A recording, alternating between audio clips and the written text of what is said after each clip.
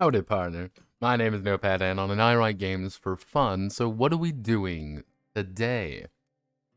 Today, we're going to be not writing any games. We're instead going to be going over a few. And those few games are actually Westerns. Yes, Westerns. The Rootin' Tootin' adventures across the American West.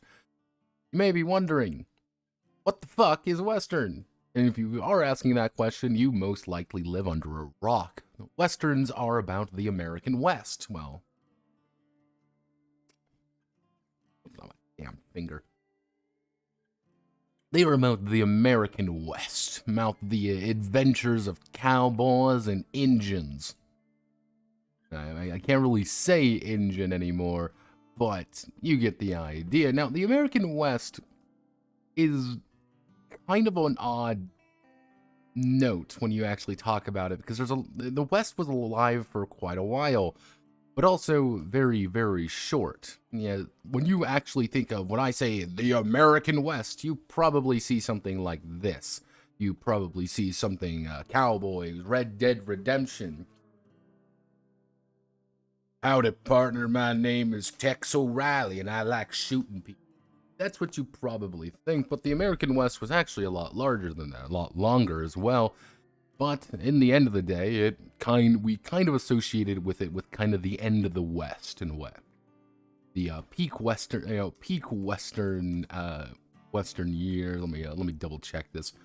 The peak Western years were about 1865 to about 1890. Which is funny when you think about, like, when people talk about, like, the Western video games and such like that.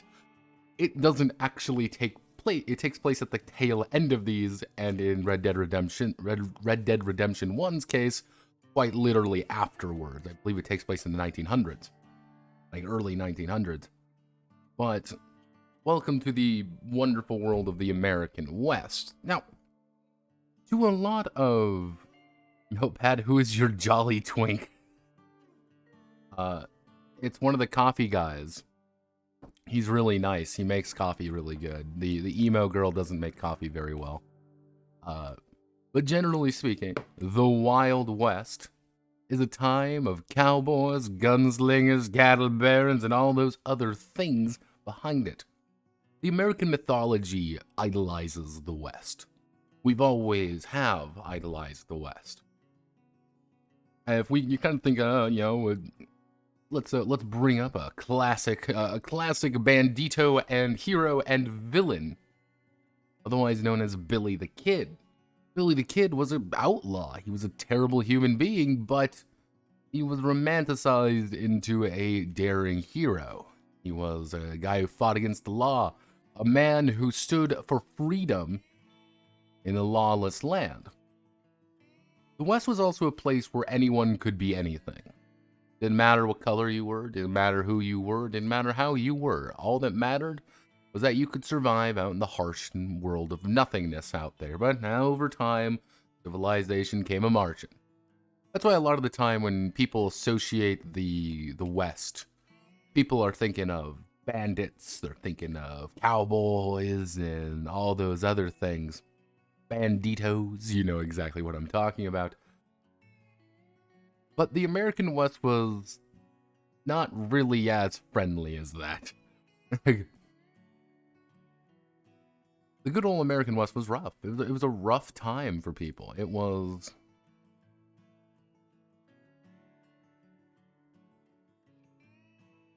there was a lot of adventure, there was a lot of problems, but there was also a lot, author loves his cowboys and things like that. The best Western media, idolized media, is Trigun. Yeah, and Westerns have gone across kind of the sea, you could kind of think. Because, come on, what's cooler than a lone hero wandering into town with a six-shooter at his side, countering any problem that comes in and dealing with it with with 6 bullets of heroism, or whatever the fuck. And Westerns also adopted a lot of media elsewhere. Mostly when you think of, things like the good, the bad, and the ugly. When you think about things like spaghetti westerns, which were primarily filmed in Italy, one of the big things here were, oh, hey, this is effectively just Yojimbo. Yes, this was actually pretty much almost one-to-one movie called Yojimbo. It's the same idea. You also end up having things such as Magnificent, if I can fucking the Magnificent Seven. This is the new version, not the old version, but they're, yeah, kind of see here. Magnificent Seven were were seven. I can't remember the exact name of it, but yeah, there were a lot of stories that kind of merged together, and then you get things such as Trigun, for example. Trigun being heavily influenced by westerns and stories such as that of daring cowboys doing cowboy things. And I think the idea of a western is universal in a way. Because I think every culture, every story, every place in this world has some variation of lone hero walks into place to do the thing and save the day. He may be a little bit broken, he may be a little bit weird, he may have that little bit of darkness on his back, but don't worry, he's always going to be there at the end of the day. He's always going to be the hero when we most need him to be.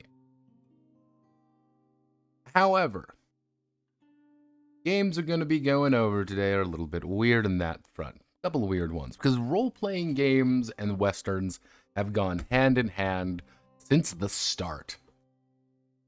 Probably one of the first RPGs to really come out was actually Boot Hill. You kind of see over here. Boot Hill was a Wild West role-playing game published by TSR, and one of Greyhawk's gods, if I can't remember his name at the top of my head. One of the Greyhawk gods is quite literally a fucking cowboy, because one of Gary's players wanted to play a cowboy, and he let him, because welcome to early game. You gotta see rules for Wild West gunfights campaigns, man-to-man scale. Woo! Bloom and Gygax. It was always there, and westerns do hold a not nearly as prevalent anymore, but a noticeable influence on role-playing games. People do tend to cite them quite a bit in a few cases, and there's a lot of things I like to say that they're westerns, or western-influenced, or western-inspired, even. One of the, we went over a few of these previously. Let me bring up my my YouTube here. Let me bring up the previous Rootin' Tootin' case.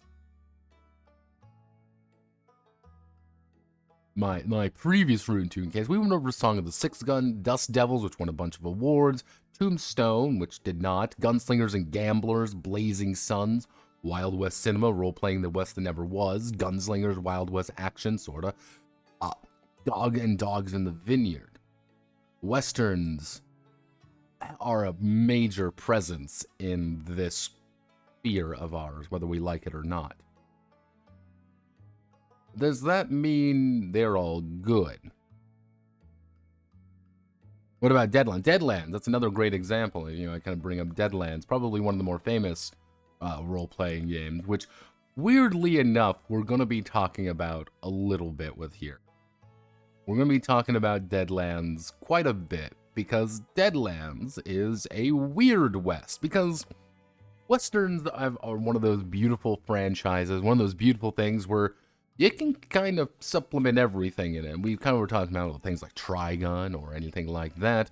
You can supplement a Western into a lot of places. The Weird West, though, is usually when things are mystical or weird, you could say.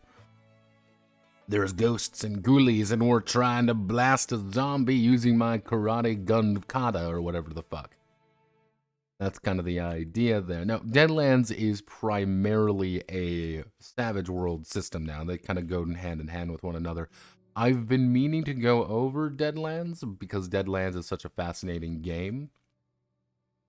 But on the other hand, I don't want to because I like only doing the most recent ones. You kind of see over here. But all right, let me open everything up real fast just to make sure that we're all Gucci here. Thought I had it open already. So we're going over a handful of games today. We're going over Drifters. All right, Drifter. All right, easy enough to understand. We're going over Owl Hoot Trail. Alright, easy enough to understand. Six Gun Fury. Wild West roleplay. Alright.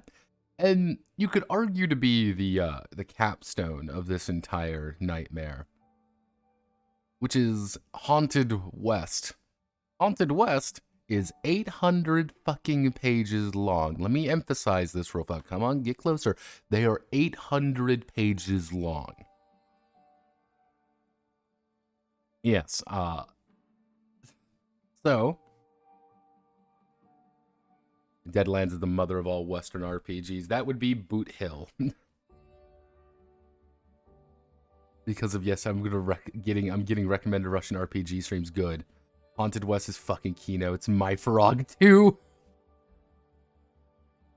It's you are not lying when you say it's My Frog 2. For all the wrong reasons. It's great. So I'll let you all think. Do we want to go fast into slow, or do we want to start with the mother? Do we want to start with the behemoth and end off with some lighter ones? I'll let you all decide. I'm seeing the behemoth. Now, mind you, Owl Hoot Trail is 133 pages. This is 57 pages. This is 84. Fun fact, Owl Hoot Trail is not 133 pages. Half the book is actually an adventure. To give you an idea, all three of the games that we're going over are... We're here in the behemoth. All three of the other games we're going over are a fraction of the size. What the fuck is Haunted West? What up, Pro Nobis? Lucifer is my favorite behemoth song. All right, I guess we're gonna do Haunted West. I'm hearing we're doing Haunted West. All right. Now, I gotta preface this real fast. I'm gonna preface this this thing real fast. I find this game fucking weird. I'm just gonna be frank with everybody going forward with this. I find this game hellishly weird. And I don't mean weird as in like, oh, it's a funky system, or oh, it is a little bit funky, but or it's like, oh, this is really strange or whatever. No, I'm saying this is possibly one of the most racist things I've ever read. And like it's when Haruspecs there is saying it's My Frog 2, it is My Frog 2.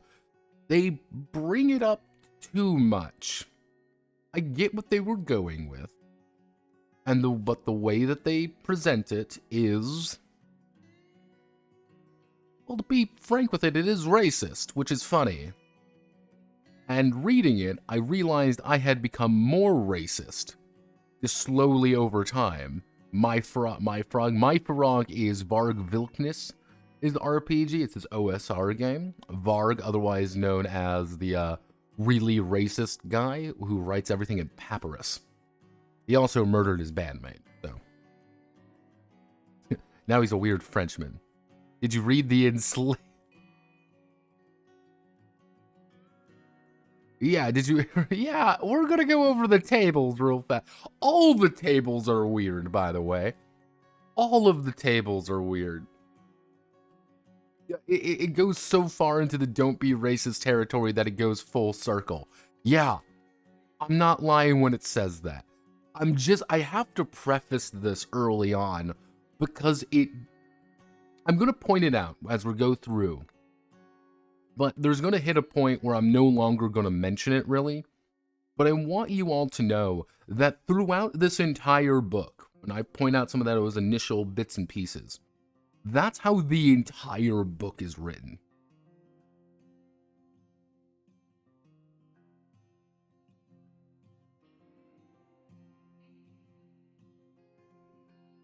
Yeah, it's like this entire thing of...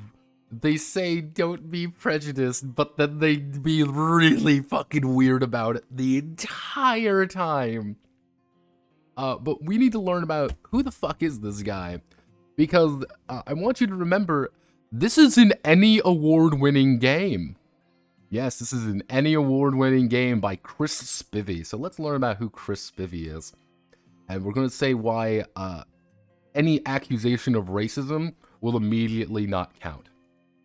This is Chris Spivey, author. This is the author right here, Darker Hue Studios. You kind of see that. We go to Darker Hue, multi-award winning writer and game designer, veteran, part-time historian, SWFA, WWA member, Harlem Unbound, and Haunted West. He's just done these two things. That's one of the big things that you kind of got to learn about. Like, these are his two things, but that's not quite correct. Because, let's go to the Kickstarter, because there was a Kickstarter, by the way. Have no fear, there was a Kickstarter. It's a little...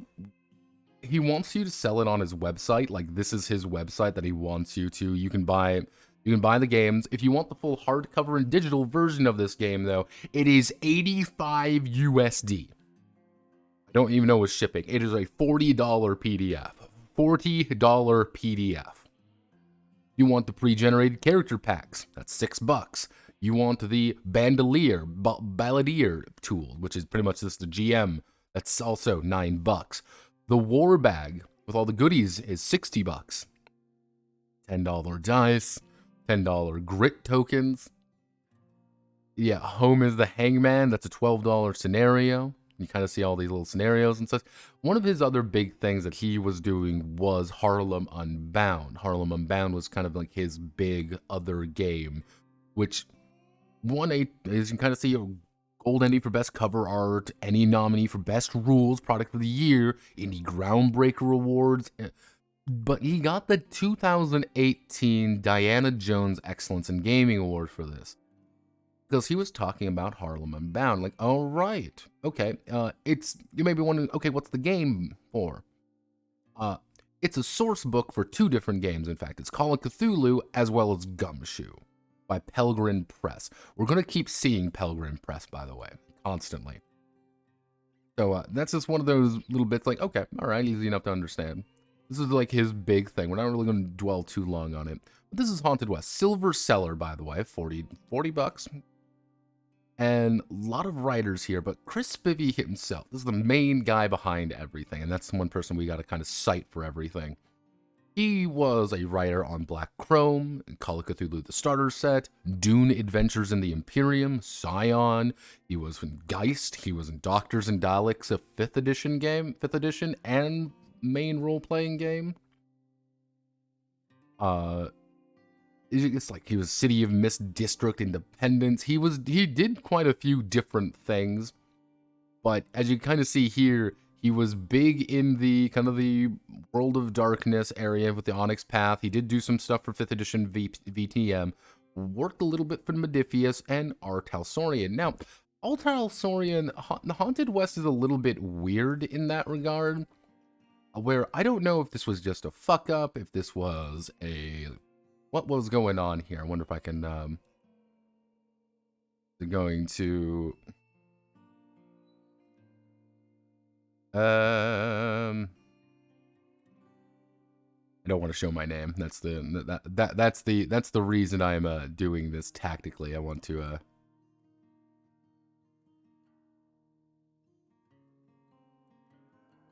there we go. As you can see, Brand R. Talsorian. Yeah, Haunted West on Amazon, anyway, isn't actually being sold as Darker Hue. It's being sold as under Al Talsorian's label, which is a little bit funky. Like, it's just a little bit odd kind of going through. And this is $67. Effectively, this is $67 right here. So it's like, okay. He has industry ties, but R. Talsorian have nothing to do with this. Is he related to Gary Spivey? No clue. So let me see. And he's officially run by the by men in white hoods. What is SW? What is, yeah, as history of sheltering? Oh God, Sci-Fi Writers Association. Oh good God, didn't know about that.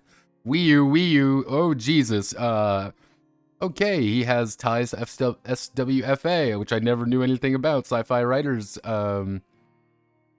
Yeah, so the Sci-Fi Writers Association apparently has a history of sheltering and paying legal fees for pedophiles, so we're just not going to comment on that.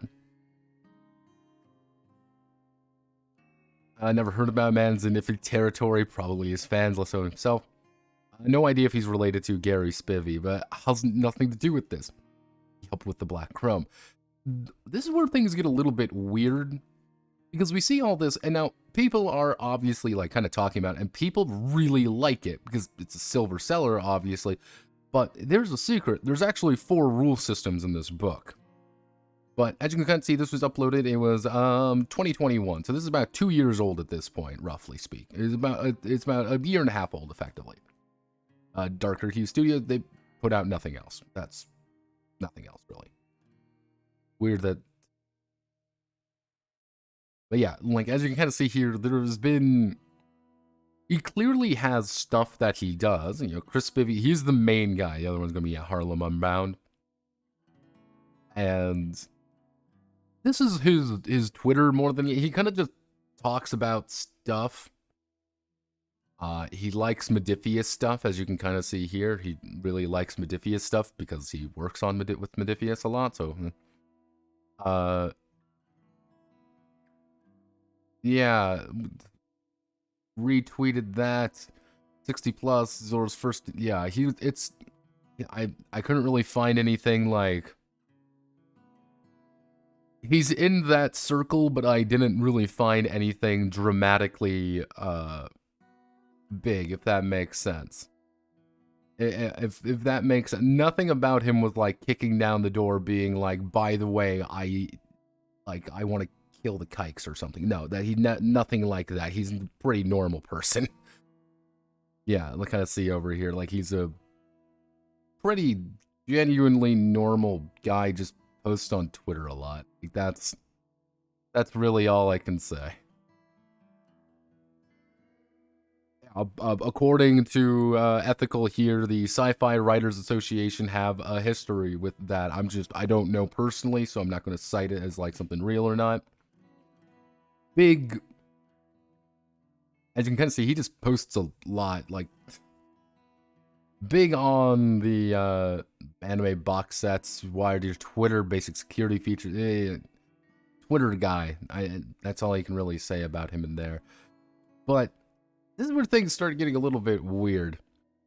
Yo, we got train heists, we've got amplifying the voices of the forgotten. Now, this was a big thing going into this project immediately, which was he wants to tell about the voices of the forgotten people of the West, which is a noble goal in a way. Generally speaking, we have always... The American mythology of the West is, for lack of a better word, whitewashed. There were other people out there, but we don't really talk about them as much for a variety of reasons. One of the major reasons is because that shit don't sell. Is that racism, or is it just marketeering? Who knows? But generally speaking, that's kind of the nature of the beast there. But he wanted to amplify the voices of the West. Cool. You know, experience adventures, you know. One of the weirder things is that he does talk about himself a lot. He grew up in Deep South Alabama. The only problem, no one looked like me unless they were cast as the villain or sometimes the butt of the joke. Haunted West aims to change that. I'm gonna talk about this at the end because it's a larger story that I think we need to talk about a little bit here, because I think it's a broader topic that kind of deserves its own little time to go back, but we'll keep seeing it a little bit. Whitewash. Whitewashing is usually when it's the stories and you place like a white actor or a white story in there instead of a traditionally black or traditionally, you know, Indian or something like that. A few years ago, they made a 47 Ronin movie, and they cast Keanu Reeves. Keanu Reeves was like a central character in that. It was a little bit weird. Yeah, I know, watch, I misheard you. Yeah. Now, the thing is, there's this thing called the alternate timeline. It's the Haunted West reconstruction. Now, I need to talk a little bit about the Reconstruction era. A little bit. After the Civil War, you know, that Civil War, the US Civil War, there was a period of time what we would like to refer to as Reconstruction. The government wanted to rebuild the South that was burnt to the fucking ground. And there was two issues with this, though. It was a lot of people from up north trying to rebuild things, and there was a lot of problems going in there, and it wasn't really done well. And one of the major reasons why it wasn't really done well is Abraham Lincoln got fucking shot. And his VP at the time,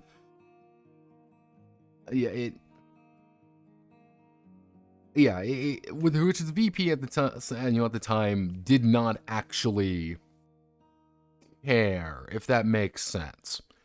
He wanted Reconstruction to end quickly, and he didn't want any of that to happen, and so you ended up with kind of this weird state of post-Civil War South, which was the Reconstruction era gone really, really poorly for everyone involved.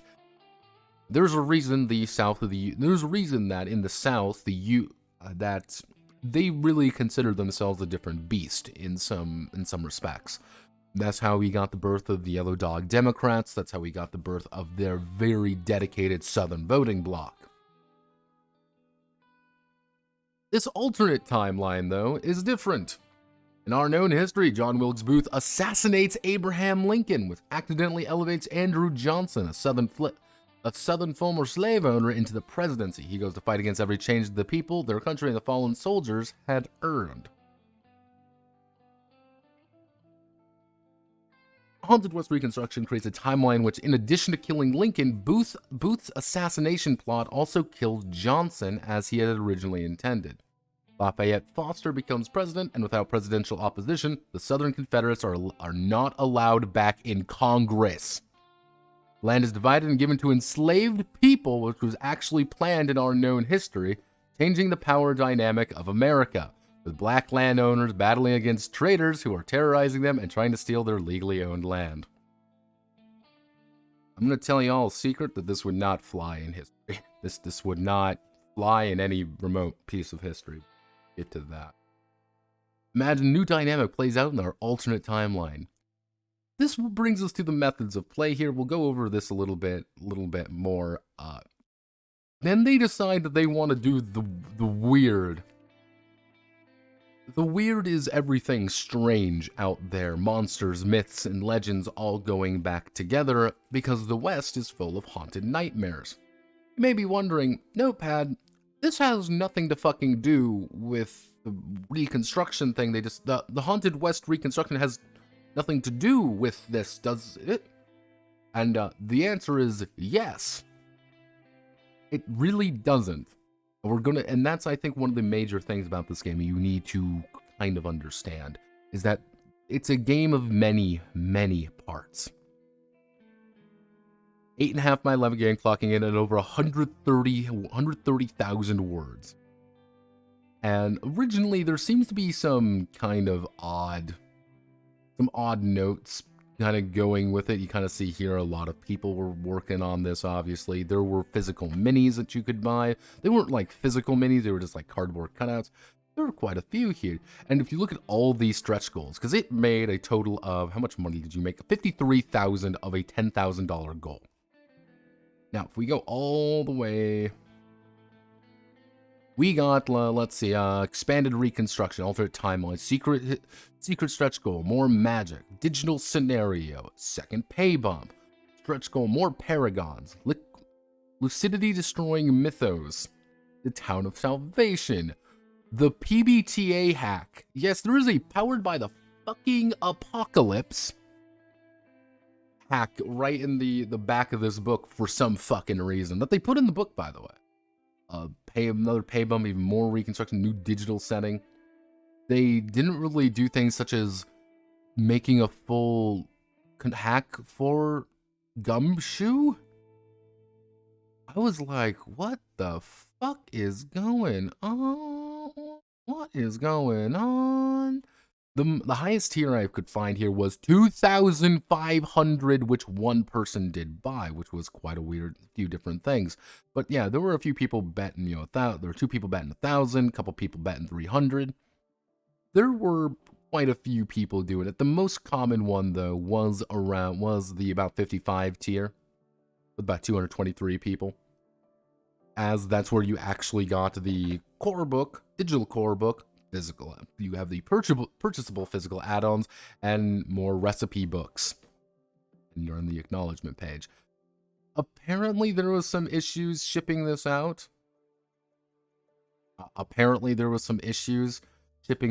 Like they were originally going to go through drive-thru to do it, but then drive-thru couldn't do it, so they had to do it themselves, and things got a little bit weird. You kind of see, unfortunately, I had to pay more than €20 in custom fees. I think it was just a lot of just shipping issues, Yeah. You kind of see the idea there. Yeah, this is an 800-page book, because it has every single thing you could think about in it. This is a fucking huge book. Let's see. I sweep CSA and pedophile committed... the SFWA has tried to sweep CSA and pedophilia committed by Marion Zimmer Bradley and Samuel Delaney, and went so as far to start a legal defense fund for Edward Kramer after he got arrested for CSA and possession of CP. Also, a bunch of them were buddies with Peter Bright, Dr. Pizza, and covered up any knowledge of his existence. What the fuck? You choose to stay in the organization. Man, I mean, SWFA, Sci-Fi Writers Association. Let's just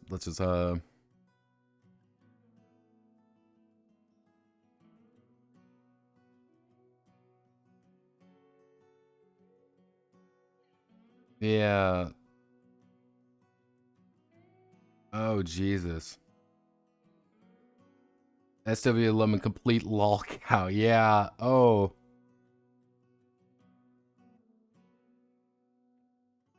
Man, it's generally so degenerate. Oh, they're one of the main. Oh, goodness. Oh, no. Oh, no. A lot of served board of 70s. He wrote Mists of Avalon.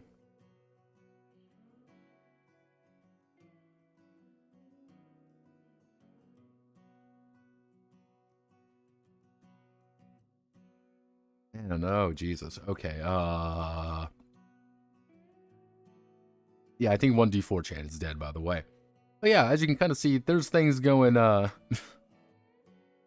were things, it's a little bit wonky. Little bit, one of the things here, I just want to kind of bring this up, of all his various awards. CV, Best Gold Award for Best Writing. Best Writing Award, Gold Any. Silver Any for Best Rules.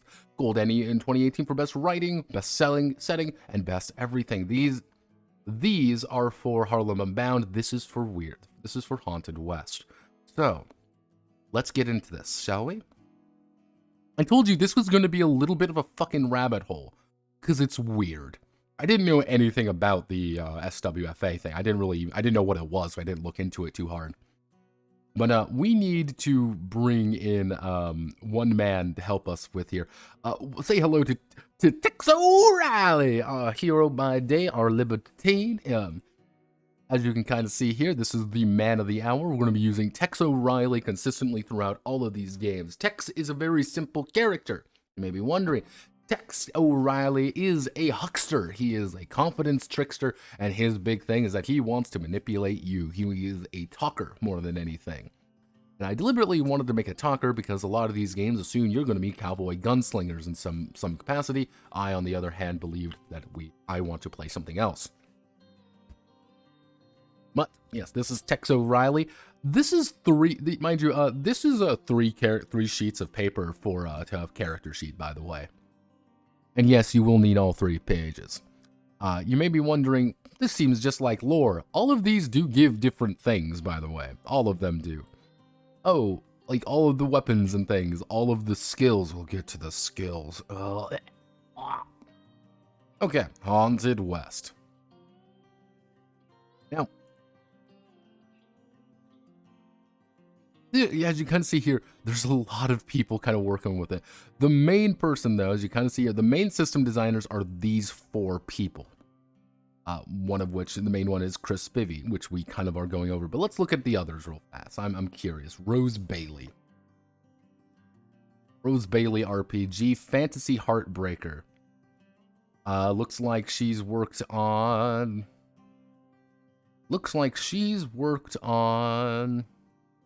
various games. Let's see what she worked on.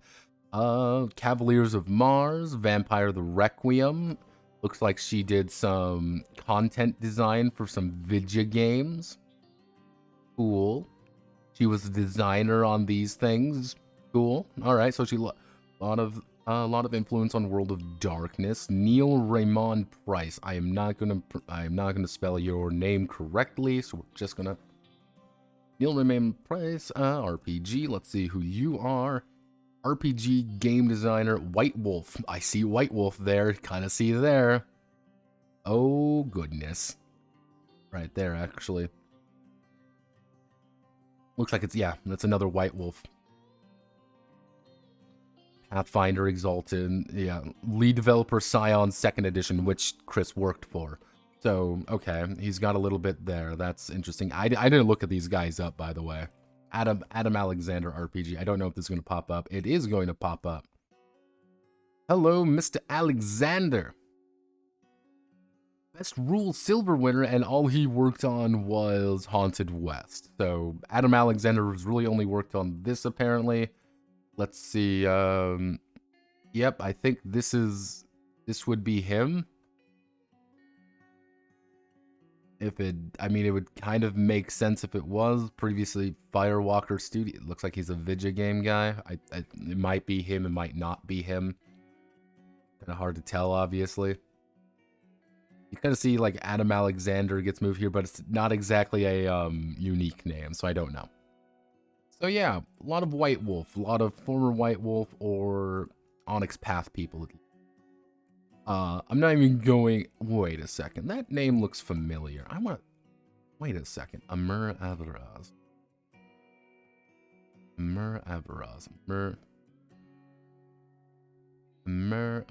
Your name sounds really familiar for some reason. Why does your name sound familiar? Have I gone over you before?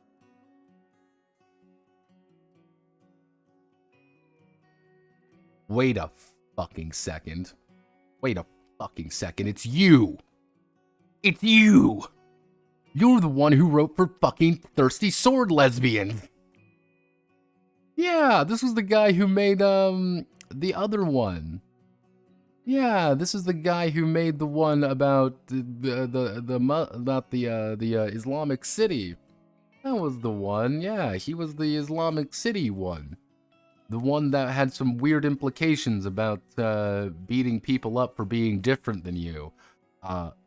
Yeah, I remember that one. One I actually kind of liked because it was really kind of interesting. It was just unfortunate that he wrote it. Yeah. Huh, okay. That's interesting. Oh, why the fuck is he here? Yeah, he's even in here. Yeah, I didn't even quite realize that they were there. Interesting. Drowning from crunch on the... Oh no, I've met this person. She has been missing for years. Existed as a Patreon only. Yeah. Is the Egyptian guy? Yes, he's the... I believe this is the Egyptian guy, if I'm remembering correctly. Too many skeletons in the TSL will haunt me forever. TSL will haunt me forever. But yeah, just to give you an idea, there's a lot of fucking things here. So, basically, legal stuff, attributions, of course. We gotta do all that stuff. Come on.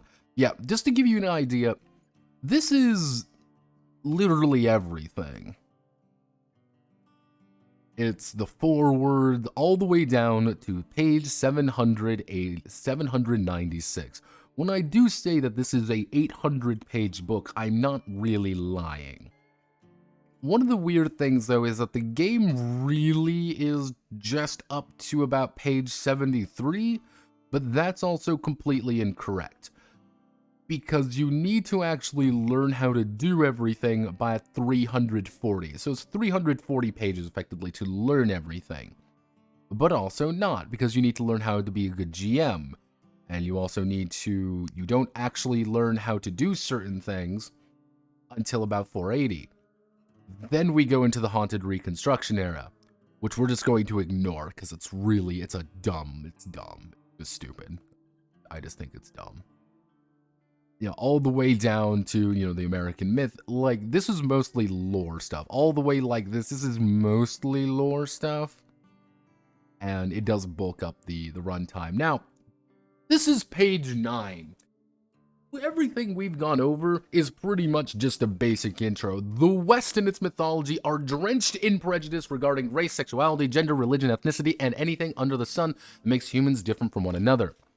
Throughout the book, we've shined a light on that bias and oppression, and also those who have struggled against it. This is the story of the land we live on. It's not just a tale about people who were black, capital, Chinese, capital, indigenous, capital, Jewish, capital, white, Mexican, and it's a story about all of us together. The very first fucking paragraph. I don't know if it's just a tactical omission, or it's supposed to be a little bit weird here.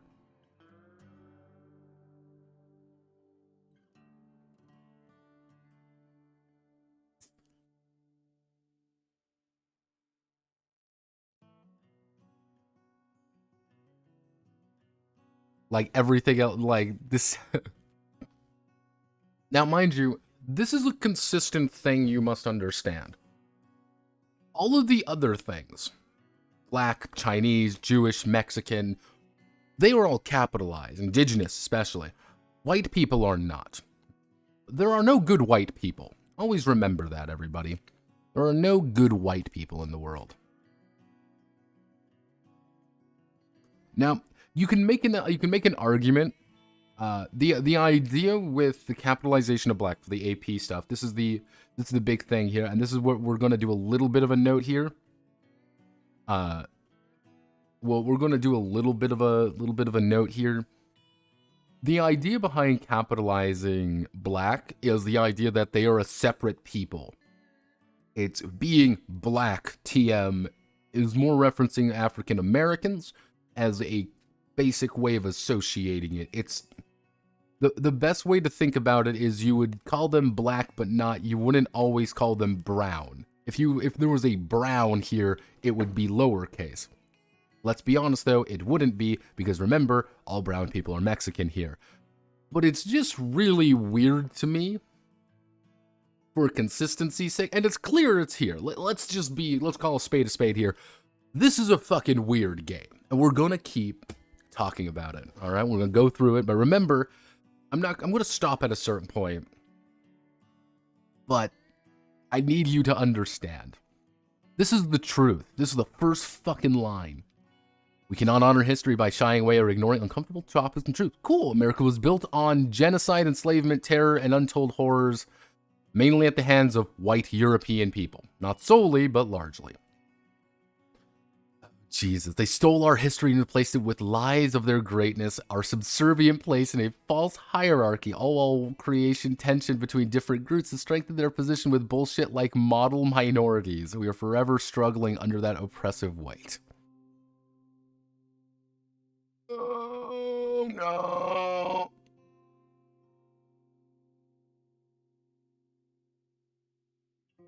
Separating white and Mexican is Argentinian erasure. Using grammatical, yeah, exactly. But that's the reason why they started doing it ethical. That's the reason why. Because remember, they're different. Always remember that they're always different. We're never the same. Of course not. We must uncover our history, embrace diversity in the country we all live in. You must give credit and praise the community that shouldn't transform the ones that did. That is. This is the big thing as well. Please. Fuck it, I'm gonna talk about this right now. It's somewhat important. You can talk about shit like this. You can talk about things like this in a game. You can talk about things like this. It's fine. But I like to call it, there's a line. There's always a line. And that line is what we'd like to call the weird line. You never cross the weird line.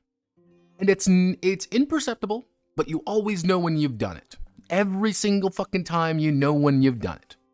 When you cross the weird line. Because suddenly, it's not about anything else. It's about, you've made it weird. You've made it a little bit weird. This is the first fucking page! And we're already getting just slapped with this. This is not going to be a fun Western adventure. I went into this thinking this was just going to be some guy's atrociously autistic project. Gonna be honest with you. I thought this was just going to be a big-ass stupid project. It was just some guy's mega passion project he got a shit ton of money for. Not this. This is painful. And remember, this got a gold for writing. Gold! I don't think people actually read that, though. There's no way to join the struggle other than face issues head on. Give no quarter to white supremacists, racists, homophobes, bigots, regardless of their power and influence. Rapid and significant change for which we are long overdue comes from toppling those power structures and making them diverse with people who want change. Let's be representation in media is vital as it allows folks to see people like themselves and know what is possible. It turns them into more accessible truth for all. Gaming is the method we are using here. We're reading about what has happened, discovering things we may have never known, or remembering things we learned and then stored away because it makes us feel uncomfortable. It is essential for people to understand from different perspectives, experiences other than our own, and emphasize their struggles. This is fine. This is cool. This is fine.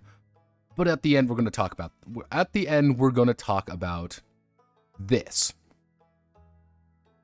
Gaming against the isms. I know I struggle. It starts with learning, approaching other under assumption of good faith. I approach this under good faith, thank you fucking very much. It's a big thing to ask, particularly for those targeted and disenfranchised populations. I know, I struggled with it myself, but we don't do this work. Its scales remain weighted upon us. Nothing changes and no space is created for others to hold their sword. Done with respect. Will you fail? Likely, facing the use of... This is one of those things, you've made it weird. Those who practice facing the use of blackface, yellowface, brownface, and others are not respectfully role-playing a character. Hurtful caricatures target a group using makeup and or overly and offensive acting. Kind of behavior is both disrespectful and insulting. Anyone otherwise is either ignorant or acting in bad faith. Respectfully role-playing a character of an ethnicity other than your own, without makeup, accents, or stereotyping, is not another form of facing. It's a part of role-playing.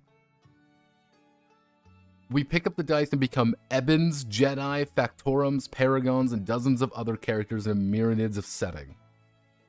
Yeah, honor the people whose group has been left in America's mythology of the West. Have we done everything right? Probably not. Will you get it all right in your game? Probably not.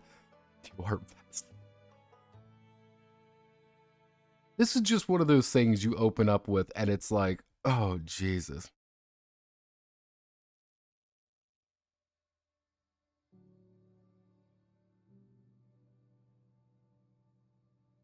Oh no, we're just getting started. We're just getting started. Have no fear.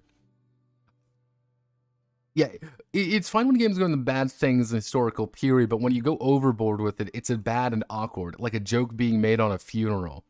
Yeah, that's a good idea, is marketing it as red pill. You don't like it either. Men does the same thing. Men in this game, I kind of picture on the same category. Hey, you made it weird. That's the problem. This is the first game. Pay the price. Yeah, this, mind you, Lord, this is just literally just a short story. Yeah, we were on page 20 already. Just to kind of give you like the basic. That wasn't the fucking foreword. That was just called truth. Yeah, so the basic idea, we also forward by himself, by Chris Spivey. I first encountered the Old West while watching Westerns on Saturday mornings in Alabama with my grandmother, who'd taken over the one television in the house. Over the years, I grew to love them as one way we bonded. I love the action, the grit, the epic tales of the world beyond my grasp. While highly entertaining, I didn't realize at the time how these shows and movies skewed reality. Product of Hollywood whitewashing truth of history. I can recall countless Confederates, white people, portrayed as heroes of the people, which did not include black people who just weren't worked into the narrative that had been created. The people of color I did see were usually enslaved, the butt of a joke, killed early on in the story, or downright evil.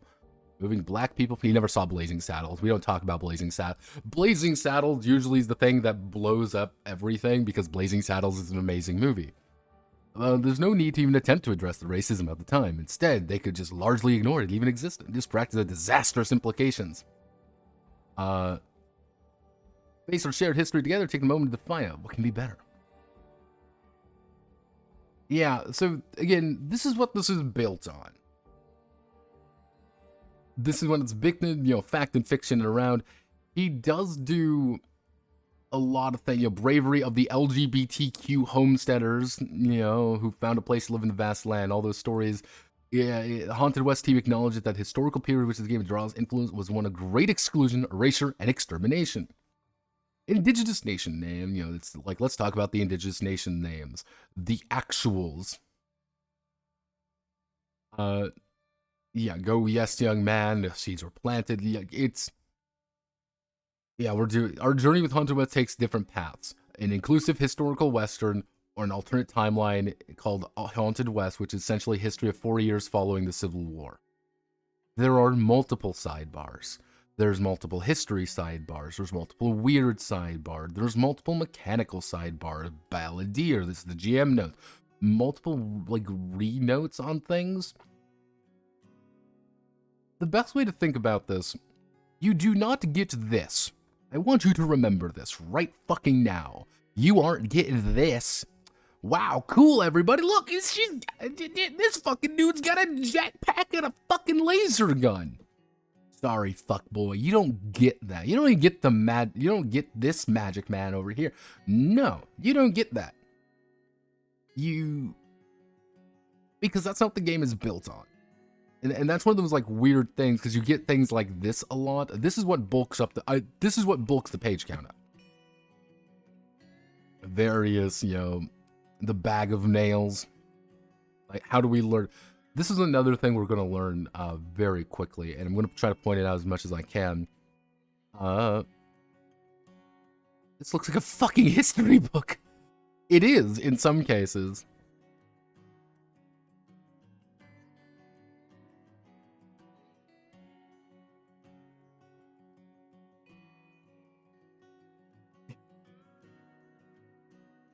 It's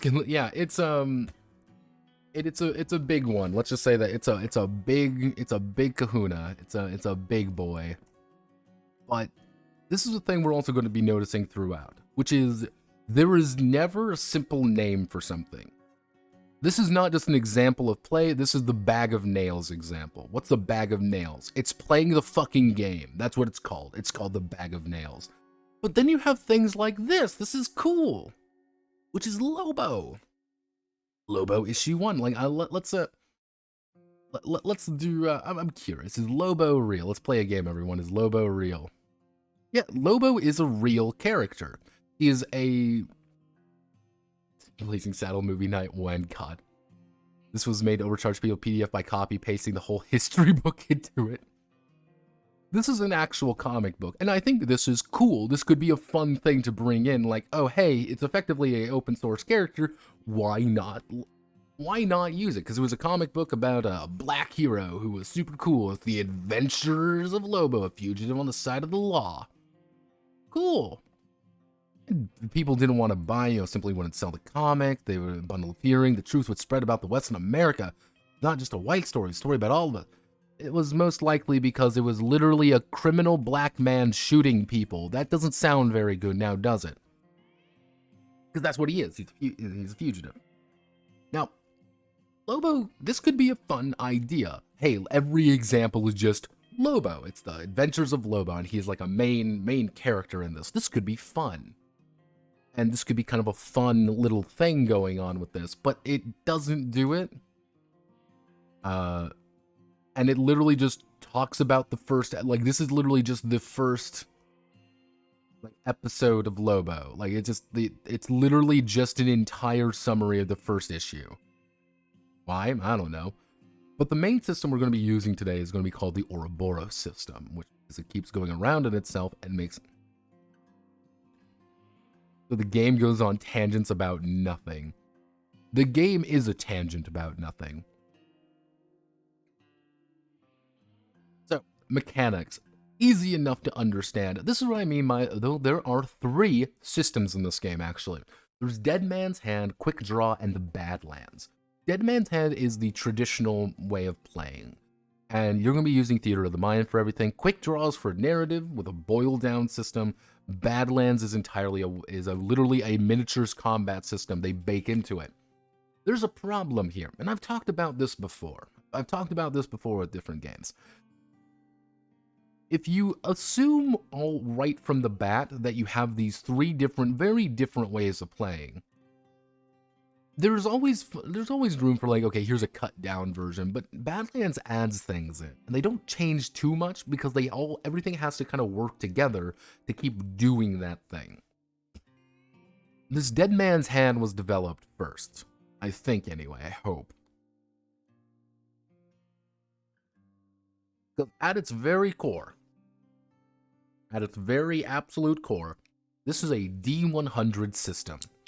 Roll under D100. Yep, congratulations, you can roll under a system. Cool, it's a skill call or a trait test. Roll is 80 or under the target number. Cool. Now, it's also a D20 system because it's literally, that's what it is. It's also a D20 system because you're going to be rolling D100 under your skills and D20 under your stats.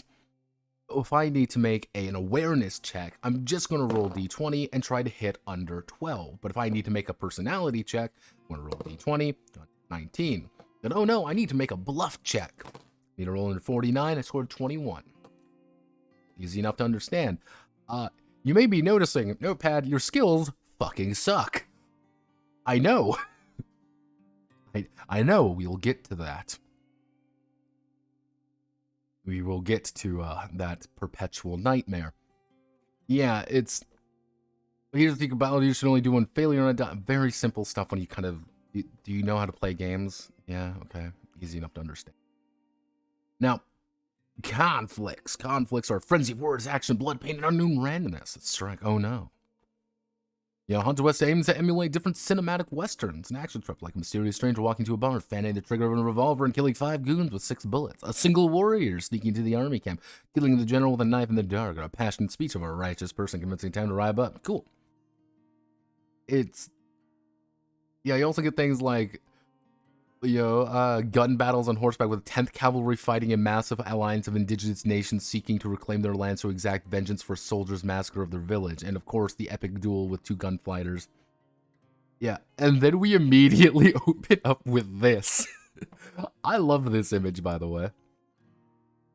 I think this image does a... I want to play this game.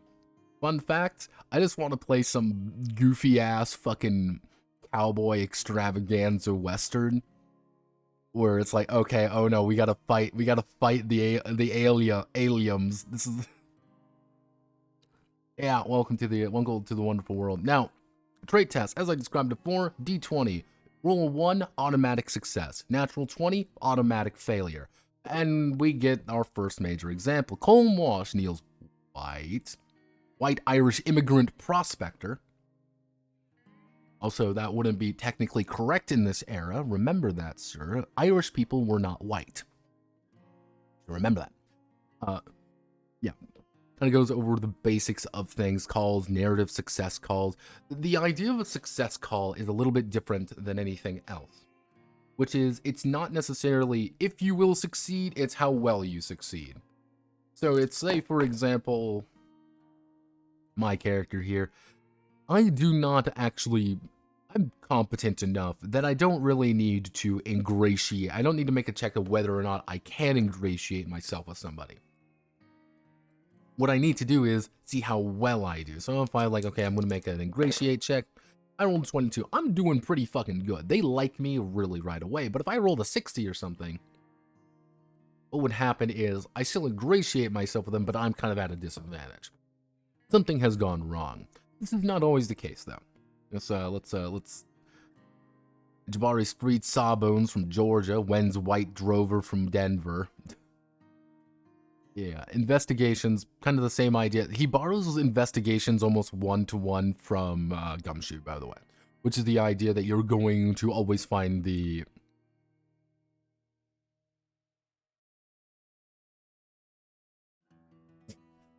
Could have been sick all the history of insidious alien mouths or sponsoring Confederate bands with laser guns. Notepad presents Cowboys and Aliens. But yeah, this is pretty much you're going to always find the basics of things. Now, is their standard call in the game, D100 roll aiming plus equal to the Paragon skill level plus or minus modifiers. Now, this is also where things start getting weird again. Josiah Eldritch West, Chris's former enslaved who escaped Alabama, becoming a Union veteran turned gunfighter. You could have just said, hey, this is Chris's, Union veteran turned gunfighter. Is this really how do I want to word it? Rather than being who they are, you want to focus on what they were. That's a big thing here. Not who you are, it's what you were. Constantly. You are white. You were, you are white. That's the only thing that matters. And they're like, no, he's a fucking Union veteran turned gunfighter. We automatically know who the guy is. He's Josiah West. Well, you can just say, hey, Chris is black Union veteran turned gunfighter. Cool, he's a cool dude. We already know what the fuck he's up with. He's doing a badass. Now, if Gaul rolls above their skill level, or they roll a 90, specifically a 90, they fail. Yes, 9-0. A little bit weird because 0 technically counts as 0. 0-0 is literally rolling a 0, in case that makes sense. It's a little bit fucky-wucky. But now we get to aces and jokers. Yes, aces and jokers. Well, I hate aces and jokers, by the way. Because this is what I mean by there's never a single simple fucking term for these things. Because what do you think an ace is? Ace is a crit. It's a double, effectively. If you score dubs, you get an ace. Cool, you maximize the effect. But if you roll double ones, you get a joker. You automatically fail the task with a wicked twist. There's a problem here, and I think anybody can tell you what that fucking problem is. The enslaved is a persistent template. That's one of the funnier issues. One of the issues here with jokers, anyway, is this is a roll under system, and if you roll 2 ones, which would be a success for 95% of fucking checks, it's an automatic failure. This is like one of those bits I look at, I'm like, what the fuck? Why would you do this? This is such a weird inclusion. I get it, it's thematic, but why not double zeros for 100? Your snake eyes are 0-0, and that means, oh hey, you rolled dead 0. Joker doesn't count for anything. You fucked up. That would make a lot more sense than, oh, you rolled an 11. But then we have jacks. Jacks are... in any other game, they would call these degrees of success. But that's a jack in this game, but they're a currency, because it's technically that, but it's also carried along a character's river. Because that's a mechanic in this game. Fucking rivers? You gotta carry the river and vent the river and do all that bullshit. Effectively, what this is saying is that you can score skill success. You can get success ranks. And you can do that with jacks. So, every 10 percentage points the call exceeds by, or technically difference by, if you want to do a very specific, specific roll for that, is you get an advantage. Example. Let's say for example, I'm rolling bluff and I roll a, let's say for example, I'm rolling bluff right here, 49, and I roll a 39. I have 1 jack. If I roll a 29, I have 2 jacks. I can do things. It's this degrees of success. That's all it actually technically is. And these allow you to make better things going on. You can get some more, better things. Hey, something is, I've scored 2 jacks. I get to have something a little bit more. I don't break out of my bonds. I break out of my bonds and take the, take the gun of my captor. I don't bluff. I bluff you so much that you think that, you fall for my bluff so hard that you're completely convinced of it. I've got you. I've bluffed you. I've got this. The river, on the other hand, is a little bit different. They don't really talk about this in any other fucking place except here. But the idea of the river is that you can use your excess jacks down the river for later. Especially during a bag of nails, which is just a fucking scene. Now, the idea, it has to be in the different scene during that bag of nails. Now, or during that session, effectively. One of the ideas is, let's say, for example, I roll really well. I get 2 jacks on my success. I can save those for later. I don't want to do anything else. And I look on it later, and I need to now do an expression check. I need to convince somebody to do something. I can spend those.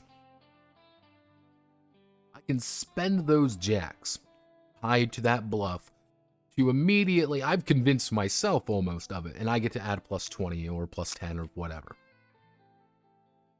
However, if you get enough of them, or they work enough, you can do an automatic success. You spin a yarn and automatically succeed on one other skill check. That's the entire idea behind it. Easy enough to understand, correct? So I'm going to say a sentence for you. I'm going to say just a sentence for you. And I want you all to interpret this the best way you can. You've got 2 jacks, spend them down the river. That's a sentence in this game.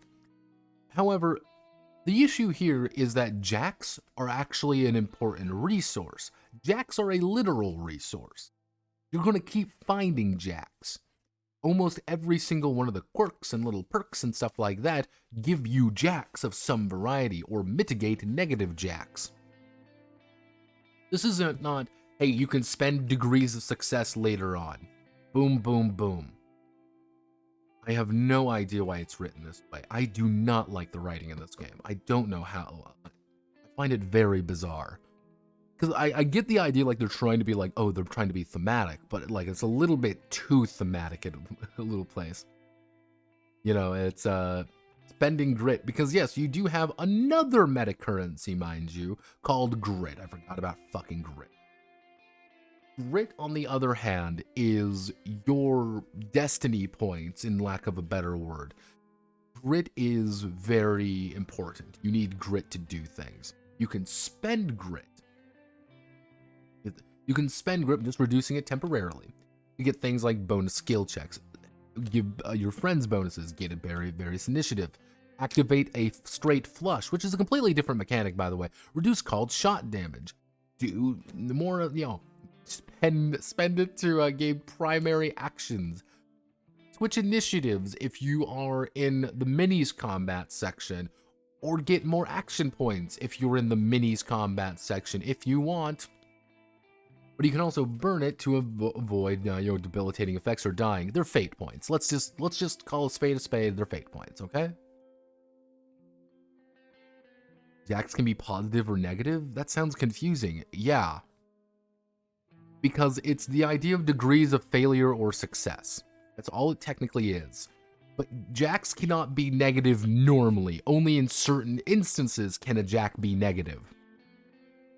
Such as a terror test.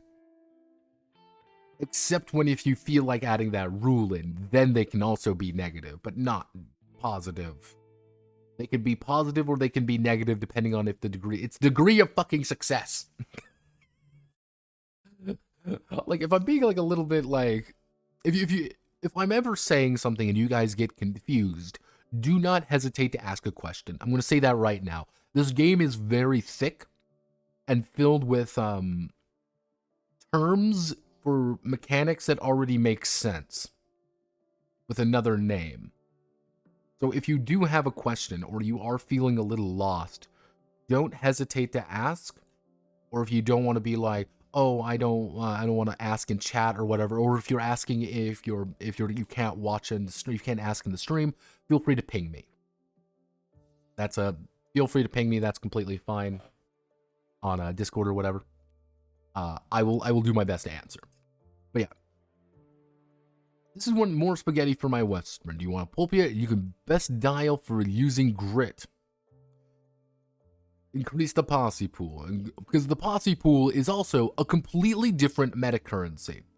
You can do temporary get, have grit refresh at the beginning of each session to play instead of every bag of nails, which is technically different because the bag of nails is the situation but not the session.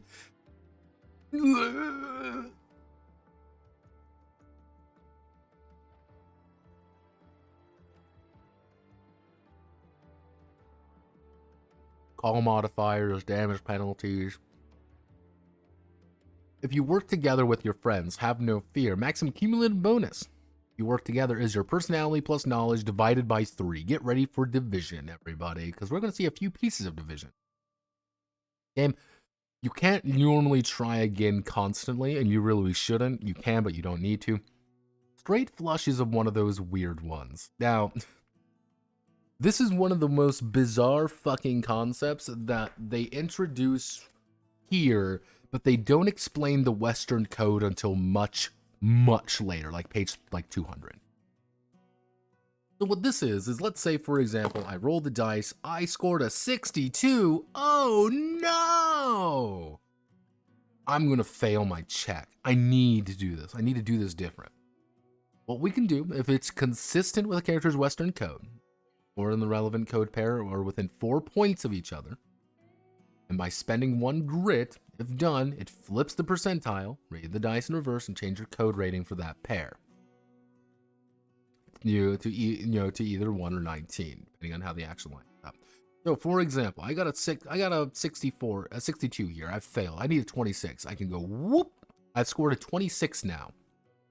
But I have to change one of my Western code, if we go down here, to a 19-1 or a 1 in 19. So, for example, if let's say I need to make a bluff. I need to make a bluff, and I score, and I'm failed, and I'm gonna push it to the limit. Push it to the limit, like straight flush, and then suddenly I shift things around. I go from 1 honorable to 19 nefarious. People are going to treat me differently now. This is an entire set of mechanics over here that are not talked about until much later. Alright, we're on the same page here right now. Cool. You can technically do multiple skills per check. You can do opposed calls. There's quite a few different things you can do there. It is possible to get a skill over 100%. But if you roll a 90, that's a failure. If you score an 11, it is a failure. Why? Fuck off. That's why. Just fuck off. Just fuck you. Oh god, healed. Okay. Oh, Jesus Christ almighty. Okay, now we're going to talk about the healed mechanic. I am going to do my best to explain healed. Because healed is one of the most strange fucking mechanics ever, really. And I understand why it's here, but I also have no fucking clue at the same time. Okay. The best way to think about it is how difficult or easy a task's outcome is. Process of success remains the same, except for jacks, where things start getting weird. The default scale is healed 1, in which you earn 1 jack, 1 degree of success, for 10% as usual. If you are healed 2, you earned 2 jacks per 10%. Healed 3 earns 3. Now, normally how they actually judge how many successes or failures you are in a kind of an opposed check, for example, is how many jacks you've scored. Sometimes. So, for example, let's say I'm trying to wrangle a horse, and it has healed 2. It rolls really well, and it rolls under, and it rolls like a 12 or something. and it's going to get it's going to get double the amount of jacks than normal, because it's healed 2. Well, I need to get is more than him, or something like that. That's kind of the idea. This is the strangest fucking mechanic. Yeah, this is a... When I said jacks are really important, I wasn't lying. This healed mechanic is incredibly obtuse.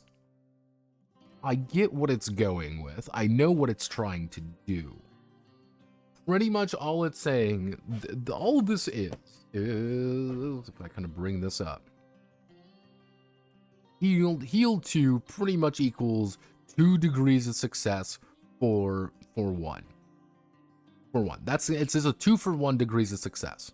That's all it means. Healed 3, you know, it's a 3 for 1 or something like that. It's pretty much saying you can't beat someone normally if they're healed. You know, if they've got a shit ton of, if they're just better at doing something than you, they're going to be better than you at it. If they are a 6.5, if they are an 8-foot tall Wendigo and you're trying to wrestle it, you might have a higher wrestling score, but it's going to be healed too, and any successes it scores are going to be higher than you. Okay, we're all on the same page still, right? Right, good. That's what I like to hear. It only gets worse. You have some basic movement.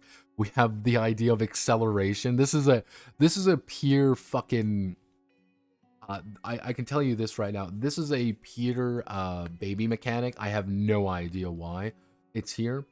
Because the idea is that you can make a acceleration check to increase your to go to your top speed as fast as you physically can. The problem is if you fail, something breaks down, something gets fucked up, something bad happens. So if you want to sprint, you're going to make an acceleration call. You're not just jogging. No, you are doing a full on as fast as humanly possible, trying to get it, you know, as quick as you need to go. But if you fail, something's gonna happen. You're gonna risk something. People are going to get hurt, you know. But then but the way that it's worded is success each gets an additional 5 feet of movement up to twice the standard speed of the character capable. Some objects have an acceleration healed rating, which increases their movement by the healed multiplier. A train with acceleration healed 2 would gain 10 movement speed per jack scored rather than the standard 5. Because this isn't just a check to go faster. No, you gotta count your jacks. Again, various different trails, redders moving around. The big thing when it comes to combat, because we don't know how to make characters yet. This is how combat's done, though.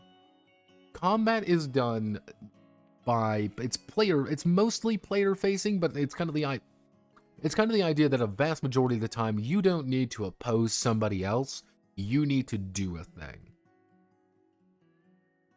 You need to, you draw your gun, you shoot, you need to roll under your small arm skill. Kind of like how you would think of with Warhammer or something similar to that.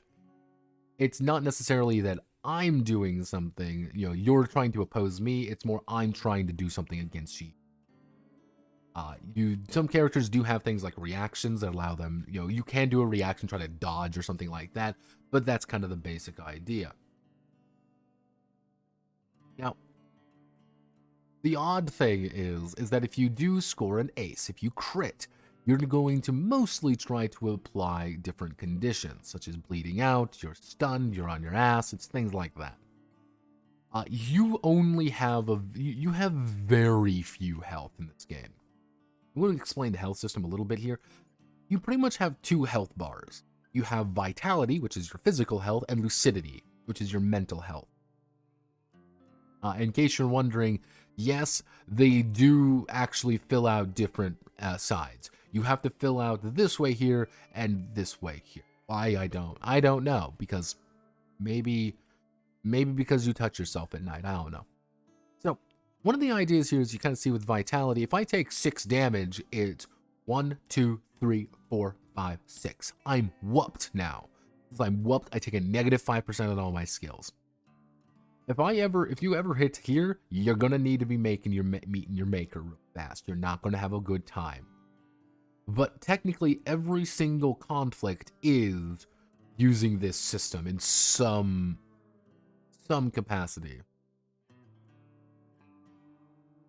You also have the most buzzword laden is a dice-based narrative dynamic focused conflicts out with a myriad of option moving parts. Great. Narrative time, paragons, and NPCs.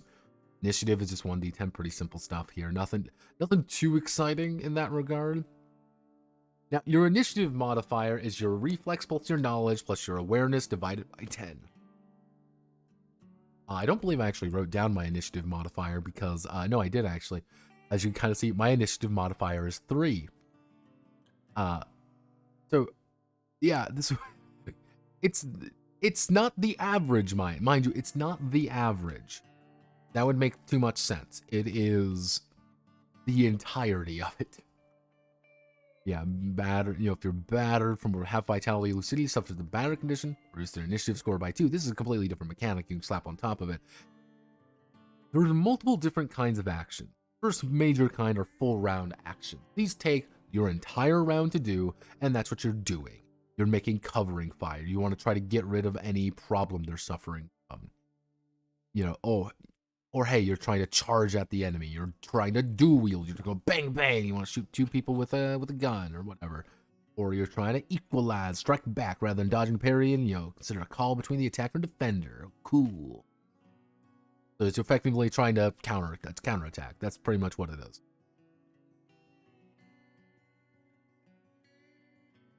Easy enough to understand, but you can also do things like combat sawbones, which is pretty much trying to fix somebody up. You can do some lasso tricks. You can use magic. Page 313, by the way. Use mounted automatic weapons. Mounted combat in its entirety, by the way. The entire thing of trying to rally people. If you try to rally people, you can assign 1 jack to one of their allies. Additional jacks can be assigned to any successful allies call during that round, and any used jacks are lost.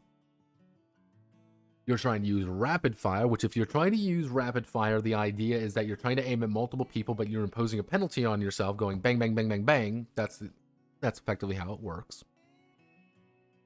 Trying to serpentine, just trying to run the fuck away, and that's easy enough to understand. Tactical feints. You need to make a tactics call. And you can increase an ally's initiative by 1. And if you score more jacks, you increase the number by 1. Easy to understand. What did I miss? Literally most of the mechanics, but we're still in there. We've got a manly co-host here.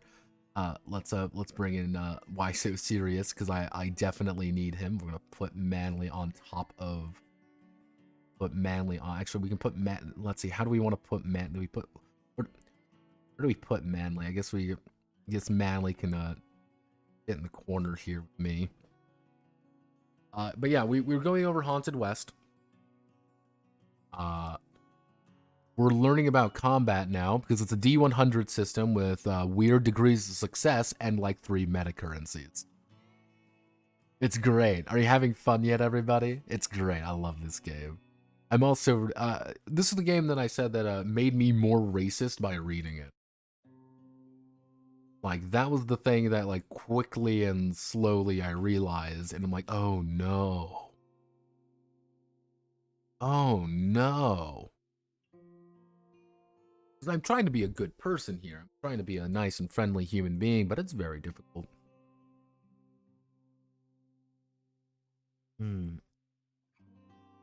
Delicious coffee.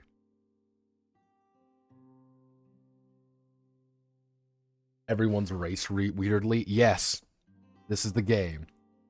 Your primary actions, though, are you can do a full round action. A full round action takes over both the things. A primary action, you can then do a partial or prompt action. But your primary action, your partial actions are things that you can do for primary actions, but if you do a partial action, you can also do a prompt action if you want, and prompt actions requires only a portion of the character's attention to perform. But then we have reactions, which are on other people's turns. What's the difference between a prompt and a partial action, you may wonder? I don't know. I genuinely do not know. I've been thinking I think if you perform a partial action, you can do a prompt action. But if you do a primary action, you can't do it like another one. It's a little bit funky of how they word things. Because if we you look over here, your characters generally have one primary action, one partial action, one prompt action, one reaction. They say you have one of all of these things, but a full round action is everything. You can only do one. It uses all three, but all these three take up different ones. That's why it says it's a little bit funky how it's worded. When do we get the zombies? Man, we got like 300 pages before that. We got like 300 pages before we even get anything mystical. Yeah, here's some blast radius, conflict modifiers, trick shot. You want to pull off trick shots? You could do that. This game, I don't know if this is like an early version of the game or something, but this game is laid out like shit. I don't like the way this game played out. Because you get a bunch of things like this, which are kind of just pop up nowhere, or like hit locations. This is like a side option that you can just bring in hit locations if you want. Various cover is fucking obtuse. Because I'm gonna give you my best idea to do how this works. Cover protects you with an attack with a structural value subtracted from the damage. It's damage reduction. If it exceeds with the target of the cover, split the damage remainder. Okay, easy enough, which lowers the SV against the next attack. Damage below the SV, cover takes 1 damage and is point lower for the next attack. Cover provides concealment based on how much cover is visible. Totally obscured, it's impossible to target them. Cover must be penetrated to do so. So, representing the inherent integrity and toughness, if damaged, the SV acts as armor, reducing the amount of damage by the rating of the object itself by half, destroying the object. It may be ventilating it, so it doesn't provide any based on the situation. It's unlikely to hang up will obliterate a boulder. What does this actually fucking mean? It means that the healed value is going to allow you to kind of mitigate certain quantities of damage, and if you exceed the structural value, let's say I do 6 damage to you against a wooden door, it's not going to actually pierce. Nothing's going to happen. If I do 7 damage, it's going to go through, and it's then going to apply directly to the door. Its structural value is going to go from 6 to 5.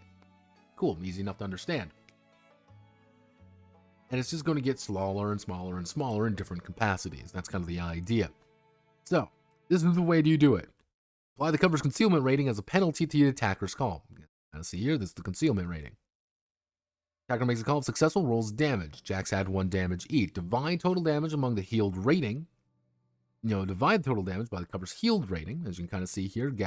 So technically, the sod house exterior would be divided by 2. Compare the results to cover SV. Then we apply the damage.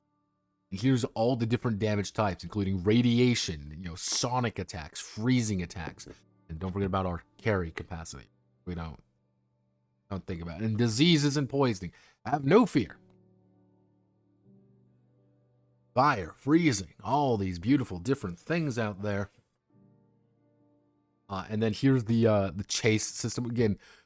Requires 2 to 5 jacks to succeed. It requires 6 to 12 jacks to succeed. This game took some good parts from BRP, Delta Green, and Gumshoe, yet somehow made something worse out of it. I'm honestly shocked. You are kind of on the nose with this game a little bit. Because it's mostly Call of Cthulhu. I would say there's Call of Cthulhu in it.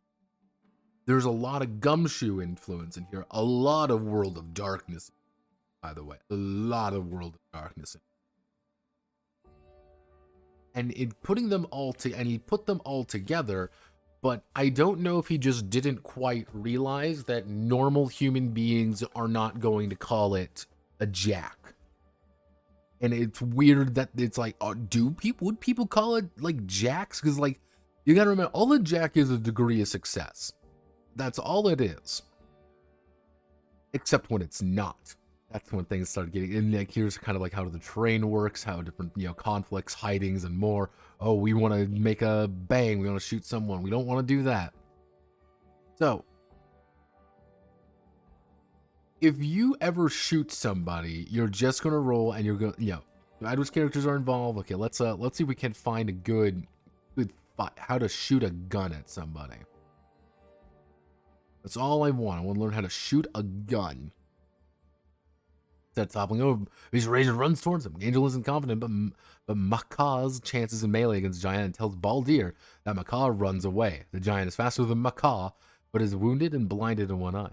Taking better advantage of the terrain. Yeah, so easy enough. Range conflict. How do I... The best thing you need to do is, if you do more damage, you want to roll as many degrees of success as possible, because that's how you're going to be dealing damage. So let's say, for example, I'm going to shoot you with my gun. I have a short arm skill of 49. No cover, no anything. And I pop you with a 4. I just pop a bitch. And I would score 4 degrees of success. I look over at my gun. I have a 44 new model army. I'm going to take my D8. Where's my D8? I'm going to do 9 damage to you. Do 9 plus 4 damage. I've done 13 damage. I've probably killed you, or at least downed you to the point of like you don't want to fight anymore. Bang, bang, bang, bang goes the trolley. Oh yeah, I forgot about gumption, by the way. Yeah, there's another mechanic called gumption. They put gumption down here. Gumption is your armor rating. That just, you reduce all damage by your gumption. Except if it's a duel. If it's a duel, you don't reduce it by gumption. You just get shot. Don't forget about all the conflict steps, because social duels and the other duel and gunslinger duels are very different. You get to see one of my more amusing...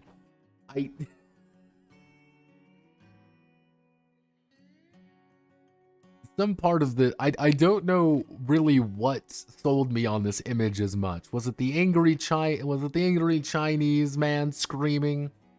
Was it the black preacher woman telling me about the good Lord? Or was it the incredibly smug man on the side? Just look at that smug man. Look at that white man. He knows. He knows.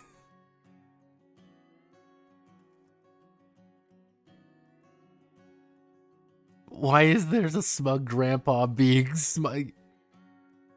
Is the best. Like, look how smug he is. Like, this is supposed to be like a social conflict, because the entire idea is that like gunslinger duels, it's like you size them up and you see who's gonna draw first and who shoots who and kind of things like that. These, like, social conflicts are pretty much like you're trying to convince a group of people to do something, or it's like, we should rise up against the bad man or whatever. That's the entire idea. Easy enough to understand. Looks like he's about to explain crime statistics. He's ready.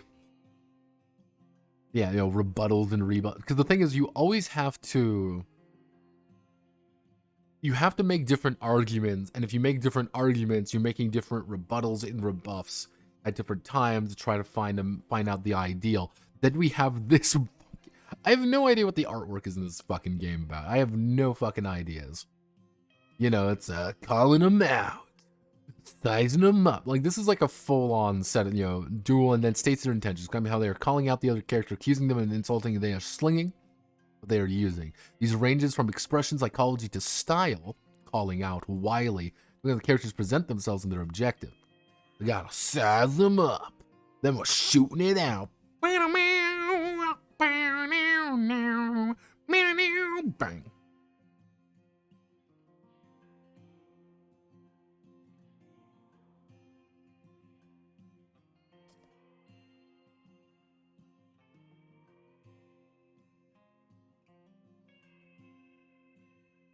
Yeah, like, it's this, like, very large... The entire idea is you're trying to size up other people and, like, bank jacks for later, for for later. That's kind of how it kind of works in that regard. Where it's like, oh, additional rules are so... If you're surrounded, you're a one-trick pony. If you choose just to walk away, just walk away. Yeah. Let me just... You can record, get a little bit, and then we have... Yay!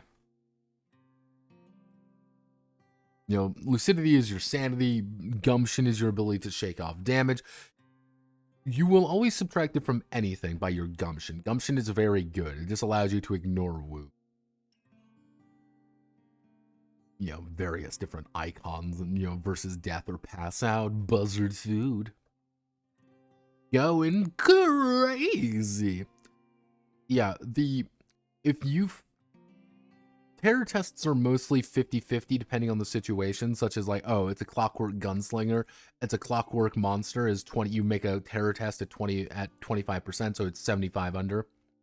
And if you fail, you take lucidity damage. That's the main way of doing things. Oh, you're fighting a werewolf? Fuck this shit, I'm out. Like I ain't out of here. Fuck this shit, I'm out. Why is there a fucking robot? Everyone is shouting at, no, don't! There's no consistency in this art. It's so annoying. Why is there a fucking robot here? Because it's the Weird West, man. It can be whatever you want. But yeah, these are the various conditions that you can have in more than a few ways. It does lead to some interesting notes, because this is what you're supposed to be inflicting on people. When you shoot if you score a crit effectively, this is what you're going to be doing. So, the best way to think about it is, let's say I shoot you with a gun, and instead of doing double damage, what I can do is something, say, oh, you've been, you're pokerish now. The character's complex difficulty on calls for the scene. I've shot you, and I've clearly fucked with your head a little bit. Being senseless and falling to the... Yeah, these are just everything. And the narrative conflicts and various different things like that are very common. All conflicts are the same. Now, this is the second way of doing things, which is the narrative play style. The narrative play style is a completely different fucking thing. Never rolls in the quick draw stop play. As you never roll, the PCs are the only ones that roll. And anytime you make a call, you're trying to score additional jacks. Needed to dispatch a rustler. Oh boy, easy enough to understand. How do I do all of them? The best choice is whatever you want. Then we have the Badlands, which is the idea of stamina points. This is a completely different way of playing, and you have to be... These are when you have literal miniatures and like moving around the fight. You should buy the $10 miniatures, by the way. That's inflicting violence on people. Any conflict is handled the same way. I want to negotiate with someone is technically the same way as if I want to shoot you with a fucking gun, often doing the same thing.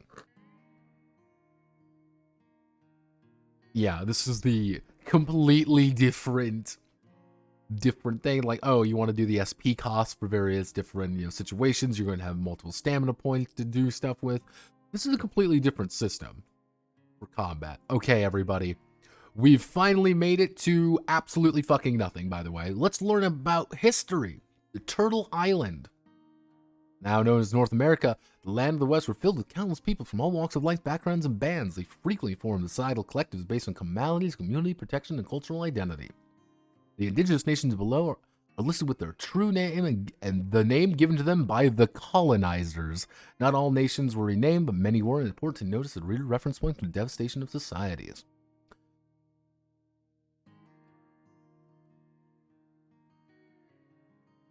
In traditional way, everybody was friendly with one another, and there were no problems. Absolutely no conflicts, no wars, no anything. It reminds me of that Christopher Columbus green text. Like, it's been reminding me of that one Christopher Columbus, green text of like, oh, we've never encountered war. We don't understand. We've never encountered war, war before. We're so peaceful and lovely. Like, yep, it's, again, this is cool. It's just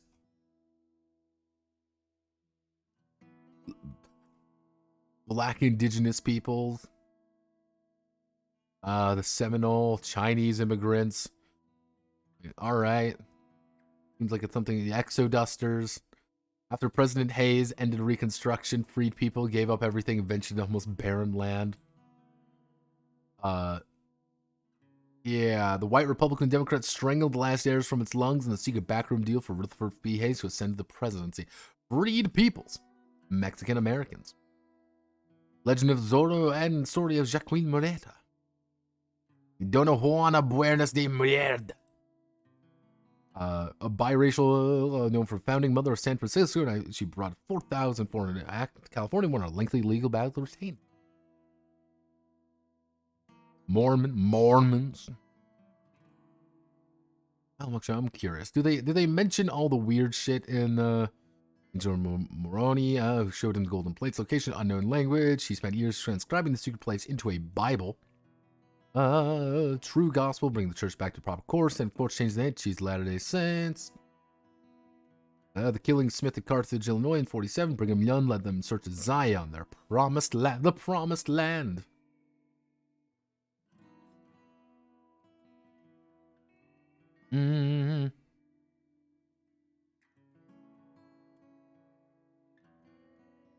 Okay, there we go.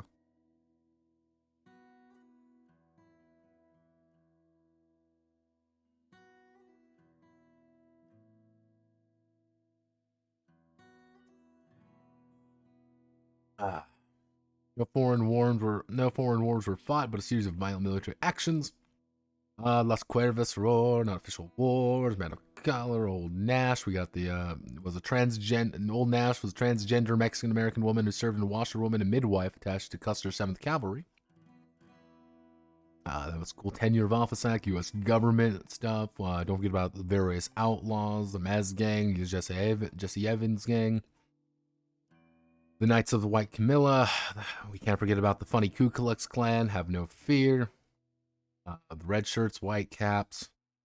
Okay, sex, gender in the Wild West. Cool. Let's, Two-Spirited People. The Boston Massacre. Two Men in the Rancher Trail. All-male stage dances. Free Life. We're almost there. Yeah, it's, Have no fear about soiled doves. Okay, we're almost there, everyone. Okay, now we finally made it through. Let's see. This is page 122. This is about 40 pages of history. It's a history book, effectively. About 40 pages into the 40 pages there. So do Mormons get weird magic in this setting? We don't talk about the Mormons. They don't act. For some reason, the Jewish people are brought up, but not the Mormons.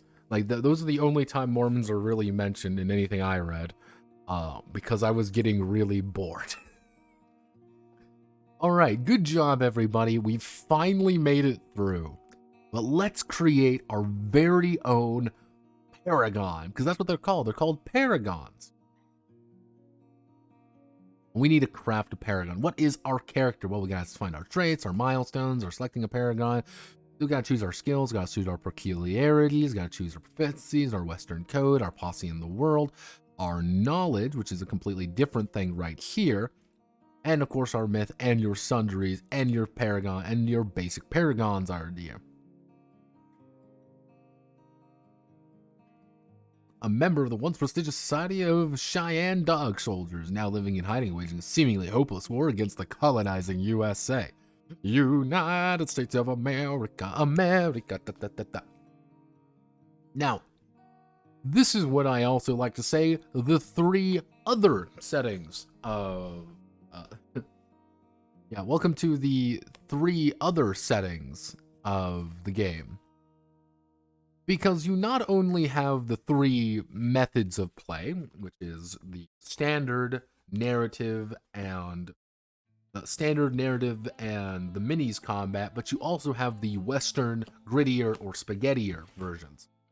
I chose to go with the Westerner because that was kind of the mid-ground between everything, and that's what I usually like to do.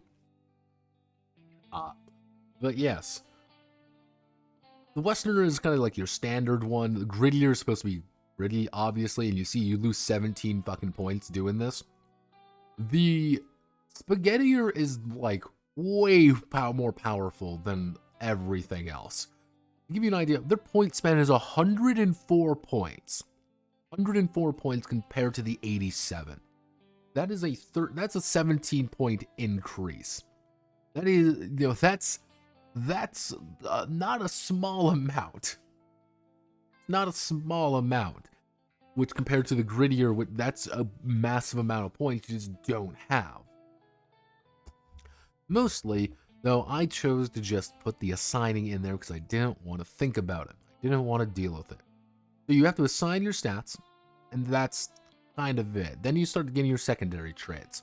What's your damage bonuses? What's your initiative bonus? What's your gumption rating? What's your grit rating?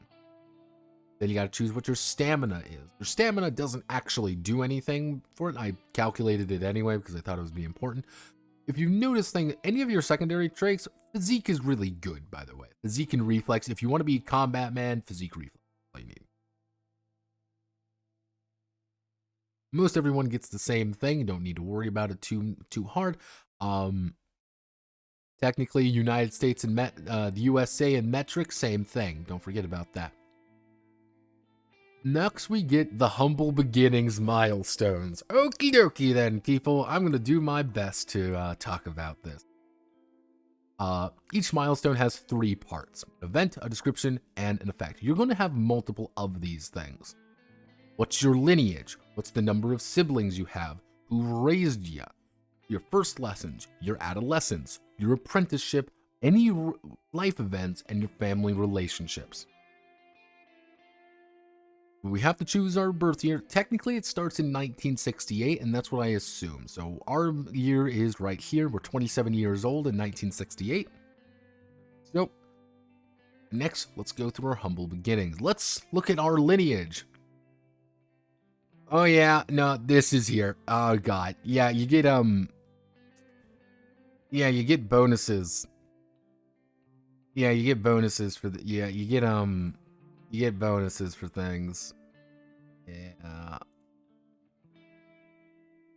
Yeehaw! Let's see. I see Ethical. Have no fear. So, you're technically supposed to roll on these charts. I would say roll or pick, as with 95% of things, in case you want to play a very particular character. However, you were born to one or more enslaved parents. You might be born into chattel labor or boarded labor. Since emancipation, you were retained in enslaved status in some form of indentured servitude. You get stronger, you have higher fortitude, lower profile, psychology, disenfranchised. You're not born free, but have been since emancipated. Bluff, integrate, stealth, middle class, you're an immigrant family. Personality, different languages, which is kind of dumb. You grew up in an indigenous family. Colonizers vary widely depending on the region you live in.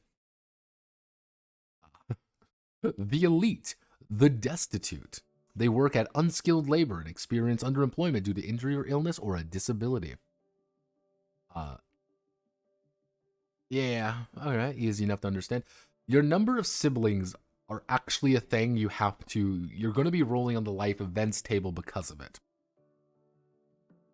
So if you're an only child, you're going to roll in D12. However, if you are, if you have 2 children, if there are 2 living siblings, you roll D12 there. If you only have 3 living siblings, you only roll a D10. If you're a survivor, you roll D4.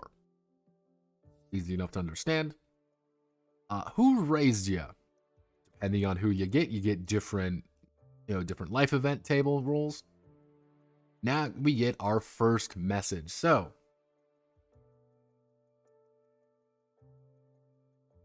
each of them are slightly different.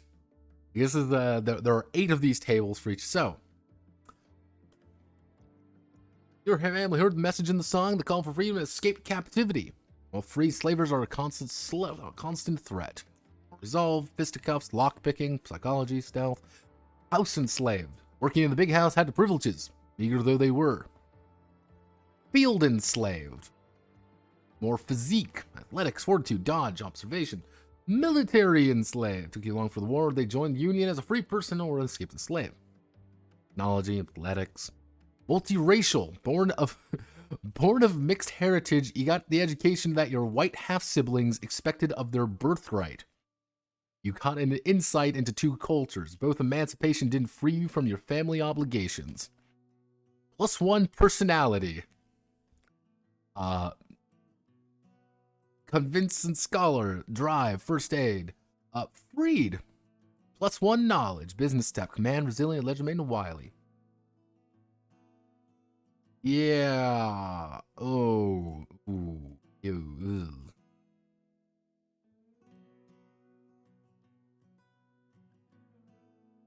Wait, so you can't play a freed slave that'd get the fuck out of the South? Technically, this is taking place after the Civil War. That's the big thing. So if you want to, if you roll, if you want to play someone who got the fuck out, you'd be playing an escaped, and you would have to get these results. These would just be your bonuses that you get. So take that as you will. If you were disenfranchised, you're landless, you're a teacher. Oppressors know the best way to keep people down is keeping them ignorant. Your family kept their educator skills quiet from the wrong people. Sidewinder, price on your family's head and wanted poster with your likeness circulating. Animal whisperer, gun for hire, suffragette. You want to be a suffragette?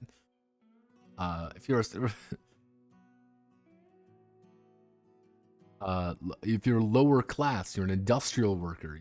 Drover, get along, little dog. Servant, you want to be a servant, a snake oil merchant, a sex worker. The work is a lot more honest than the work many engage in. Prosecutor, your family represents people against criminals trying to bring order to the frontier. Middle class, you got all these various shopkeepers, you want to be a public employee. All these give slightly different skills and abilities. Pressed into service, religious freedom seekers, world travelers, of course. If you're indigenous, yeah. Remember, everybody, family taught warfare tactics and use of weapons. Your skills were honed in battle, and enemies feared your prowess. We're medicine people. Have no fear. The elders of the cunning, the elite, upmarket, heir, still socking, opulent, royal, destitute, day laborer, drifter, prospector, survivor, scout, outlaw. So yeah, that's honest question. Why do people make content for a genre? They just want to make it as unpleasant as possible and ruin for people that like it. We'll talk about that a bit at the end. Keep that in mind. We'll talk about it at the end.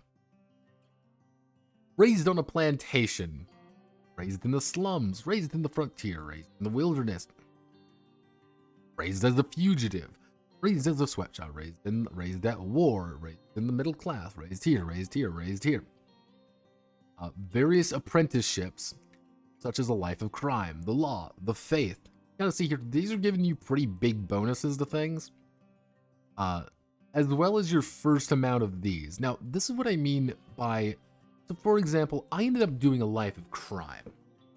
So I rolled a life of crime. Skilled word slinger. Gain an extra jack on expression calls. Now, interesting to note here is that it doesn't really do a really good job of explaining that, but what it effectively is stating is that if you do score a jack, you get an extra jack. Pretty much, if you succeed, you will always have a jack to work with. This isn't a plus 10%, you'll always get a free degree of success. Because remember, jacks are a currency. You can use them for a variety of different things. You kind of see, gain a jack on weapon maintenance, gain a jack on business calls, gain a jack on scholar calls, gain a jack on electronics calls. Military service, that's entertainment. Sales. Then you're supposed to do for every single one of your family members. I just didn't. Absolutely not. And then, of course, our various life events that you obviously rolled correct. One interesting thing to note is you actually you can get penalties here. I don't know why. Like, it's like, okay, all right, he's easy enough to understand. And let's talk about disability in post-America, Americana. We've done it, everybody. We've got through learning how to better block pick by being enslaved. Yeah, we're not going to talk about that, are we? We're gonna casually ignore that fact. We're gonna casually ignore this part of like how you get technically for being work in the fields. You get stronger, you get more athletic, you can dodge better, and you know observation skill. We're not going to talk about that. We're not going to talk about being multiracial makes you have better personality. It makes you smarter in general, effectively with scholar type, or allowing you to use first aid. We're not going to comment on that, right? Right? That's what I say. This game is like weirdly racist at points. I don't know why. I find it just strange. So, this is your Paragon milestones, and being a Paragon, you end up getting different things here, which is a little bit strange. So I'm going to try to my best to explain what the fuck Paragons do. So, gonna see here again. Same basic structure for ease of play. You get a trait bonus. Easy enough to understand. You get a skill bonus, okay? You modify your Code of the West. You do one of your Paragon's expertises, okay? You get a peculiarity. Then you get a propensity, and then you get your basic starting gear. All right, easy enough to understand that. Now, these are classes, because yes, they did put classes in the game. There's a few different ways of kind of going about this. I'm going to go to the... Also, by the way, all of these do have their own charts to roll on. I ain't a drover.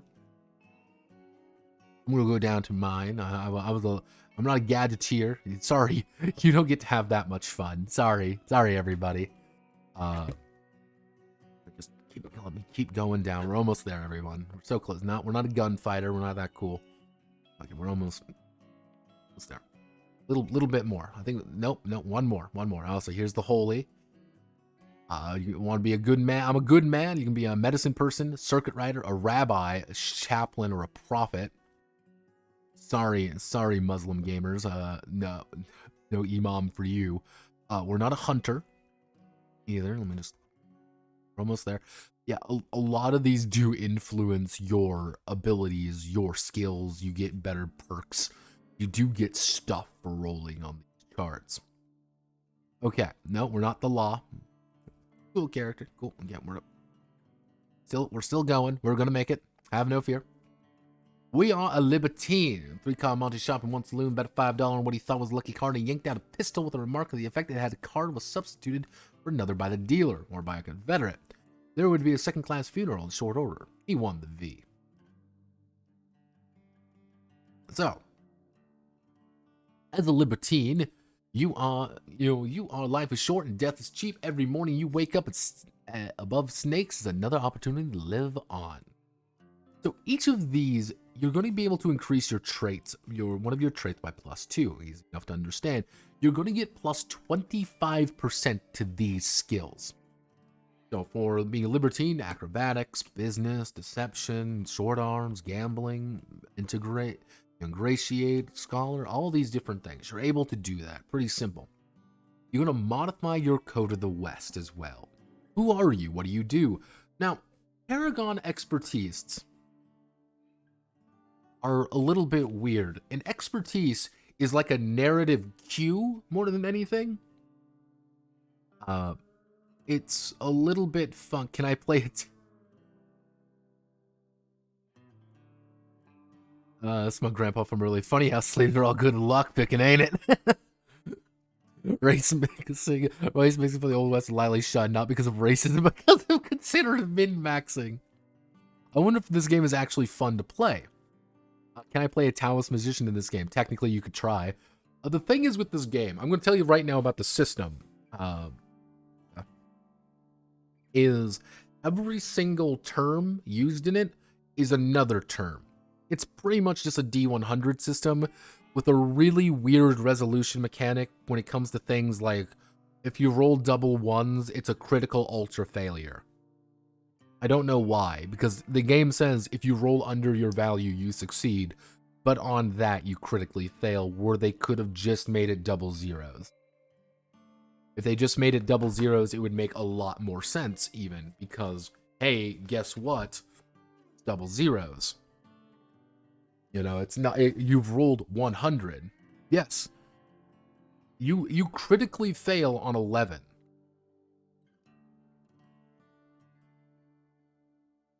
Yes, 11 is a critical failure on a roll under. Now, mind you, that's not just a critical failure, that is a joker failure, which is different from a critical failure, which is an ace failure. It's a different thing, don't you know? This is what I mean by there's a term for everything, but it's always wonky of why it's worded that. So let's just go. Your Paragon expertise, these are just narrative cues. For example, you know, Tex O'Reilly here, he's got his expertise of being a prominent public figure with a guilty conscience. That's not an ability or anything. That's not like a superpower. It's, I just have that ability to do that. That's my expertise. All of them have this, by the way. All of them do things like that. So let's even just scroll up to, like, the law. You know, it's like, you know the basics of local criminal law. You know where to find a sympathetic judge. You know where major criminal players are in a given area. All right? He's like, okay, like, these are just notes that you have. Now, propensities are stupid. You want to know what a propensity is? It's not a quirk. That's the thing. It's not a quirk, but it is a quirk. But it's also not. You gotta remember that. Back and forth, back and forth, back and forth. Never quite right. The thing is with it is your propensity is a merit, but it's a merit that's different from actual merits. It's literally a separate system entirely for different merits. And you might be thinking, wow, that sounds really fucking stupid. And the answer is yes, it is. These are your basic gear. I started with a Derringer, some clothing, deck of cards, ammo. Then you get the westward expand. Why did you come out west? Well, you got to roll on here. We're just friends. We're just friends. Well, what's one more drink? Or what were you doing? You were a camp follower. You went off to war. You were, you know, you were a spy. You were a war hero. Not my war. You know, unit's fighting spirit. The libertine in the Old West. Boomtown proprietor. Way with folks. Rock bottom. Life of the party, oh my god. Yeah, again, some of these do fuck your day up a little bit, being like, yeah, you lose $500. That's $500 in Nicole, by the way. And it's like, oh, you clean the house, yeah, you make a living at cards. You get income?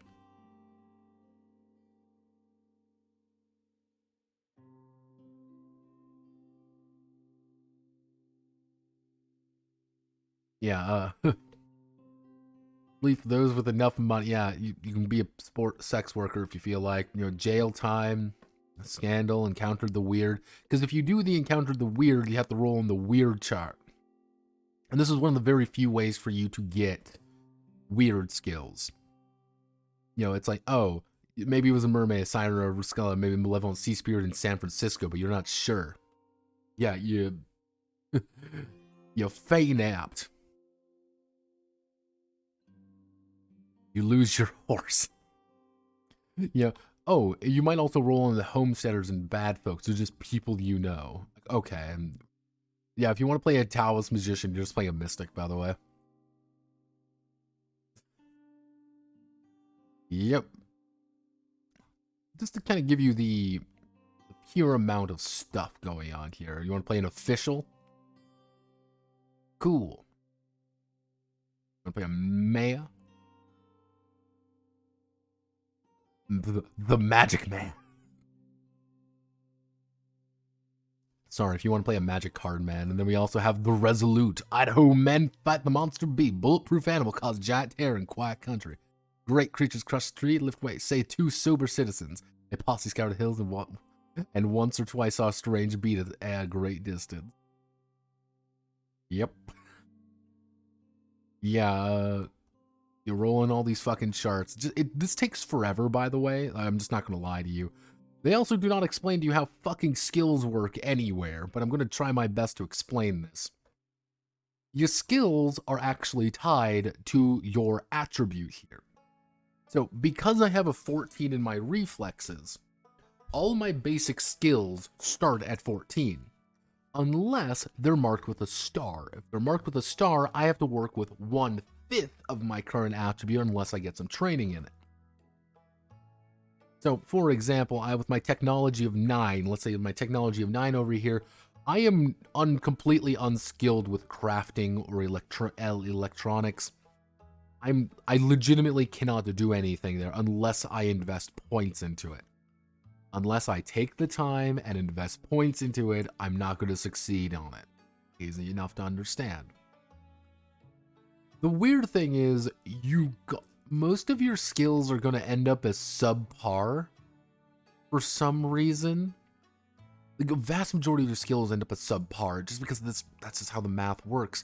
Because what they don't tell you here, I don't know why they don't remind you in the skill section anyway, is that you get 100 free points. You effectively get 100 free points of your choice to kind of distribute among all your skills, and a bunch of other skills kind of, put around. So, I ended up with, a decent chunk. I ended up with some, language skill in French. I ended up with my culture was Irish American, obviously, because I'm Irish. French and Mormonism, because I just felt like putting Mormons in, because Mormonism is funny. But yeah, these were the things that I ended up working with. You get all these points, they don't tell you in the skill section. Oh, no, my friend. They don't tell you in the fucking skill section, which, oh, by the way, you're going to need to actually invest in different types under it, by the way, which is going to be its own thing. It's oh, hey, it's you want to make a research check, you want to make a resilience check, you want to make a ride type, and don't forget about, you want to ride an elephant, you want to ride a dragon, you want a bison, or ride a fucking horse in the Western.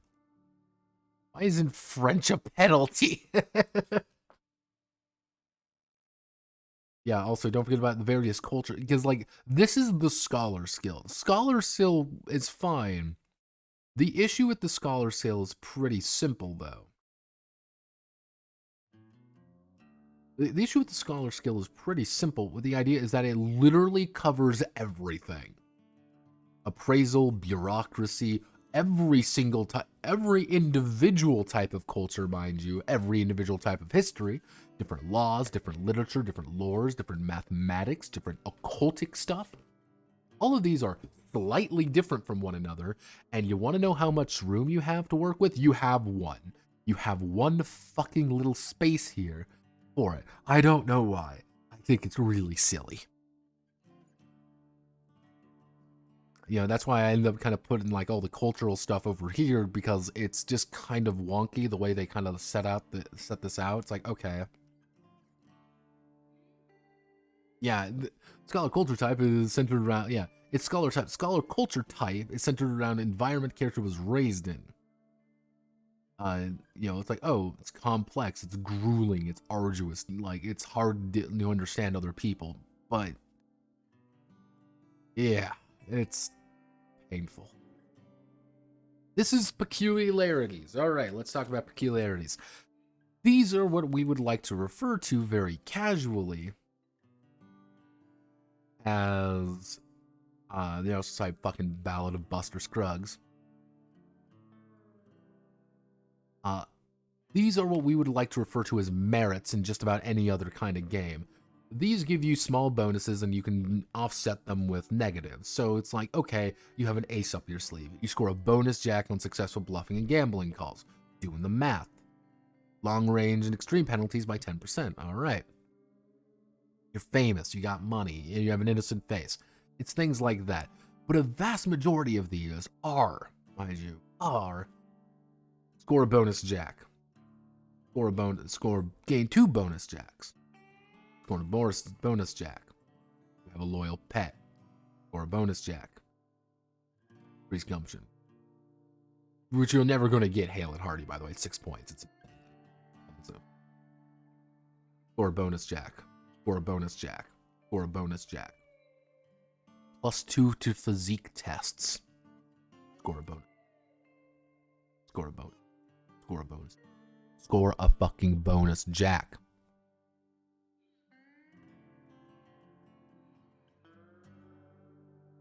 Even down to things like, oh, absent-minded. These are your negative, like, oh, well, you have this, you have amnesia, you're among the willows, people want to do, you know. It's one of those just bizarre notes there, which is like, why the fuck are these called something different? When we're going to get to, and, you know, after this section, you know, let's power through here, you kind of know what these are all about, easy enough to understand. These are propensities. What makes a character stand out from the crowd. Doesn't take anyone special to sling 6-shooter, but faster draw lightning and shoot through the center of a playing card. That's something else entirely. Now, the odd thing is each propensity is 5 levels, with the first 3 being useful, cinematic, and powerful. Everything beyond that is more. Each level costs 1 point. You do not need a level 1 to take a related level 2, or level 1 or 2 to take a related level 3, or a higher levels 3 or 4 or 5 do require you to take them in order. So, each level costs 1 point of your propensities. Now, if I want to get I can get rank 1, 2, or 3 whenever I want. I just have to spend the requisite amount of points. But if I want to get rank 4 or 5, I must take rank 3, then rank 5. Rank 3, then rank 4, then rank 5. Makes sense? Good. Don't worry, they don't explain this shit. So, these are your special things. Sometimes, let's say for example, you know, if I go down to Huckster, and there's quite a few of these. Huckster was the one I took. These are what, not Dead Man Play, the Long Con. It's frequent. I can do it weekly, so close range, individual target. Choose the fail a gambling, negotiation, or lilitol against a designated target to establish the con. They suffer all the ill effects and lay the groundwork of their con. At least 2d4 weeks have elapsed, and they may cash in that failure for an automatic success in one of those skills against the same target or some other venture.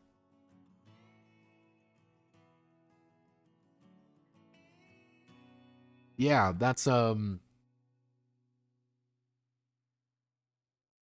just one of your abilities. These are like your powers more than I guess the best way to think about these is these are your powers, but a lot of the powers are also just get stuff. They're really dull. You're John Henry. Fortune favors the bold. You can re-roll a single call. You get a +1 to all trait tests. Cool. Yeah, some of these are a little bit dull. It's when you get into like level 4 and 5, it's like, okay, that's when you start getting like, you know, the bigger ones. Hey, you peak form. You achieve more perfect sense of yourself in the endless journey of self-discovery.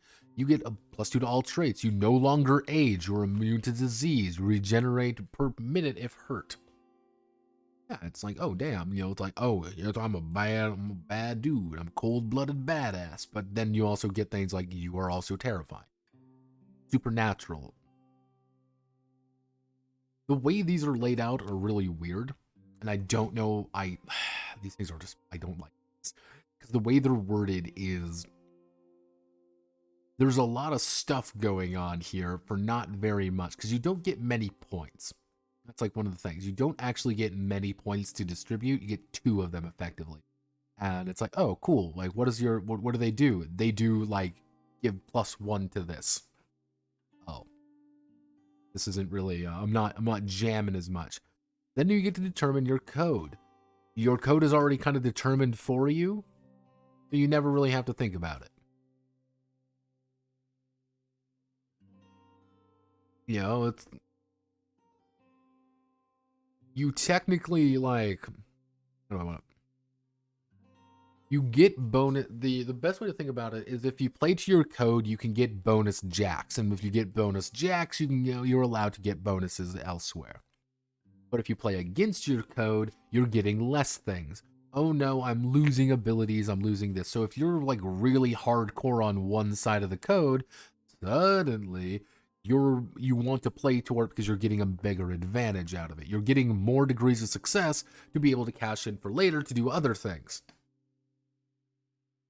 This is 300 fucking pages, by the way. Don't forget about, also, have no fear, everybody. Our sample bonding posse events also give you different abilities. Yay! Now we get our what we know. We get our basic sundries. We get our basic myth making. You're gonna get XP pretty consistent. It's, you know, about, you know, 2 to 5 XP per session. That's rough. That's kind of like roughly what they want you to do. They generally want you to spend it going forward pretty quickly. They want you to spend your XP pretty consistent. Yeah, and you'll want to spend it as characters can be constantly engaging in activity. Any stat used during the session may be increased instantly. And other stats not see use or not skilled in. Bond layer may require the character to spend time, train, practice, and possibly alongside teacher, mentor, wise elder. I believe what they are trying to say is that XP converts 1-to-1. I don't really know. Because then we have magics. Yeah, we got magic. And alchemy. And a lot of alchemy. A lot of mechanics here. We also have, for some weird reason, Yiddish for demonology. Don't know what's going on with here, brother. Hey, man. What's going on? I have no idea why this is being used only for demonology. Basically, be rootin', be tootin', and by God, be shootin', but most importantly, be kind. Yeah, there's like this entire set of mechanics for, hey, let's learn how to summon demons. It's like, oh, okay. You want to bind them in the servant. You want to sample demon servant or wrangler. Demon lore. You want to be a medium. You can be a medium if you want. You want to be a pharaon. I don't know what the fuck the pharaon is. It's a veteran gamble folktale legends. Which is, again, another one of my...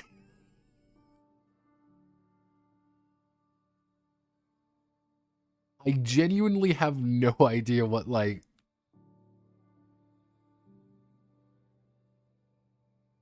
Yeah, I believe it's something like that. It's like weird, nothing else has it. It just kind of comes out of nowhere, seemingly. But I do like the magic black man summoning an ace of spades. Just the emotions on both of these. The one gambler on the left soy jacking out, the completely emotionally dead huckster. That really, like, ties everything together for me for this piece. It really does make me feel invested in the Wild West experience. I mean, I don't know what's about you guys, but like that really does sell me on this. Of the magic man showing up with his ace of spades. Psychocopists, weird science, weird science. Yeah, you want to make weird science. This is what I mean, like, you don't actually learn about the weird shit till, like, page 300. Yeah, lore books, text, hey, have no fear, you want to do Hoyle's Gambit? Want to learn, you can get different skills, by the way, by reading books, like, just remember that. Yeah, it's like, cool, that's neat. I like do this. Like, yeah, cool. If I read keen deductions, I get +3 deduction, +4 logic. Cool. Have no fear. I'm just gonna pick up Tinker's thoughts if I can read Swahili. Why you would want to be learning Swahili here, I don't know. Because Swahili was primarily in Africa. This mostly Arabic. Magical text. Ooh. Most magical texts and stuff are like burning your soul or burning your body or burning your soul away, otherwise known as lucidity. Have no fear. Quality of gears, different firearms. A vast majority of the firearms are going to be pretty simple. It's things like this. Like, oh, you do 1d4 damage. 1d4 damage doesn't seem like a lot, but you got to remember that's 1d4 damage, out of 15. So if you just pop a motherfucker right in this, like, oh no, what's going on? Bam. If you if you pop a bitch with 44 Derringer, they ain't getting back up. They ain't having a good time. They are not enjoying your life. I of course chose the Derringer, my 1d8 Derringer, and I also have my 44 new model because I want to pop you with my little gun, and then I want to immediately follow up by quick drawing with my 44 new model to immediately shoot you again. That's the plan. That's what I want to do. There aren't many different kinds of weapons in this game, like, not genuinely speaking. If you want to get them, it is possible, but it's like kind of your call. Could the random dude with voodoo or something? We don't talk about that. We shh. Rifles, muskets, carbines, shotguns. Shotguns are fucking nuts, by the way. If you hit someone with a Winchester lever, by the way, if you hit someone with a 12 gauge Winchester lever, let me bring up my D. I need 3d8.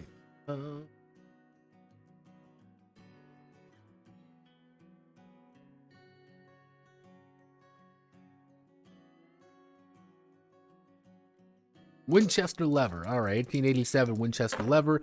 I've done 9 damage to you immediately, and that's me rolling really badly.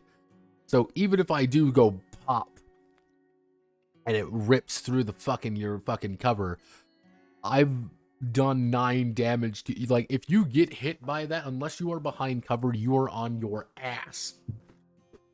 Or God help you if you have a William Moore and Company. Let's roll a William Moore and Company, shall we? How much damage do I do there? Oh, wow. 19 damage. Just immediately. Just popping a bitch. Just right off the bat. Generally speaking, you're not doing too much damage with melee. It's a lot less unless you throw a fucking tomahawk at a bitch. If you throw a tomahawk at a bitch, you're gonna do a decent chunk of damage. The best actual, like, damaging weapon is a spear. It's either a spear or a cavalry saber, kind of depending on your damage bonus.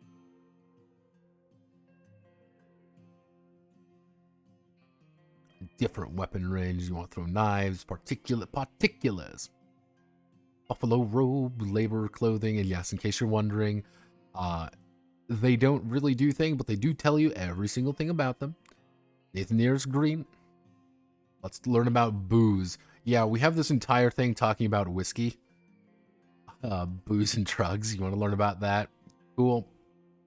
Have no fear, everybody. I'm going to buy the newspaper. Various consumables, various entertainment and leisure. We're going through. We're almost there. Let's learn about the services. Let's learn about transportation, animals. Yes, every single horse does do something slightly different. Technically, as you see, this is a basic horse right here. Because I have a quarter horse, because it sucks, it's a little bit stronger and able to do things a little bit more reliably. But have no fear, he's my stupid horse, and I love him. He's Buck, and Buck likes to fuck. Okay, let's go through the Exoduster letters. We don't... Yeah, that's the best way to think about it, like, that's a majority of the game. Like, but it's like, let's learn about the ballad. How do we craft the bag? What's the roundup? What's the townsfolk looking like? What do we do about myth building tables? What do we do about reputation? Reputation is built with the amount of experience points you get. So if you get a lot of experience points, your reputation increases. But reputation doesn't do much. You also have the thing called the settlement pool points. No fucking idea why there's a settlement pool point system. This seems kind of weird. But the idea is that, like, you literally roll for the amount of settlement pool points you have. And that's going to give you different amounts of population. It's going to give you different amounts of people. So it's like, all right. But then you have to randomly determine a culture if you want to. So you can have any culture of your choice, such as multicultural, indigenous people, Jewish immigrants, United States white colonizers, Spanish white colonizers, former white Confederate. I like former white Confederates, like as implying... Oh, like as it's implying that they were formerly white, religious refugees, Asian immigrants, Mexicans and Central Americans, because remember, you're not Spanish, European colonizers, non-Spanish, other immigrants, black exodusters.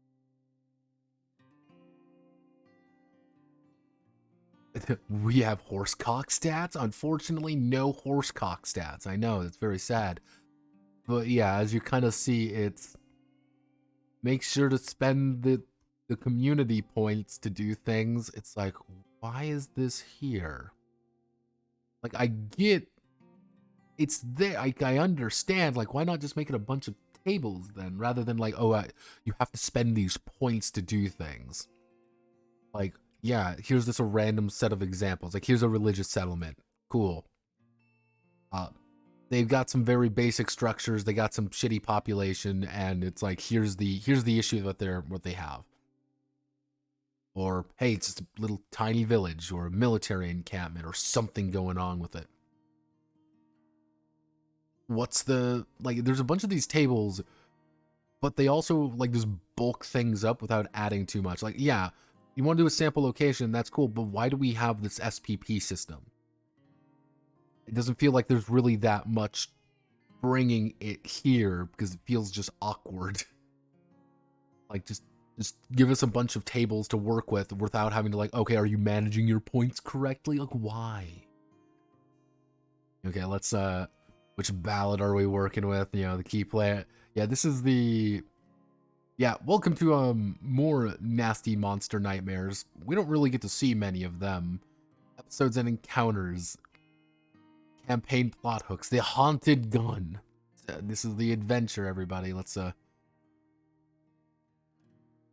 Okay, we finally made our way all the way here.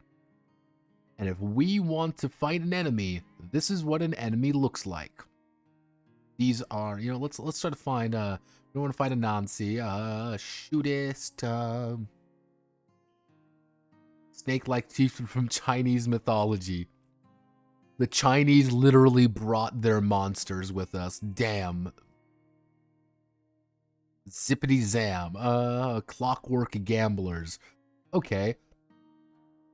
These are the Clockwork Gamblers. This is what they do. They have a pepperbox pistol. Cool.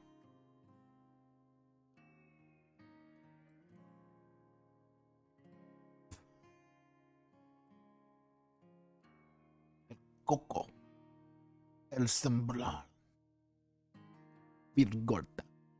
Yeah, this is...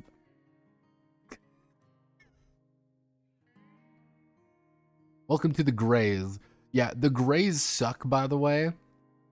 Like, you just pop them and they're done. Like, they are very weak. They have 7 vitality.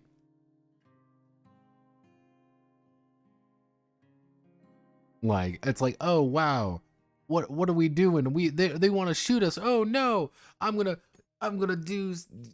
draw my gun, hippity hoppity, cowboy, and you fucking put a rifle in. You put a rifle in one of these fuckers.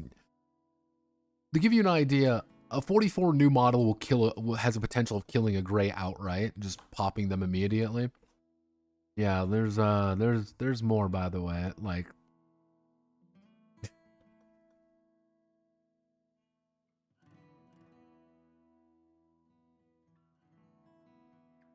vampires have no. Oh my god, it's Blackula. Oh my god. Classic werewolves, skinwalkers. You can fight skinwalkers in this game. Have no fear. Okay, we finally made it here. The Confederates, formerly known as White. Yeah, this is like what a standard human being is supposed to be, actually supposed to look like. They go down in like a single shot. That's the point. They're not really supposed to be. They're not really supposed to be that dangerous. And you know, very basic grizzly bears.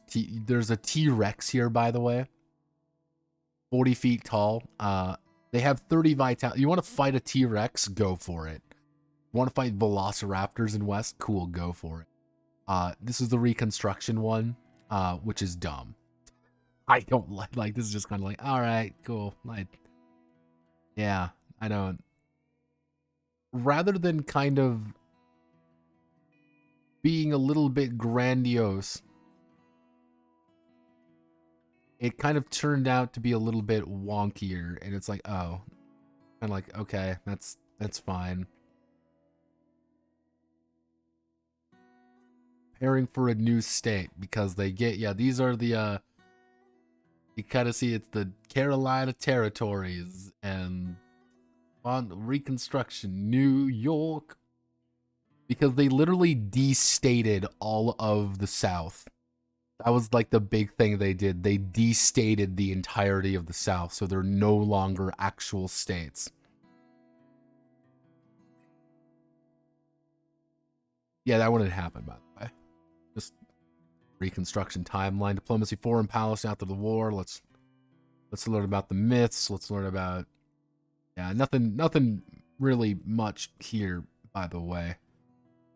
You want about the lore, the incredible deep lore of the West.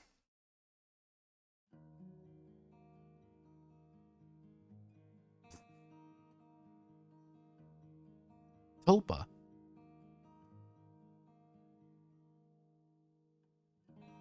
Yeah, we got some appendices. We like good old fashioned appendices. When sickness strikes, you want to get TB. Don't worry, we got our tuberculosis things. Various different places, discordance. It's. Oh yeah, here's the PBTA version, by the way. Because that's cool. Do you like it? Here it is. Have no fear. Here's the powered by the fucking apocalypse version. Oh boy, powered by the apocalypse. I love it. It's what the fuck do you expect? What do you really expect? But yeah, that is that's the game. Now mind you, I thought originally like my character was weak, but like these are like the starting characters. Where it's like, wait a second, you have like 47, 62, like these characters suck. They aren't very good. Like 27, 14. You have a 14 in something. That's 14%, mind you. It's like, yeah, like characters kind of fucking suck at everything. Just being frank, characters kind of just suck at everything. Like, to give you an example, Macaw here. Macaw literally cannot talk to people. He has a 10% chance of succeeding, and normally, mind you, unless it's really easy, to actually talk with other human beings. 10%.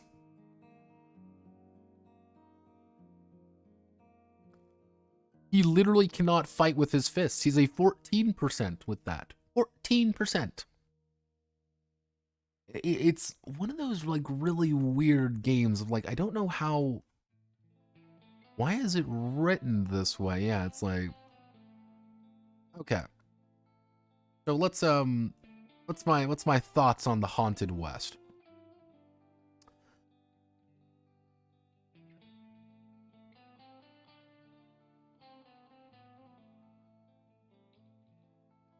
Yeah, no, that's how the Reconstruction, alt history thing, that's how they actually did it. That's their alt history, is, they went through with Reconstruction. They didn't do Reconstruction, they instead did a different way by literally destating the entirety of the South and removing them from Congress. Because I love New York City, and I want New York City to have absolute control. I could do an entire, very long-winded conversation about the Civil War. My mom's a Civil War. My mom has a master's in this shit. She taught me a lot about it. Here's the thing with Haunted West. Here's the thing with Haunted West. It is the mishmash of a bunch of different games. It'll be uploaded later. It is a mishmash of a bunch of different games coming together. Wow, that's a great way to get another war. And based on such a weird pretense. Because here's the thing, you can say that Haunted West is a unique D100 system. It's really not. That's kind of like one of the issues, is your character skills aren't really that. If you want to play the game in a fun way, if you want to play gunslingers, everyone's going to feel relatively similar, because everyone's going to have to bump their points into the same ideas. Everyone's going to need at least to get a 50-inch small arms, or they're going to want to get the 15, whatever their gun skill is, pretty much. Because the issue is, there is a game under here. There's a decent game, not a great game. I think one of the issues is that there's a lot of little modifiers, rather than here's just a big fuck-off modifier. I don't much care for the Jax system, because Jax are such a I wouldn't say over-relied on, but I say that Jax are used for literally everything. And rather than focusing them down a little bit, it's used for everything. And the fact that it's used for literally everything, perks, everything else, it feels a little bit weird, because it's now okay, I gotta manage all these fucking jacks, I gotta manage that, I gotta manage my grit pool, gotta manage my fucking squad, my posse pool. It's suddenly, I have to manage a bunch of resources on a three sheet character sheet. These are 3 fucking sheets. And I don't know how, and the fact that I feel there was a lot of wasted space when it came to, let's put in the miniatures combat system. This doesn't need a miniatures combat system. You spent time putting that in, you didn't need to put it in. But I wanted to put it in. You didn't need to put it in. There's no reason for you to put it in. You put it in because you wanted to say that you put it in. The narrative system, why? The PBTA hack, why? I could see oh, you just want the narrative system. You want a cut down version of the game. Okay, you know what? That's understandable. I can understand someone who may want that, especially for a game this big. But this brings it to the presentation. Now, presentation-wise, it's a little bit weird, because it'll be here's how to play the game. Here's 80 pages of literal history. Not weird, fun, funky dunky history, just literal history. And then there's 120 pages of tables to roll on to get a plus 5% to your fisticuff score, because you were in a fight and you were low and you were raised by criminals because you rolled a 6. It's what the fuck? What the hell? A little bit weird. It's there's every single piece of game there is always shunted between these larger bits of, we want to talk about lore, we want to talk about story. Well, it's not even lore, it's just history. And it's fun to put historical bits in. Hey, this is where this kind of character came from. This is where this came from. Do we need 80 pages of it, though? Do we need this entire gigantic section of it? No, I don't think we do. I think you could probably put maybe in a separate book, maybe in a separate area, maybe in the back of the book. But it's just split up in such a weird way. Not even talking about presentation-wise, because again, I don't know if this is the full book. I think it is. It looks the part. But you have all these pieces in between, so this reads really weird. But now I'm going to get to one of the bigger issues for this, which is the idea of representation. This is the big thing. You made it weird. First things first, you made it weird. You, again, not even just like, oh, you just don't want to capitalize white. That's just the start of it. It's just the way of like white people bad. Like, oh, I don't feel represented. Here's the issue. This is the thing. You don't need. You should. How do I fucking want to word this? The fact that it is present means that you should feel represented in it. You care about it. You can make Lobo. Make Lobo the main fucking character of the story. Have him explain everything going through. And that's a good way of, representing it. He's this cool hero that it's kind of forgotten by history, and he gets into weird and wacky adventures going on the Haunted West. You introduce Lobo very early on, and it's like, okay, cool. The fact that you are making it to be this, like, overly, like, oh, well, we need to represent everybody in here. Then just represent them. Don't say you need to represent them. Don't say you need to represent people. Because it's like, we know. Like, you can tell us, like, yeah, hey, here's a little bit of historical context behind things. Like, here's the story that they don't want to tell you about. You're like, cool.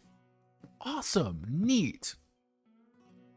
Talk about that kind of stuff. It's kind of a cool thing to kind of bring up, but you don't need to tell us it. Be kind of on the DL about it, being just like, hey, it's Coyote and Crow. It's the Coyote and Crow problem of making self-insert fan fiction instead of a setting. Yeah, a little bit. I think Coyote and Crow, you make a good point with that. Where I think this does bear a lot of similarities, Coyote and Crow, in that front. Because it's not necessarily like, like, oh, haunted reconstruction or whatever. That's not the setting, apparently. That's like a side setting? And, like, where is, like, what are you trying, like, hey, you just want to say, hey, everybody, you want to make a wacky adventure where you gunslinging against aliens and monsters and all the nasty shit in the world. Cool. As someone said earlier, why don't you have something like, hey, why don't you have something like, hey, aliens are arming Confederates? That's funny. You're making a point about it. These Confederates are bad people because they want to do something terrible. Oh no, demons are working with the Ku Klux Klan. Okay, we've established this. Be a hero. Be cool. It's things like that, but they don't really bring in the Haunted West aspect, really.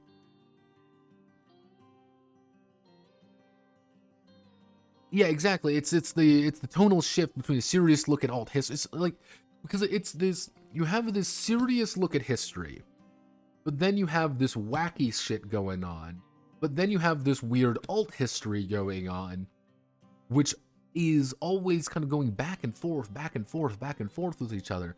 And I'm not even like, the fact that you made it weird and the fact that like everything's worded strangely, it's like, what? And remember, this won Best Writing. That's the weird part to me, that this won Best Writing, where majority of it didn't really feel like... How do I want to word this? I think you won Best Writing because of your cover. Wait, this is a serious game? Yes. This is deadly serious. This is supposed to be a serious game about race issues and representation, Luca. What did you actually think that this wasn't a serious game about race relations and issues? No, it wasn't. No, this is completely dead serious, Luca. I'm sorry. This is completely dead serious. There's literally an 80-page section about the history of the West and how it's racist. Like, just make Lobo. Like, honestly, why don't you just make Fantastic West Lobo? That's funny. That's cool. That's fun. And you can have a cool black hero. That's the thing. I'm down for the cool black heroes. That's neat. I'm okay with this. But you should never punch others to elevate yourself. That makes sense. Never that shouldn't really be a thing in any category. It shouldn't be like, well, those white colonizers. I'm like, let's say colonize. Let's say colonizing. They're colonizing the West, not the white colonizers. And come on, guys. Don't be like people were. Don't be weird about it. You made it weird, which is the issue. Yeah, do I like Haunted West? If you break away, if you apply paint thinner to everything, here's the thing.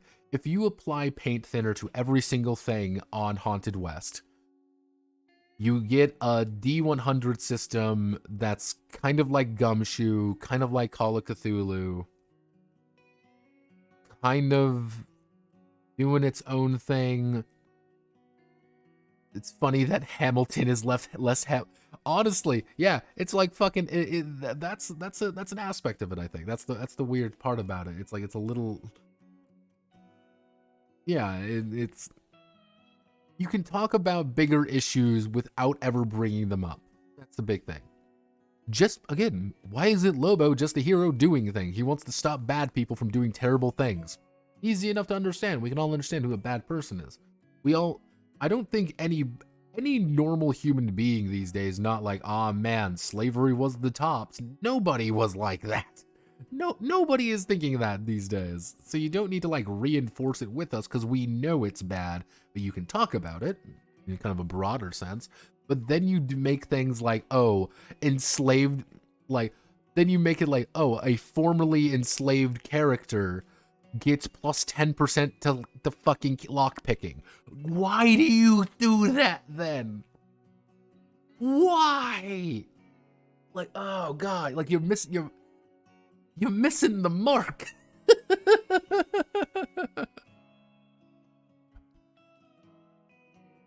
And I think one of the issues with people who say like, oh, I don't see myself represented in this.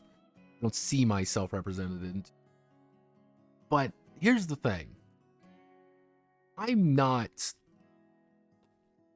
not represented 120% in every piece of media ever. Of course I'm not. I'm me. I'm not going to be represented perfectly. Why would I be? Hell, I fucking love anime. I love, some Japanese shit. I'm not representing. They're not representing me. I'm a fat white dude from fucking. Oh. Stream just murked itself, by the way. I don't know what's going on there. Like, I'm just a fat white dude, and suddenly, like, I'm not represented. I feel like I should change things. No, fuck no. You can identify with characters that don't look like you. Well, the poor you're torrenting. Actually, I should check. Is Steam trying to like download something? Luckily, no. It's not trying to download anything. I've had that happen before. Oh. I think Twitch is having enough of my bullshit talking about Haunted West. I think that's it. They're throttling my connection. Bitches!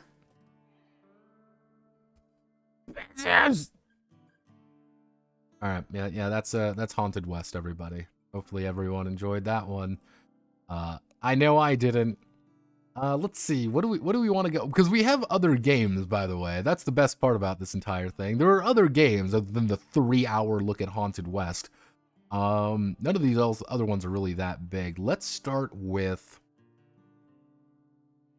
the smallest up to the most boring. How about this is Six Gun Fury. A Western action movie role-playing game. A game by Leonard A. Pimentel. Edited by Joshua Hode. Lakeside Games and Evil Beagle Games. Now, this one's one of those weird ones that I don't know what happened to this stream.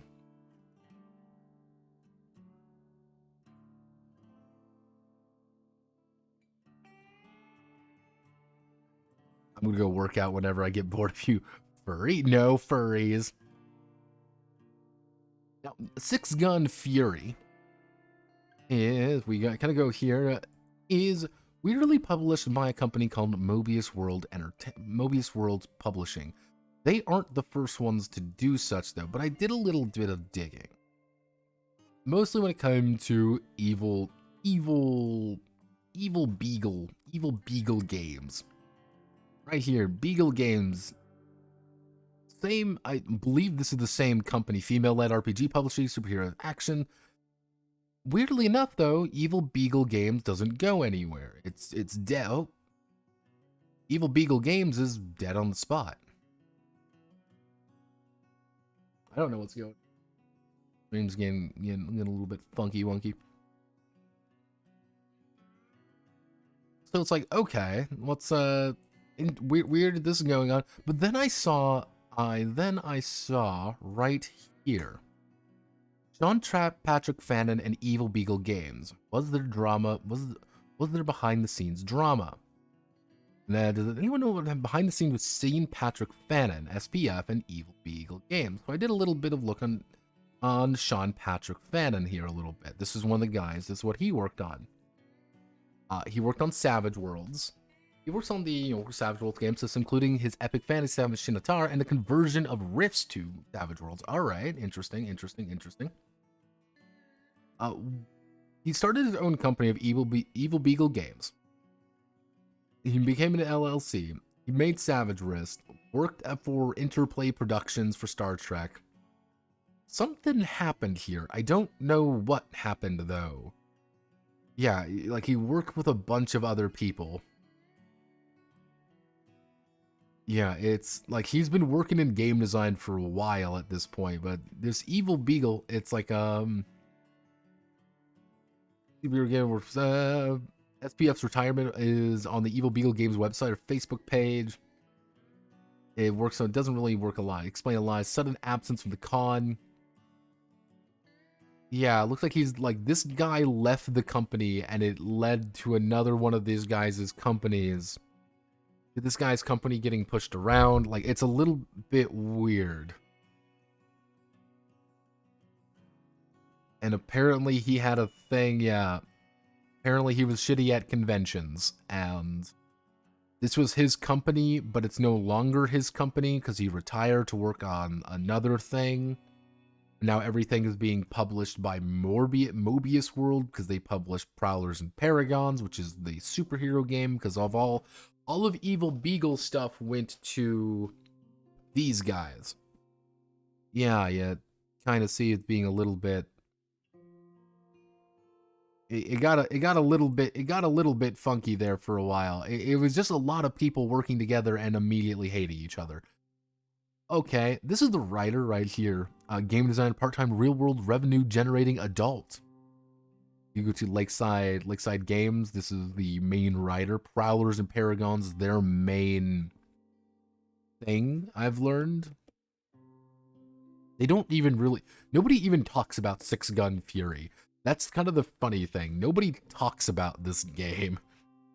It kind of just exists in this weird state of flux. That's all I can really say about it. People seem to... Yeah, I see even Sean here. Sean F is, he's the main guy. Like, he's no longer even working on it, and all their assets got sold to these guys. It's a very big mess. Let's just say that. Just a lot of people being weird with each other. So, welcome to Six Gun Fury, I guess. Obviously, we're bringing in Tex O'Reilly again, as you can kind of see. This is Tex O'Reilly. This is how he handles things. Easy enough to understand. In case you are wondering, this is 11 by 8.5 by 5. So, have fun with that. It's a little bit weirdly laid out. But it's a Wild West role-playing game, but not actually. It's more let me do this correctly. Dramatic Wild West role. Dramatic. Exciting, bigger extravaganza. Furious, if that makes sense. You're going to have a few handful of different archetypes. You're going to pretty much choose an archetype. You're going to assign your points to your abilities, pick 2 careers, 4 talents. That's what you got to do. Easy enough to understand. You don't actually have that many skills and abilities or anything like that when it comes to it. Overall, these are going to be your main skills. You don't have attribute, you don't have strength, charisma, or whatever like that, but you got grace, you got sense, you got shoot, you got speed, you got ride, you got tinker. And it's like, okay, easy enough to understand. You know, your careers are a little bit weird. It's your careers inform what skills you have and kind of equipment and things like that. So, for example, if you are a journalist, for example, your journalist with guts is going to be able for you to kind of push someone to give you a story. Than if you are a outlaw with guts, which allows you to, push through, people who would normally intimidate you. A gambler with, with grace would be your ability to deceive others. Former socialite with brawn is being able to look the part, kind of. That's kind of the idea there. Double check, make sure everything's working good. Yeah, we're weird. You're always going to end up with just a few of these little abilities. For example, you get 2 of them have to come from your archetype, but you can get 2 others from wherever you go. So, as you can see, I'm a shaman rogue. As a shaman rogue, I get a bunch of different things. The things that I ended up getting was charisma and charlatan. Which is, I can get a cold read on other people, but I take a negative 1d to my roll. But hey, if I get plus 1d if I'm trying to convince others to do something.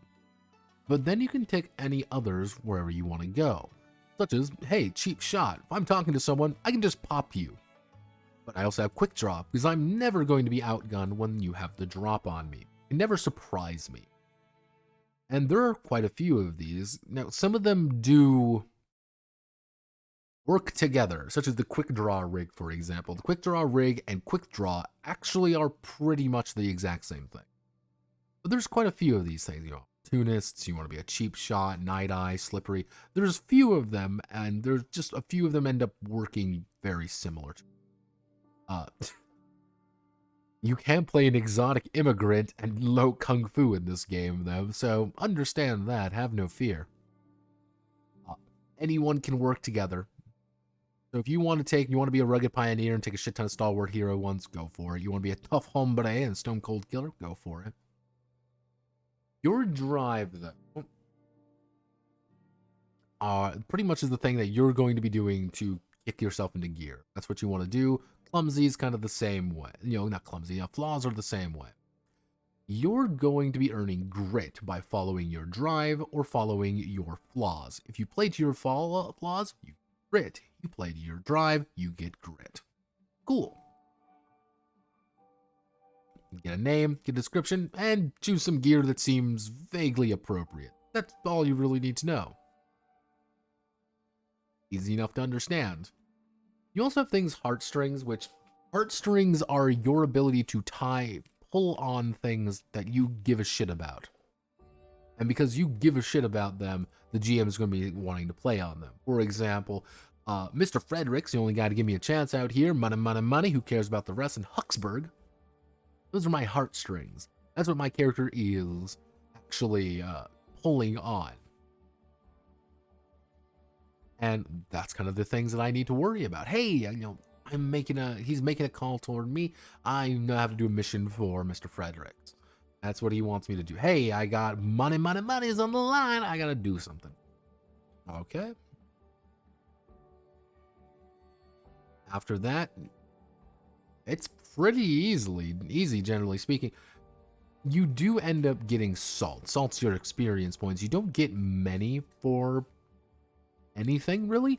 Every session you're going to get 1, or you can be every adventure. Generally speaking, I would suggest every session if you want to kind of have a furious one for it, especially if you're doing the greenhorn example. The greenhorns are someone less capable. Thing is, though, if you are less capable, you begin with extra grit, though. Easy enough to understand.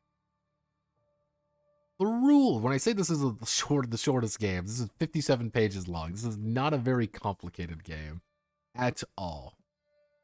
So, The most important thing about this game, at its very core, is you're going to be making a 2d6 plus whatever your skill is. Yep, this is literally it. That's 2d6 plus your whatever your skill is. So let's say, for example, let's bring out my dice here. Hippity hoppity. Let's say I need to make a grace check. I'm gonna roll my dice. I rolled a 14. I got a full-on success. Go me. Easy enough to understand. I'm gonna go bang, bang, bang, pull the trolley. Yeah, that's how that works. Is there a little bit of the apocalypse in here? Let's call a spade a spade. Let's call a spade here. Yeah. It's in here. But no, if I kind of bring up Six Gun Fury a little bit here, this came out in 2018. It is in here, and that's something you have to account for. You don't like that kind of system. You want a little bit more hard and fast. This isn't really gonna do it for you. This isn't really gonna be the thing that's gonna be like, hell yeah, this is it. Cuckoo choo choo. Now we get to do Traylon. Wait, is this the one with Traylon? No, this is not the one with Traylon. That's the next game. So, you're going to be pretty much going back and forth with one another. It's a very quick and deadly game, if that makes sense. Players and judge will take turns acting, which is kind of it's a version of Popcorn Initiative, which is pretty much group on group. Our team, our people go. It's our turn. We select someone to go. Enemies go, they select someone to go, we select someone to go. And it's popcorn back and forth, not necessarily what I would like to call traditional popcorn, which is I go, you go, I go, you go. It's more our team goes, your team goes, our team goes, your team goes, until everybody is acted. And that's pretty much how it goes. Most of the time, you're just going to be making a check. And you're going to see if you hit. If you hit, you're going to generate more hits. The more hits you generate, the better. Bang. That's all you got to do. Interestingly enough, they do actually play around with the dice a little bit here, and I do enjoy that. So the idea is that if you roll, and anytime you roll a 5 or a 6, you're actually going to do 1 extra hit. So you're going to be able to throw up and bang, you've shot someone, and you might take out 2 goons with 1 shot, or you might do 2 damage to a villain. It all depends on your die roll, however, not the value of the roll, just whatever your die roll. This does mean that for lower skilled characters, you're going to be doing more damage consistently because you need higher roll to actually hit, but you're going to be failing more often as well, versus someone with really high skill, which may be doing less damage, like less explosive damage, but just more consistent damage. That's pretty much it. Easy peasy lemon squeezy. As for all the different talents let you add +1 or double the number of foes you defeat. In combat, you can only apply one of these talents to any attack. Defenses. You can always attempt to try to dodge, or you're trying to get out of the way. And if there's one normal bad guy, like a bandit, like an unnamed bandit, like I'm going to attack you, you're actually going to be able to get a bonus die out of it. So you're going to be rolling. Roll. Okay, let's see. I've got 10. 10 plus whatever my speed is, and I am able to dodge out of the way. The main thing what you want to be doing here is it's all player facing. Enemies don't really do damage to you necessarily. If you fail, you take a little bit of grit damage, but that's pretty much it. Costly successes give you things. Being outguns mean you just have a massive disadvantage. You add a penalty die to whatever. I have a gun, you don't. Hey, you are, an enemy long away has a carbine and I don't.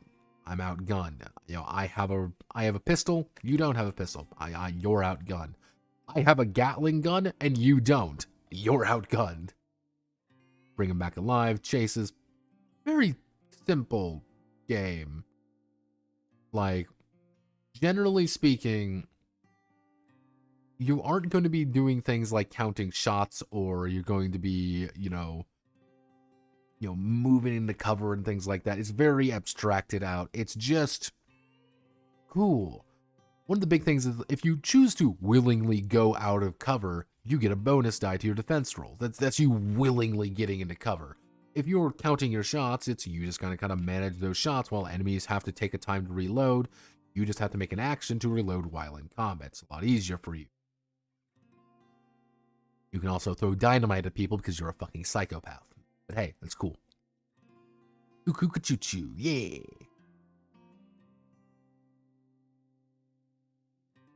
In this game, teamwork rule player term. In a game with teamwork rules, is player team first and enemy team decent initiative systems? Kind of initiative at all kind of works for something. Yeah, that's my usual go-to for like if I want a simple initiative system is which is heroes go, enemies go. That's my usual one. Under this, with the circumstances of if the enemies ambush you, they will always go first. Or the heroes are assaulting a location. Pretty much, are the heroes assaulting an entrenched location where they know you're coming, then they would get to go. The best way to think about it is we are, it's kind of like if a fight just breaks out, heroes go first. But if it's like, hey, we're rushing a barricade, then suddenly the enemies are going to go first and be able to get like the first round of combat off. Bang, bang, bang. It does also make you think a little bit more. It's just like we want to set up ambushes to be a little bit more consistent with them. Individual initiative works in two situations.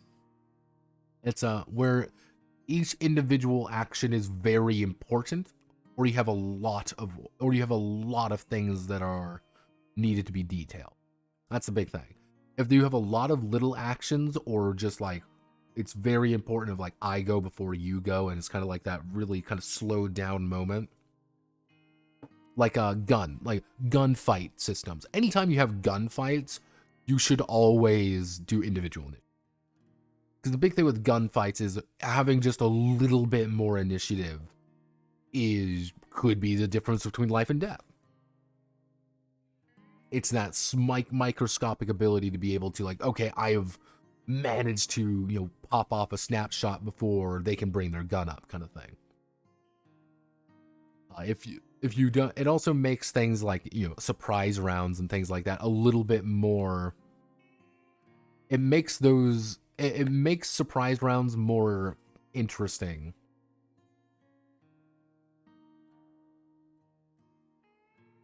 So they have to beat their opposition.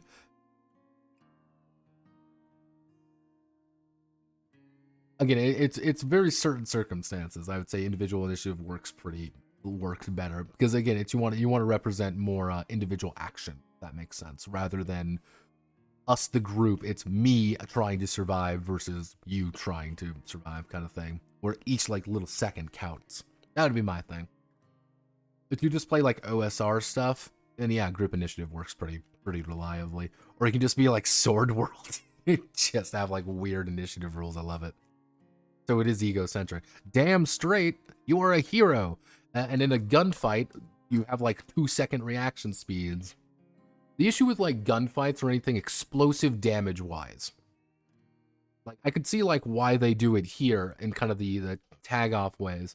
Because what would happen if it was just one group goes, then the other group goes? What would occur there is pretty simple.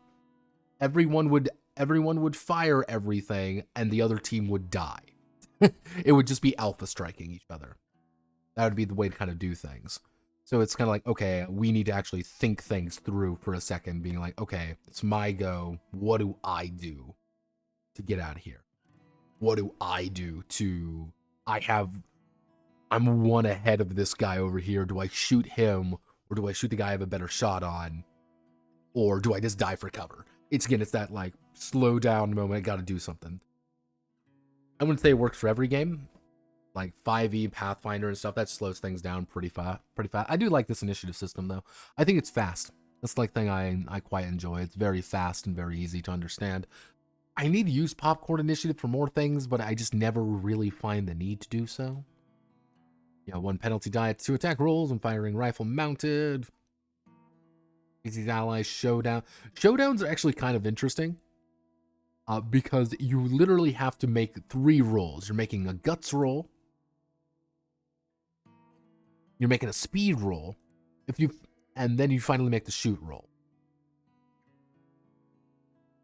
Which is, you have to make sure, like, okay, I'm staring him down. You're staring the person down. But then the speed check is like who's quicker on the draw. You get to draw something, you get another die to do this faster, and if you succeed, you get another bonus die in the shoot roll. Alright, cool. But if you fail, your opponent draws faster, earning you penalty die. Then you roll the shoot roll. If you succeed, if you roll, let's say for example, I've got my 3 die, I roll, I've got a 10. Bang, you're dead. You're dead on the ground. And because whoever wins, you lose. You kill your opponent after, it's like, if you fail though, if you roll under a 7, you're dead. Just DEA dead, you've been shot dead. Sounds like this system is broken if you get a surprise round. Yeah, because the thing is, like, you gotta remember, firearms really do change the nature of fighting. Because even getting like a basic surprise round in on someone, being able to pop somebody with a 44 before the fighting begins is gonna like bring somebody down. Yeah, trick tactics are using miniatures, keep it simple. There's other like little basic rules here. The big idea with grit is your health, but also a meta currency.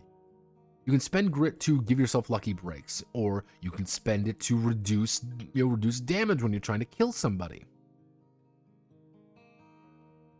You can also use it to reroll, have skills you normally wouldn't have, and you have to play to your drives, your flaws, and pretty much when they feel like giving it to you, as well as just surviving another day.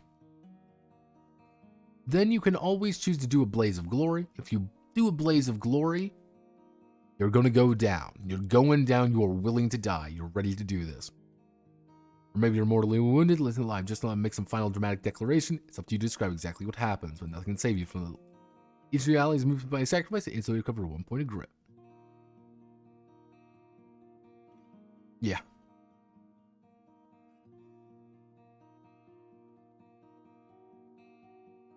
You ignore anything that would normally grant you a bonus penalty, and during the Blaze of Glory, if you succeed, your heroic task is accomplished as if you rolled a pair of 6s on your action die. So yeah, the Blaze of Glory allows you to burn a little bit of health to do something insane. Like, I was like, we're going to fight our way out. We're going to do something like that. That's kind of the idea. Basic tags, basic abilities. Sometimes they give you bonuses, sometimes they don't give them bonuses, but like, yeah, hey, this character is impossibly smart. If you're trying to outwit them, you're not going to. This character has multiple actions because they're just that fast. Hey, they're resilient. They're just not going to suffer hits as much. Easy enough to understand how to set up adventures. Here's some random tables for you. And then they kind of talk about, the Old West, how it kind of looks, how it kind of works. Do I like this game, actually? Do I actually, you also have the uncanny archetypes. If you want to play something funny, you want to play, hey, you're a brilliant inventor. You have a clockwork arm if you want. Hey, you want to play a man of the faith. You can heal the sick.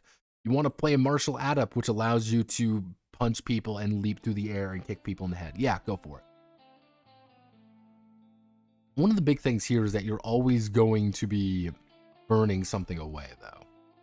It's like, okay, what do we do here? How do we do this? How do we succeed? How do we fail? But yeah, this is Six Gun Fury. I think it's charming.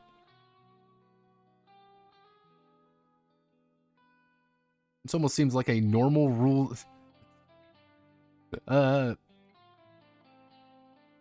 This almost seems like a normal rules-like cowboy game. Hot damn, no, yeah, like this is the weird thing. Like Six Guns Fury gets its point across very quickly. It knows what you want to do with it, and it does it. It does it, and I like that aspect of it. I think the game is actually decent. If you want like a really fast, simple cowboy game, go for it. You want to do historical? You can. But if you want to add in those kind of like more exotic things, if you want to play a magic man, you can play a magic man if you want.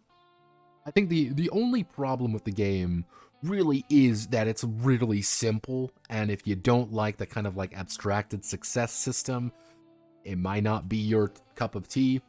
I don't hate it. I think it's pretty cool. I would say maybe make salt a lot more consistent. You know, allow people to kind of like it. If you're doing a quick game, you're doing like a one-shot game, I would even suggest like maybe give them salt at the end of every scene. So it's kind of like the idea like you're building in power rapidly, you know, to the final climax, but make it like increasingly more deadly or something. That's would be what I would do if you want to do like a the Magnificent Seven game. Yeah, I think it's fun. I think it's a cool game. Very simple, very to the point. Talking about simple and to the point, welcome to Drifters. Welcome to Drifter. We need no introduction for Drifters now, do we? At the DCC, or the Dungeon Crawl Classic Western Supplement. Have no fear, Lucas. Have no fear. Have no fear.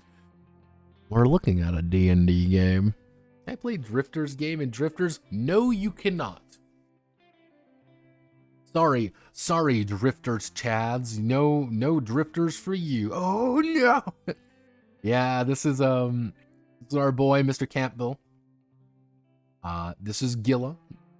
Gila needs no introduction. Have you drift a drifter? Running in the 90s. Unfortunately, no Euro beat.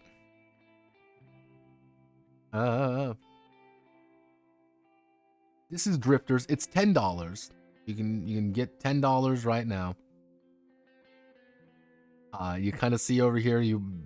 This is how the game is. It looks. This is how it is.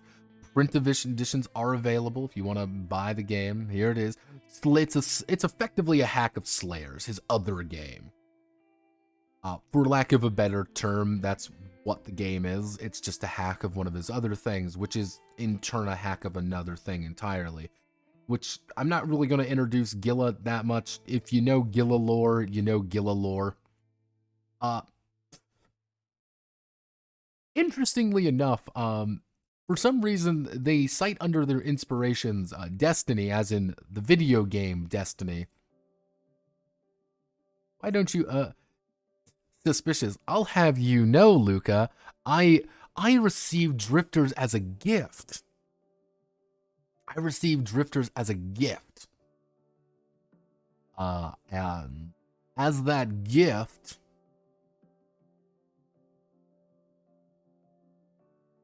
also, why the fuck are you posting Hixon Draconis in? Why are you posting Hixon Draconis? I see that. I see what you're posting in there. Luca! Luca!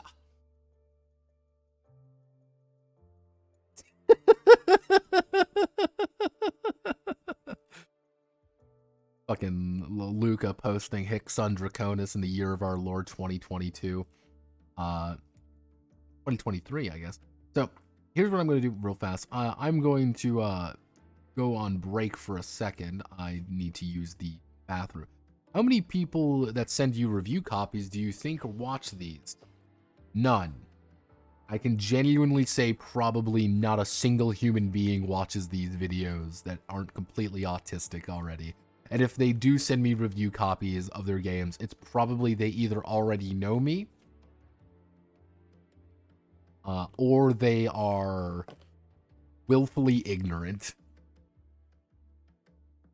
We are normal.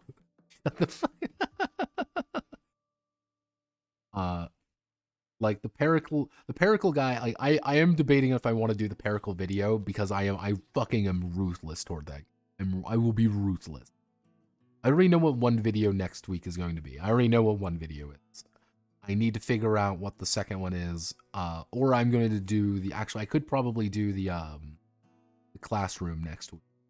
Yeah, I think I'll do the classroom next week. I think that'll be easy. Easy peasy lemon squeeze. I'll do the yeah. Okay. Yeah, that's the nature of the beast. I am going before we start drifting. I need to use the gentleman's room. So.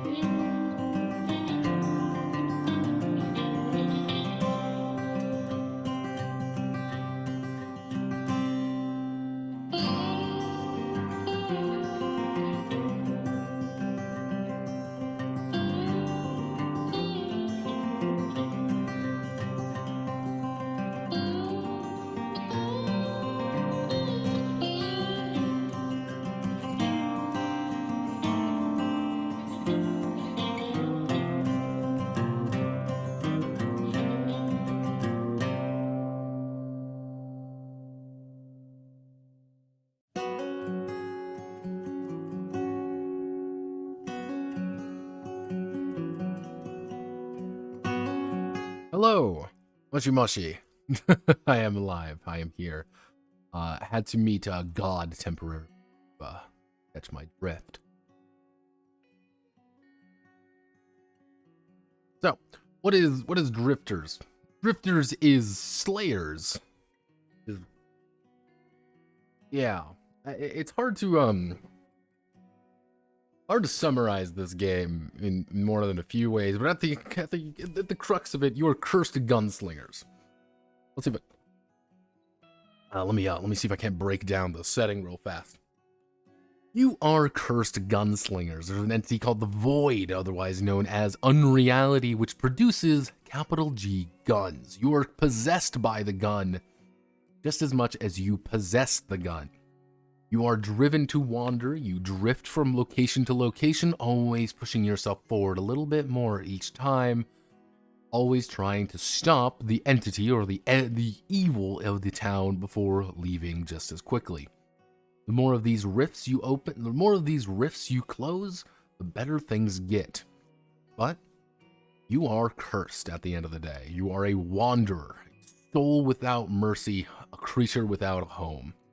You are cursed to wander this earth, and you will save it. That's the lore. Yeah, wasters are what they call it. Hell is a better name.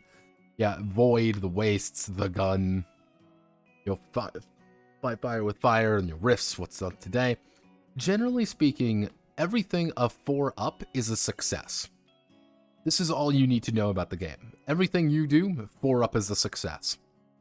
Oh, hey, I need to make a compel check real fast. What do I need to roll? I roll 6, I succeed. Okay, everybody, I need to make a draw check. What's going to get? I roll a 7, I succeed. Okay. I'm in. You're in.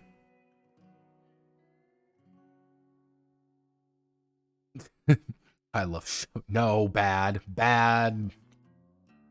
Now, that's, you can assist one another when appropriate. You add a die equal to the helping die skill die, and that's it. 4 up succeeds. It's all you need to know.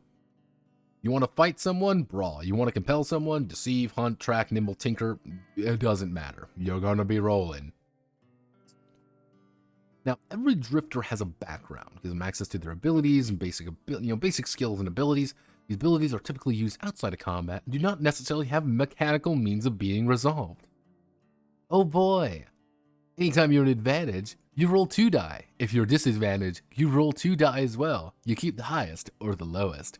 Good job, team. So, one of the big things is that everything is relative distance and theater of the mind. You may be wondering, why aren't they really talking about the, how guns shoot? Like, I don't see a gun skill here necessarily. There's this, but why there's no dice in it? Because the big thing is, your guns are actually another part of your character sheet. This is actually another character sheet you have to put on, which gives you different abilities. So, combat actions, you can first sling lead. The action when the drifters want to shoot their gun, while every gunsling's lead, each does it in a unique way. Something that helps highlight the gun class role, and extra with a unique gun. Most of the time, if you're taking cover, you're reducing damage. You're using a skill, and you're doing something else using a skill. Easy enough to understand. Hey, I need to use nimble to scale an obstacle. I need to hunt to track down a hiding enemy. I need to compel an enemy to surrender. Boom, boom, boom. If you ever reach 0 health, you're dead. However, if you are a drifter, you get back up. But the problem is you're going to keep taking these corruptions. These are things that are reflecting the fact that you aren't being natural anymore. Every time you are resurrected, bad shit goes on. You take 3, you're dead. You just don't have enough to really, work with anymore. However, these are all good, by the way. You're vengeful in combat. You deal +1 damage for an attack against a target that has harmed you.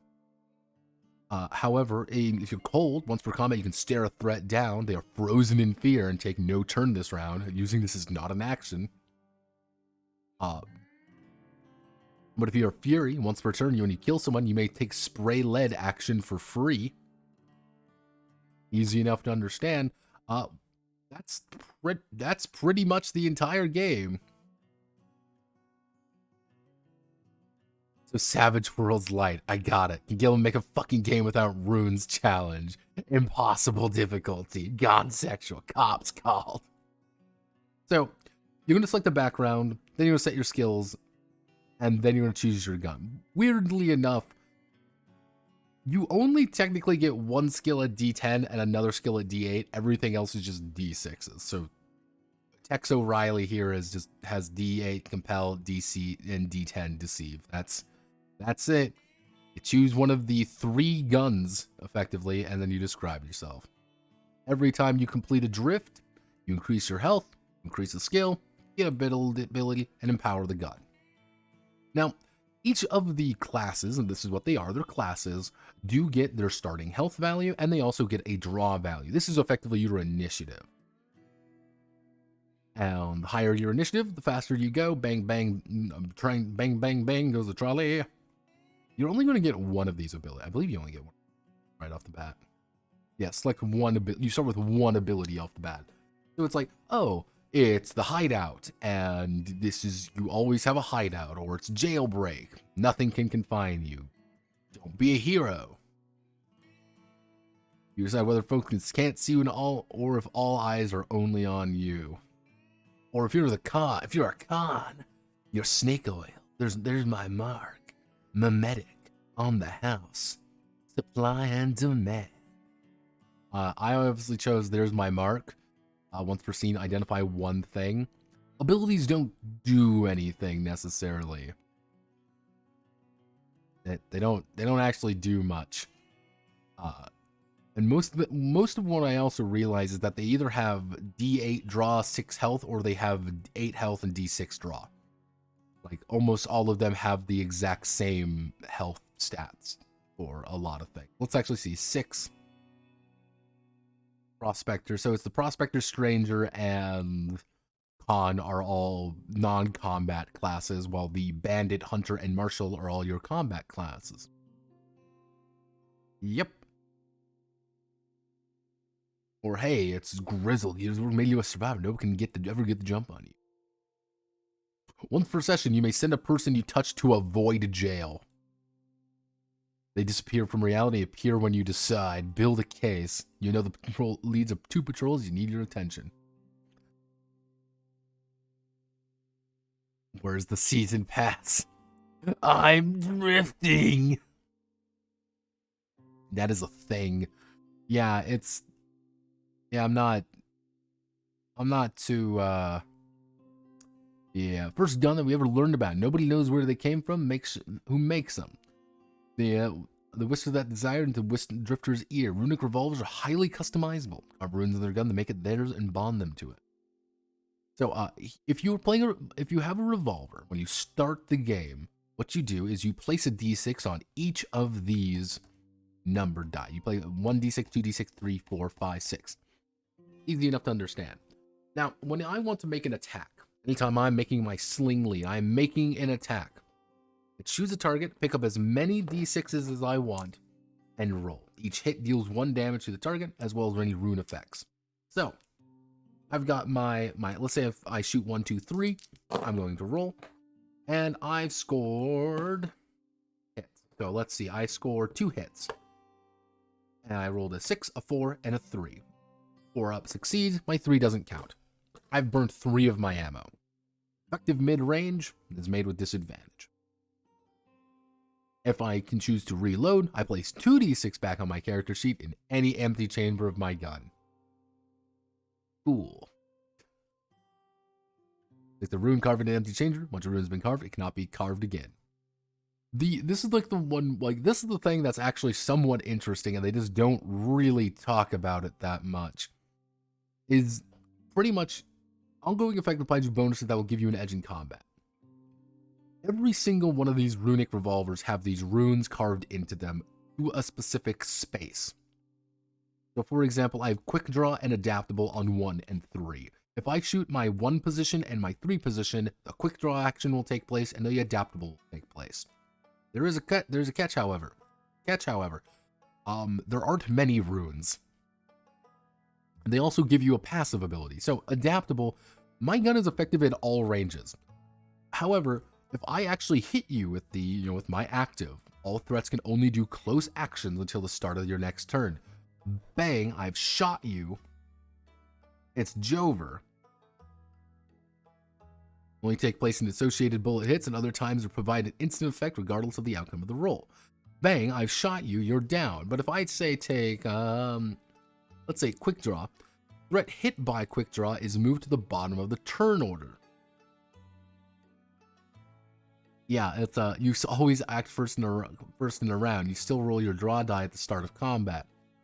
By virtue of taking two things, I will always start first, and I will almost always hit you. So as long as I select my first three, not only am I effective at all ranges, but the problem is all threats can only do close actions until they start of the next turn. You have to move up to me to do anything.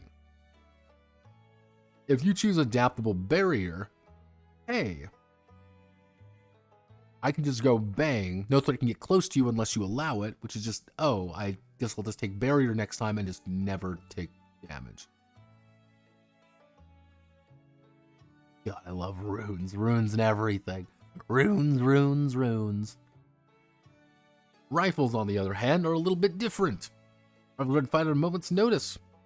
When you load up, you may immediately spot an enemy on the field. Fighting begins. However, you're going to be rolling a d10.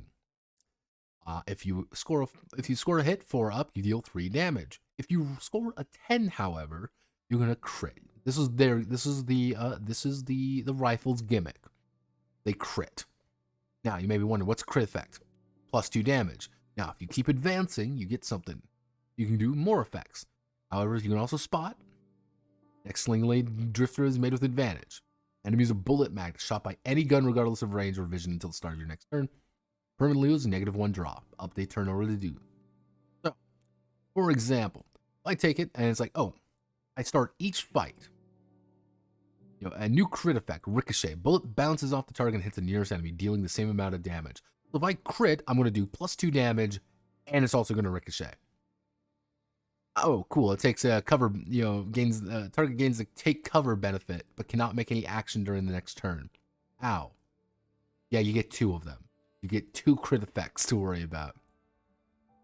Neat. That's cool. I love it. It's cool. Design marks +1 to your Hoot bonus. Add your Hoot bonus to each subsequent roll until you roll a crit and then reset it. Yeah, that's the gimmick. Cool. Yep.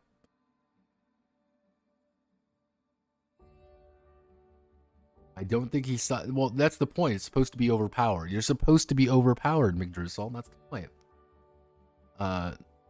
That's the funny part. Now pay him $10 for a 84-page game where half the game is nothing. So shotgun's a powerful weapon. You'll never. The thing with shotgun is that you never roll to hit with the shotgun. You will always hit if you are within close range. However, your dice pool is very different. What you have to do here, in fact, every time you shoot, you're going to be distributing your shells to do something else. You're playing a little game, effectively. You're playing a completely different little game compared to everybody else. Use target close range and roll your shells. Shotgun cannot target anyone beyond close range because, again, we live in a world where shotguns have no range. Always remember that because we live in video game land. I love video game shotgun. Amazing.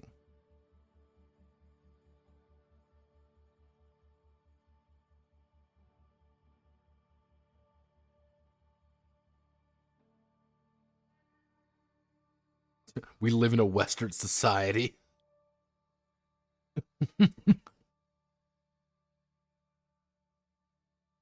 Yeah, truly. Yeah, shift which modes your shotgun is between damage or control. Because this is actually kind of like a cool idea with the shotgun. I say that tentatively. Because you pretty much just get 2 modes. You don't roll to hit. Each mode has an XY axis with outcome at the end of each axis. After rolling your shells, you'll place the die on any of the outcomes you want, as long as the value of the die matches the value on that outcome. Yeah, so it's like, oh, if you're playing damage, you can do a lot more. You can do a lot bigger damage. So it's like this, for example. So let's say, for example, I've got my 2 shells. I'm going to roll my 2 shells real fast. I rolled a 5 and a 3. So if I'm in damage, what I can do is I can say, hey, I want to do 2 additional damage, and I want to do, I can put a sign on these axes effectively. Kind of see that, you know, do not roll the hit up. Rolling, you will place a die on any of the outcomes you want as long as the value of the die matches the values allowed in that outcome. Powerful game, more shells, more things happen. At least 1 die in each axis from your current mode. Any excess die may be placed wherever you want. Yeah, so it's kind of like, it's like, oh, well, if I'm in control, it's like, oh, I have a 5, so I want to do shred, and then I want to do prime. But if I can also do lock, and then I want to do sap, that's the gimmick with the shotgun. That's the gimmick. It's a gimmick. And then we get to the rifts. Okay. Tigris Prime Memento.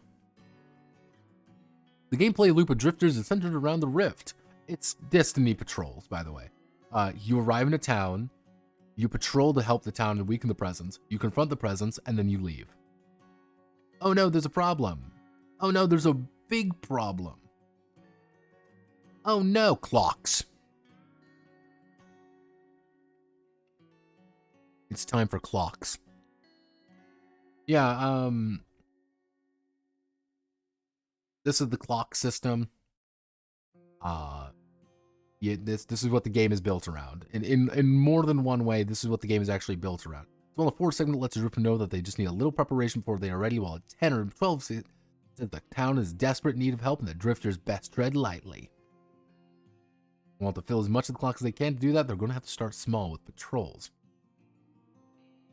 You do some stuff around a town, you finish a patrol, help the drifters in eventual confrontation.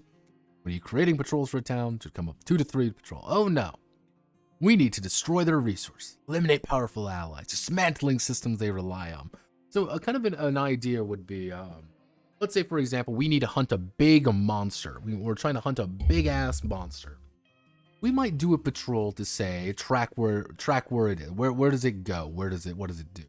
We might do another patrol to learn about, hey, we need to set a trap for it. How are we going to set a trap for it? Or, hey, we need to recruit some allies to help us ward it off for our big plan. Ha ha ha.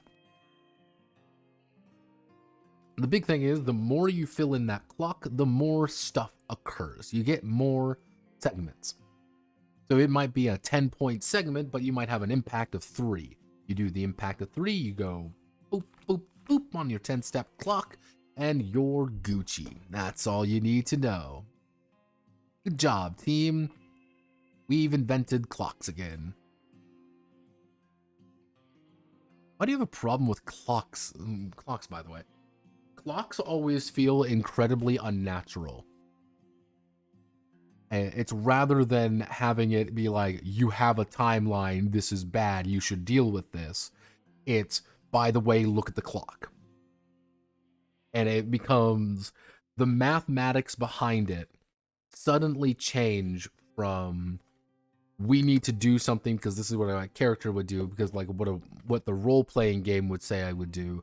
And it goes from, okay, if we do this objective, we're going to fill in 3 segments.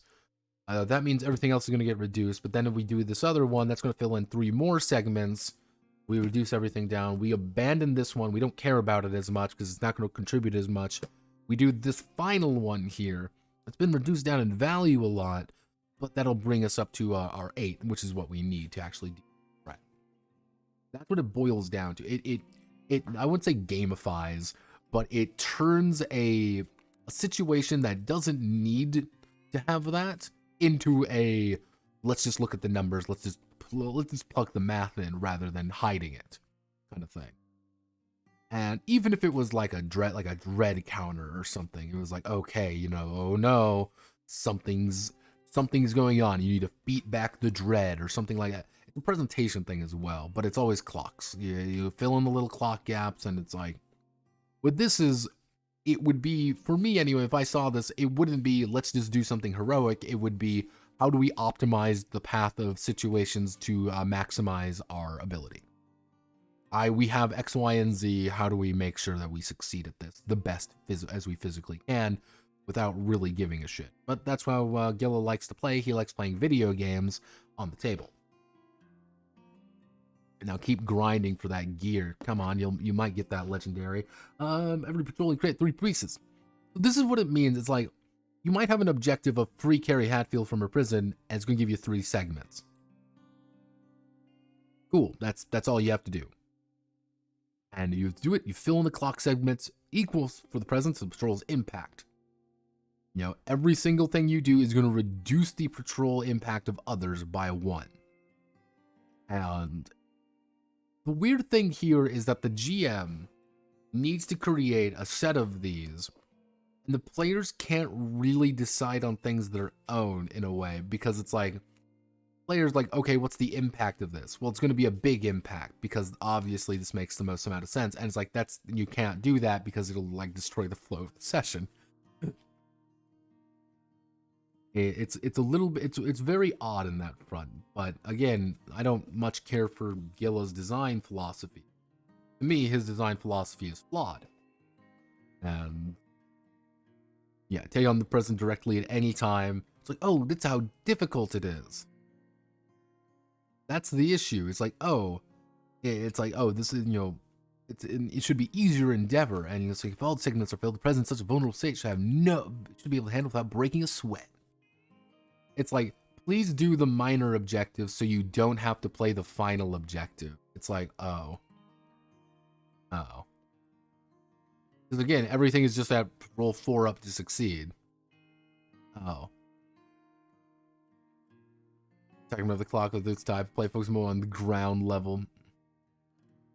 Complete and makes their way into town and take over. The Drifter are working on a number of patrols, including arming the populace, removing key officers of the Royal Dream, freeing and free remaining loyal soldier, and then you leave. That's how the town changed you.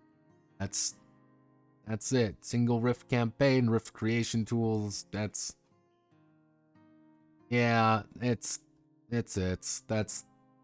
it is what it is. They kind of go over like, oh, here's some example ones, like how to do things.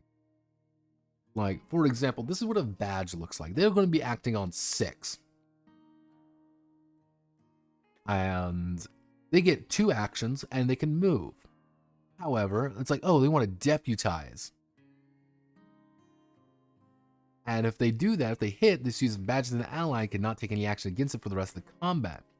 Or they can draw iron, close and near. They roll 2d6 and +1 per hit. Oh no. Declare a bounty.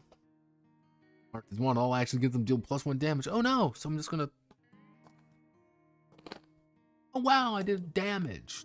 Oh jeez. Yeah, there's some of these which are like. Everything is very simplistic, and I've never really been a fan of Gila's design philosophy. Say that. I've never been a fan of Gila's design philosophy because it's infuriating. But to be perfectly frank, it's just infuriating. I can't really go over really anything else with this game because I've gone over the entire game. It's like, oh, Drifters not designed to be balanced in mind. Drifters themselves are incredibly powerful feeling. Creating balanced encounters because nobody in the frontier fights fair. Drifters will probably lay waste to most things you put in front of them. That's good. That's the guns living out their purpose.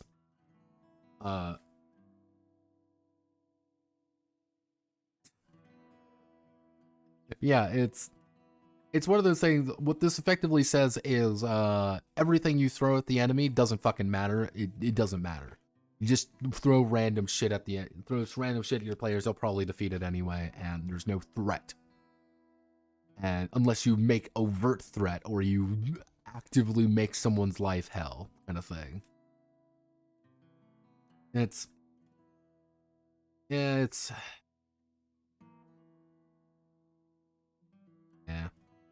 It's one of those things, like, it's hard for me to, like, even, like, how do you talk about a game like Drifters? Yeah, this is Gray's Landing. This is the sample one. Because, like, there's so little actually here. So it's like, if you want, like, a very particular cowboy experience, play Play Six Gun Fury instead, actually. Just play Six Gun Fury. It's decent. I like it. Don't... Drifters... Drifters is a $10 game that feels like it's a free game. That's the best part. That's what I liked it. That's what I like. But yeah, that's Drifters. Not cool Drifters, the other Drifters. I was kind of let down. That was the problem. Wuso, my man. You know, you hyped me up for Drifters. You hyped me up. I was ready. And I was let down. I was like, wow, it's just his other games. So I don't think he can create another game. I genuinely do not think Gila can create a new game. Nor do I think he has any desire to do such. Because I think he is also creatively bankrupt. But hey, what do I know, right? I'm just a silly clown. Just a silly clown. Okay. Final game, everybody. Final game. Welcome to Owl Hoot Trail. Now, I was initially excited for Owl Hoot Trail. I was actually very initially excited for the game. I'm like, hell yeah, Tex O'Reilly, Greenhorn Human, hell yeah. Because as you can kind of tell by the cover here, orcs, there's dragons fighting owl bears, and like, wait a second, what? Wait a moment. I know that name. If you pay attention, storyline, you might know, the plot of who Clinton R. Nixon is. Clinton R. Nixon is someone we've talked about before, because guess what, everybody? Welcome to one of the co-administrators of the fucking Forge. Yes, Clinton R. Nixon did this game, and it's very fascinating, because if you actually go to Owl Hoot Trail, it's published by Pelgrane Press, as you can see right here, and this was published back in, let's see, 2018, mind you. Kevin Culp. It says Kevin Culp. Here's the thing. It says Kevin Culp. It's not. Actually, it's 2013, I should say. It says Kevin Culp. Kevin Culp did not actually write the game. He wrote the adventure in the back, because 50% of the book is actually just a single adventure. So yeah, that's something you kind of gotta remember. Interestingly enough, though, the astute observer might notice something. Let's Jamie, pull up that. What's that? Do you see something that's a little... Hey gamers, do you see something that's a little bit wonky? You see something that's a little bit not right? See something that might be a little bit confusing to some? Just, what do you think? What are you seeing, everybody? What are you seeing? Because I can see it. I don't know if you can. Oh.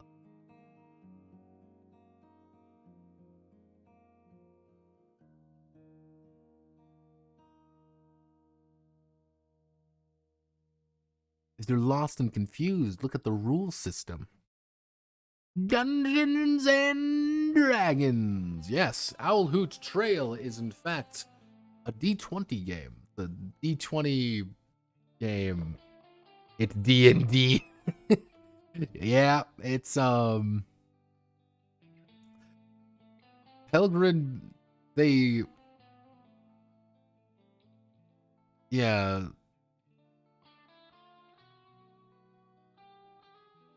Yeah, trying to download it. Yeah, this is Owl Hoot Trail. It does use the D and the D. It was published by Pelgrane, which kind of throws me for a loop initially. Pelgrane Press like pumps out some of the weirdest fucking shit. I have absolutely no idea why. These guys who do things like Gumshoe, 13th Age, Hillfolk, but they also just put out that one. I'm assuming. My assumption is Owl Hoot Trail was effectively a passion project. Like, yeah. Now an Owl Hoot Trail, a path taken by outlaws and fugitives. I'm assuming that it was kind of a passion project, if that makes sense. And probably just got published because he's Clinton R. Nixon and he knows people. That's my theory. There's no story really behind it. It just exists. It's not really OGL game. Mind you, this is 2013. Publisher and authors Clinton R. Nixon.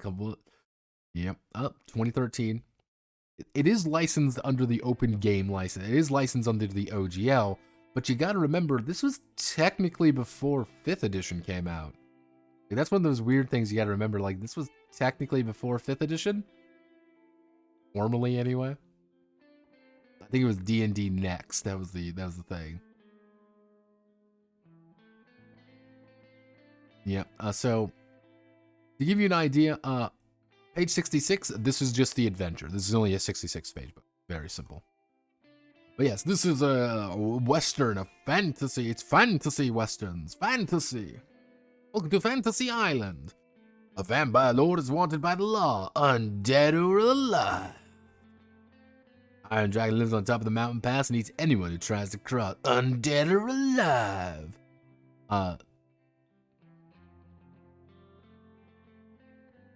Yeah, generally speaking, you have to choose your race, choose your origin, choose your class, and then choose your ability scores. Generally speaking, you only have 3 ability scores in this game. Yes, only 3. You have grit, draw, and wit, which, if you want to be really specific about things, is kind of like your strength, constitution, dexterity, kind of like perception, and then like the entirety of your... pretty much like the entirety of your intelligence, wisdom, everything else kind of goes into wits. Draw's a little bit weird because it is like your dex, but it does a few different things at the same time. Your skills, however, these are just all your skills. You have very few skills to work with. And it's D20 plus ability score plus skill. That's it. Good job, team.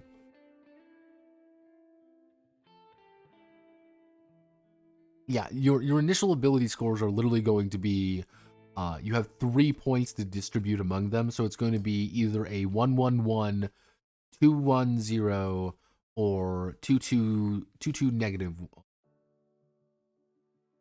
Technically, you can go as high as you want, so technically, if you want to be specific about it, you can go like 4-0 -1 at most, but don't do that.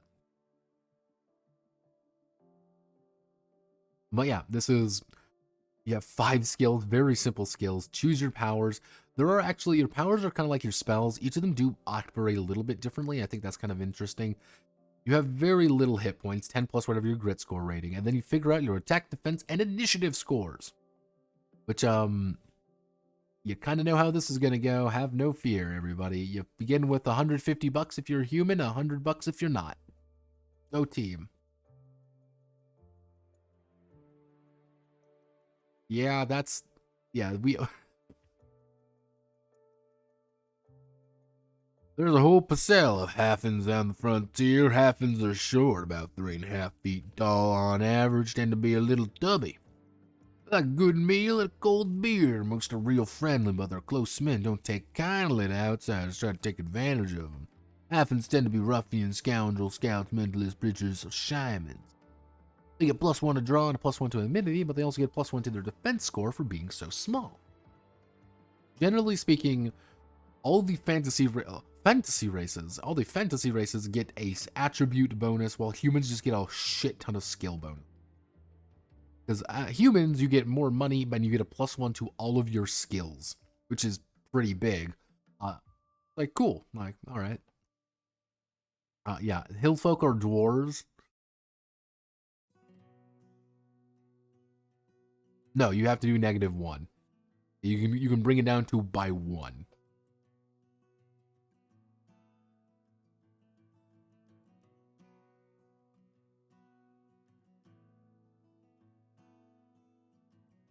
But yeah, orcs, greenskins are like any other type of people. The good ones, bad ones. You're told that the bad ones are real bad.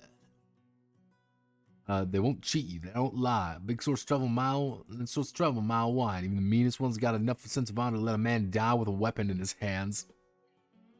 Yeah, grit, toughness, -2, penalty to wile. Yes, you actually can take penalties to some of these. One of the things that I always find interesting is they do call the fee or elves Looked like a lean, raw-boned human with sunken cheeks and pointed ears. No one remembers the time the she didn't live out west, and the greenhorn she you meet are the ones who moved to the city ages ago.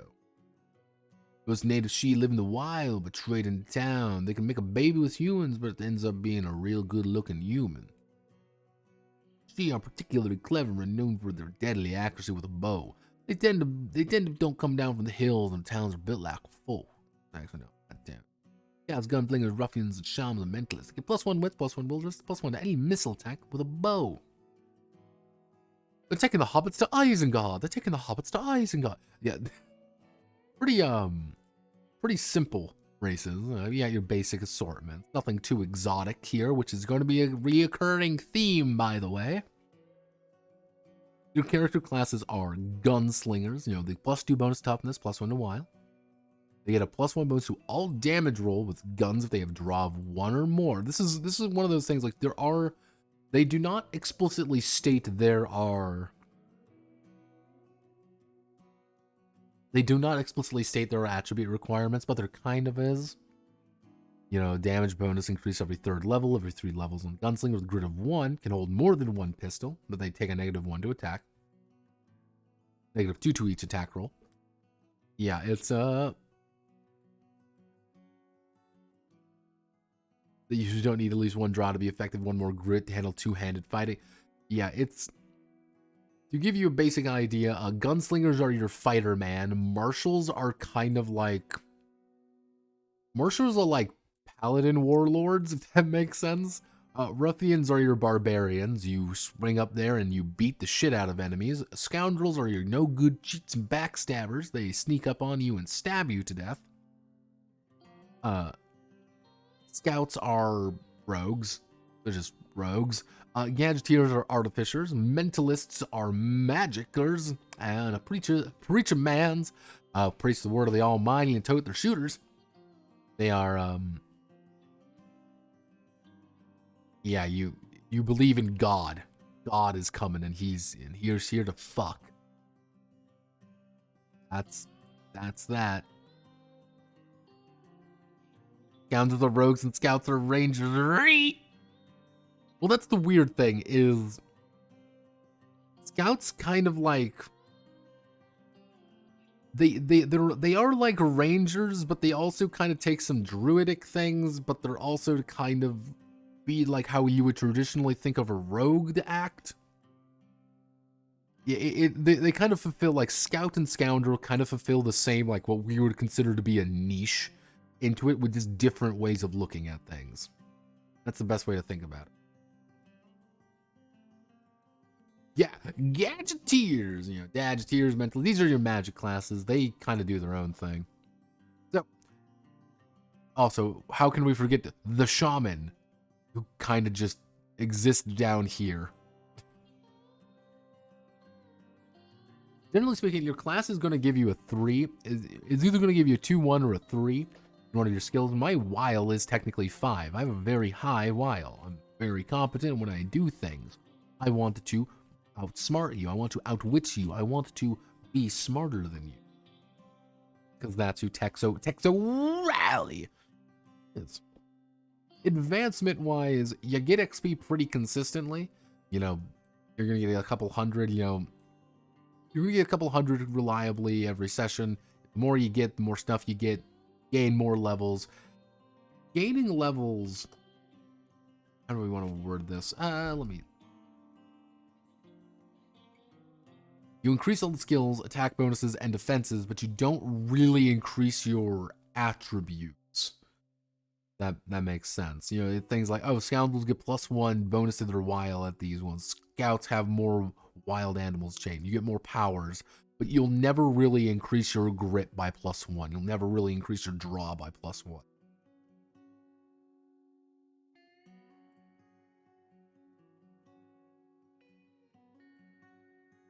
The thing is, in that 13th age, the rogue's core feature is the sneak attack, and rangers didn't have core features. They usually had two-handed fighting and animal companion, which was their main draw. I've always looked at 13th age. Always looked at 13th age. It never really drew me in as much as I was hoping. Ooh, right there. Didn't they bring out a second edition of 13th Age? I thought they did. Or at least like a rewrite, not like a rewrite, but kind of like a new thing. Skills. Hell yeah, you get just skills. It's just D20. Yay! I rolled a D12. My wild 5. Gonna roll the D12. I got a 20. Oops, doopsie. I'm super cool. You ever roll a fucking D20 before? This is one of those weird moments where it's like, yeah, this is quite literally just a D20 game. Like, don't go into this expecting to even playtest.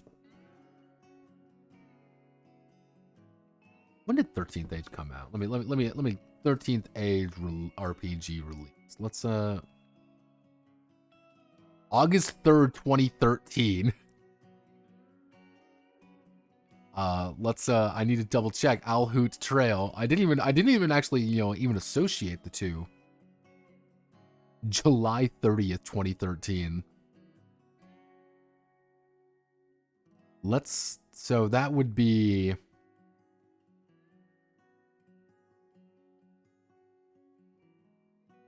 Christ almighty. This isn't even borrowing. This is probably the prototype. Because this would have come out, I believe, I believe this game came out like 2 months earlier. So yeah, I think this was... That kind of puts things... See, it's interesting, that puts some things into context. Because if you want to make a rough bet, this is my thing, Sterner. If I were to be a betting man, most likely this was being written as a kind of a side project for a 13th Age game. Just to see, or, testing out mechanics and doing things like that. This was a side project by this guy. And they're like, you know what, we like this side project, but we're still moving full steam ahead on 13th Age, obviously. So we're going to publish this, kind of introduce people, being like, hey, we're doing a D20 thing, and then release 13th Age, which does do things slightly differently, and have a little bit more stuff with like the icons and stuff.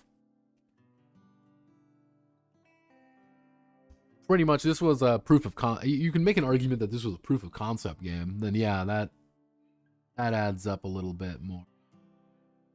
Yeah, none of the skills are really like you can technically use a lot of things together. And I do like that idea. It's like, yeah, quick-witted banter, make good first impressions. Ability plus wits, noticing lies, being persuasive. Learning plus grit. Learning plus draw, learning plus... I do enjoy the fact that skills all work together with the 3 different attributes. Some are a little bit more of some of them are a little bit more of a stretch. Not going to lie. Not going to lie at all. I would say like learning plus grit is a little bit like, that's a shit. Like, that's a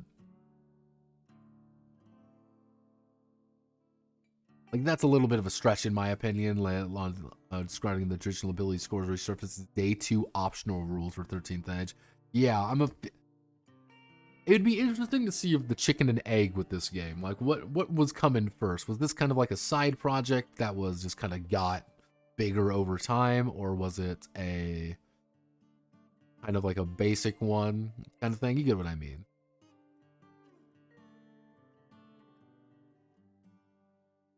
Got some basic skills. Yeah, generally speaking, competitions aren't too... Like, this game isn't complicated. Powers are actually interesting. I actually like powers a little bit in this game. I will say that pretty much each of the two... There's 2 main ways of doing things. Mentalists and preachers have to burn health effectively. They have to do damage to themselves. And...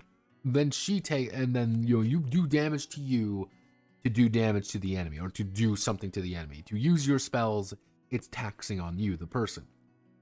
Gadgeteers and shamans, however, they have to buy things. Like, that's their big thing. And they might burn out their spirits, they might burn out their equipment, back and forth. Yeah, it's either like, it costs $5 times the level of power. You have to effectively buy things back a little bit there. Little bit goofy with shamans having to like, yeah, I have to buy my spirit energy back real fast. I'm like, yeah, really.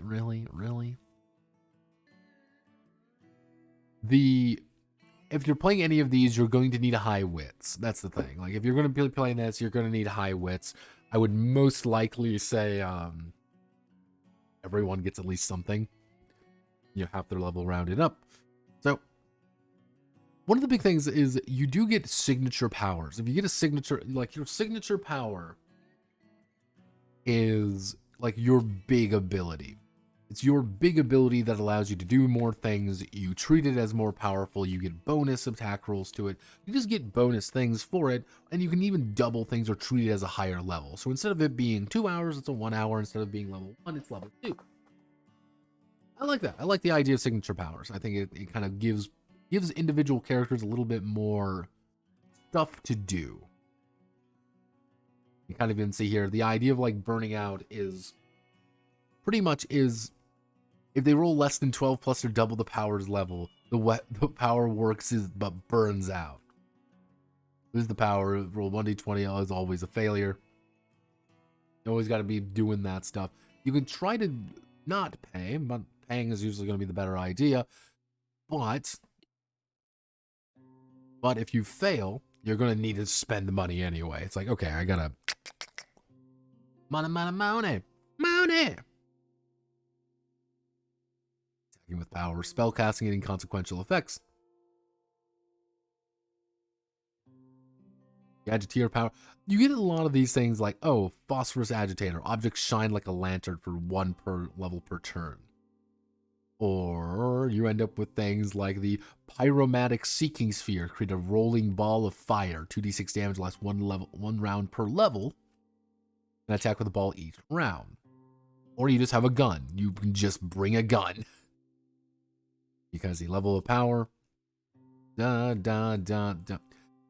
cost to recharge is never super expensive.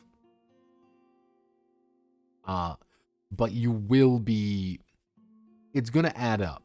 That's the thing. It's going to add up slowly over time. It's going to start off like, okay, here's 5, here's $5, here's $5, here's $10, here's $20, here's that. The HP cost is the one that's going to be a little bit harder to balance, especially if you do the optional rule of giving people more health. Because suddenly, HP cost doesn't mean as much per ability. Like 1d4 doesn't seem like a lot. But if you only have 10 HP to begin with, like yeah, 1d4 is quite a bit of health. But if you start with 15 health, suddenly that it doesn't hurt as much, and every level you get 5 HP, it's not. You're going to have a shit ton of HP, so you can start blasting powers, while the other guys aren't going to have that as much. Like, they're still just going to have to roll for their burnout. That's their big mentalist, common tricks, perform these will for 1 HP. Rank, charm person, disguise self. The little thing, there aren't many. You can go up to level 10 effectively in this game, and that's fine. This is the weirdest looking image ever. I love it. Armor of God. Armor of God. Divine favor. Inspired. Shaman powers. Shaman powers. Like shaman powers. Equipment's pretty simple. Nothing too exciting here. Most of the time, it doesn't really necessarily say like you have to be on a grid or anything like that. It is a little bit more abstracted if you want it to be, a little bit more zone based. But I do like the injury mechanic. Let's talk about the injury mechanic for pretty much when you hit 0 HP, you aren't going to be necessarily taking, you're not going to go down, you're not going to be unconscious or anything. You're instead going to have to roll in the injury chart. So you say, oh no, I've been hit. Oh no. Take my 2d6 and I rolled a 10. deadly wound will die in 3d6 rounds unless bleeding is stopped. Will likely lose a limb. That's bad. If someone shoots me again, I rolled a 9. Multiple major injuries. Gruesome injury. 2d8, 6 to heal will never be 100% exact. And I'm bleeding now. Oh no, I'm dying. I'm being shot. I'm being gutted. I'm being stabbed. Every injury you get is increasing it more and more and more and more. I wish they went a little bit more detailed about each of these injuries, a little bit more, and possibly be a little bit more friendly to you, to kind of be like, yeah, here's a serious injury, but then upgraded a lot faster. If it was like a D6 plus whatever it is, I think it would be a little bit easier. Or like even like D6 and you add a D6 each time. That would be my way of doing things.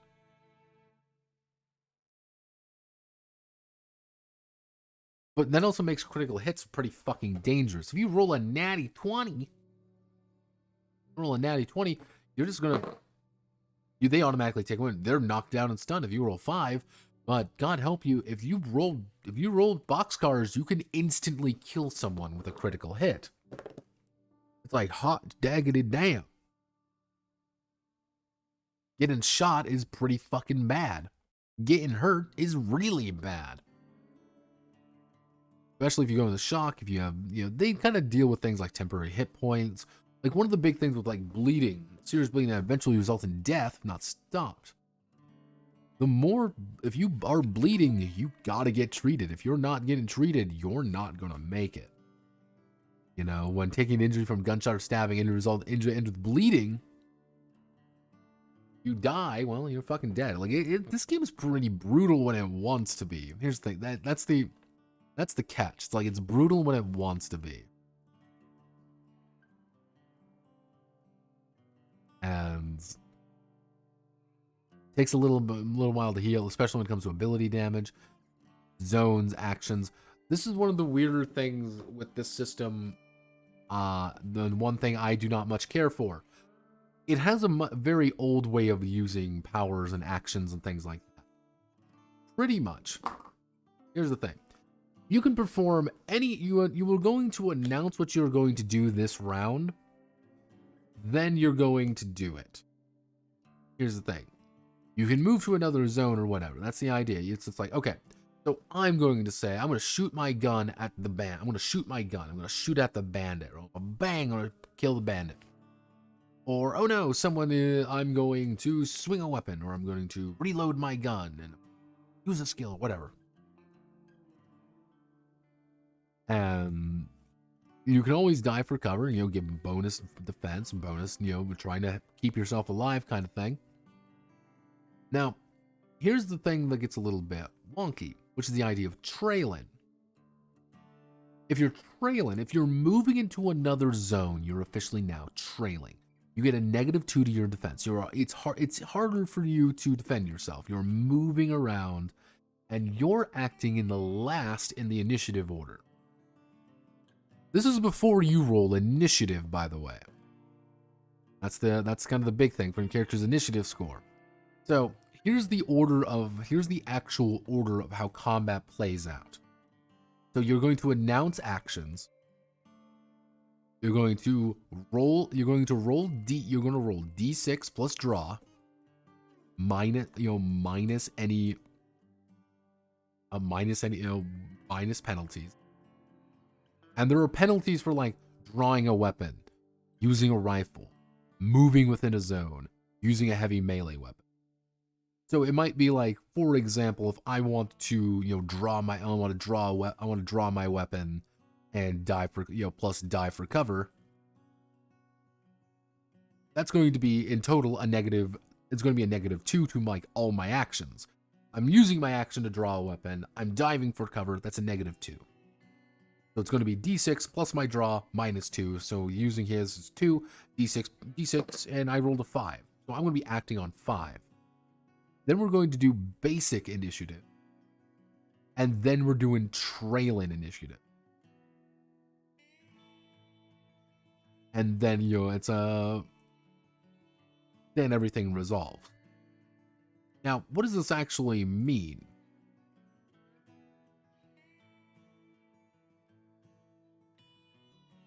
Natty 20, let's go! The Natty 20 is real! So, how this, like, let's just say, for example, you know, let's say character A, we'll have character A and character B, character C. And we'll say character C is trailing. He's moving into another zone. Character A has a, let's say he rolls a 12 on his initiative. Character B rolls a 5 on his initiative. Character C, on the other hand, rolls an 18 on his initiative. Wow. The order is this, though. This is the order of actions. Character A is going to go, then character B, then character C. Character C is trailing. Remember, you've already announced your actions. You already have announced what you're going to be doing. That's a big thing. You've already announced it. You've already are telling people what you're doing.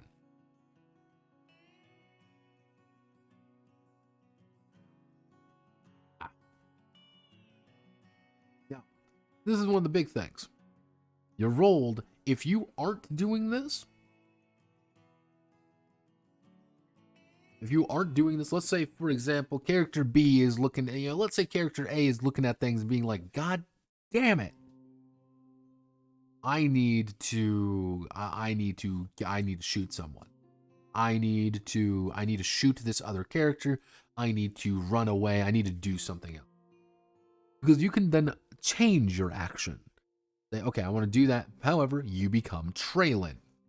And then you would get moved down to the trailing category, but you've changed your action.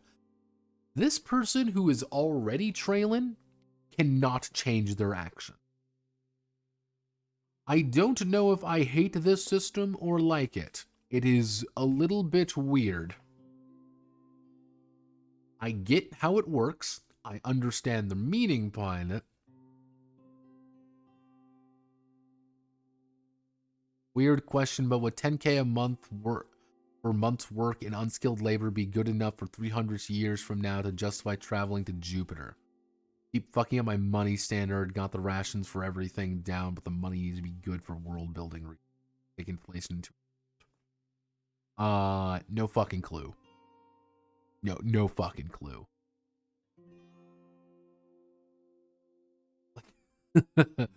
See, the problem is, you're looking at 300-ish years. There could be a gorillion different things going on. That's completely fucking the scale of things going on. If you were to say, I work for 10K, I get $10,000 a month for labor 300 years ago, that is suddenly you are one of the wealthiest human beings alive. 300 years from now, we may not have the economy in place. Like, it is one of those things, like, it gets a little bit wonky to kind of, adjust for things in that sphere. So just take that in mind. But yeah, that is technically how it works. You're just trying to beat their defense score at the end of the day. If you want to try to do, like, cover fire, you're trying to mitigate the penalties to their defense. Oh, you're doing a penalty. You're doing surprise attacks. You're doing firing into crowds. It's not complicated. This is not a complicated game. It's just this initiative system was going to probably throw somebody off the first time they do it, because it encourages you to stand your ground, if that makes sense. You need to stand your ground rather than, like, actively go in, like, be aggro. You want to stand in your... You want to be in a place and you want to shoot at people, preferably with a pistol. If you try to advance up on people, you're going to be trailing and then they can shoot you better. Which I guess that's how modeling gunfights work. I guess that's if you're going to do anything.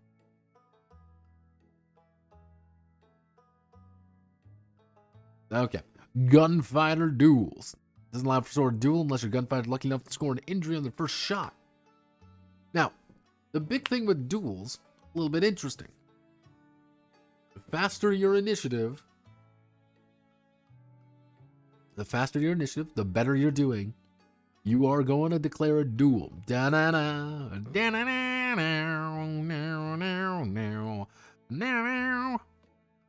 So you're going to draw. Automatically consider everything is considered a critical hit with a +3. This next action addition any. So yeah, no, it's like if you duel someone, you can duel someone real fast. You're gonna roll 2d. So I rolled a +3. That'd be 13 instant death. Pretty much, if you roll above a like not even above a 9, like if you roll like a 9 or above, it's death. It's very easy to die in a duel, which is good. Duels should be deadly. But yeah, they kind of go over like how to build monsters. Like you want to fight a chupacabra. Chupacabras are level 8 enemies and will fuck your day up. Do not fight chupacabras at all. Just don't. You will die. Dog gobblers. You want to fight a dog gobbler? Want to fight a harpy? Want to fight a hellhound? Want to fight a land shark? You can fight a bunch of little different animals and different stuff. And yeah, they kind of go on lane. Do you want to do, here's how you build the world. Here's how you set up adventures. How to reward people. Here's a bunch of tables and shit. Cool, that's neat. Now this is literally half the book is just an adventure. So just deal with it.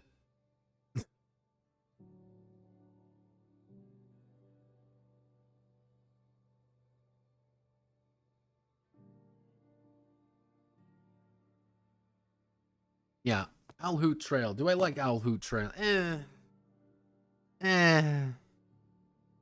Here's the thing. Do I like some of its ideas? Yes, I like some of its ideas. I like the injury chart. I like the aggression. Not aggression.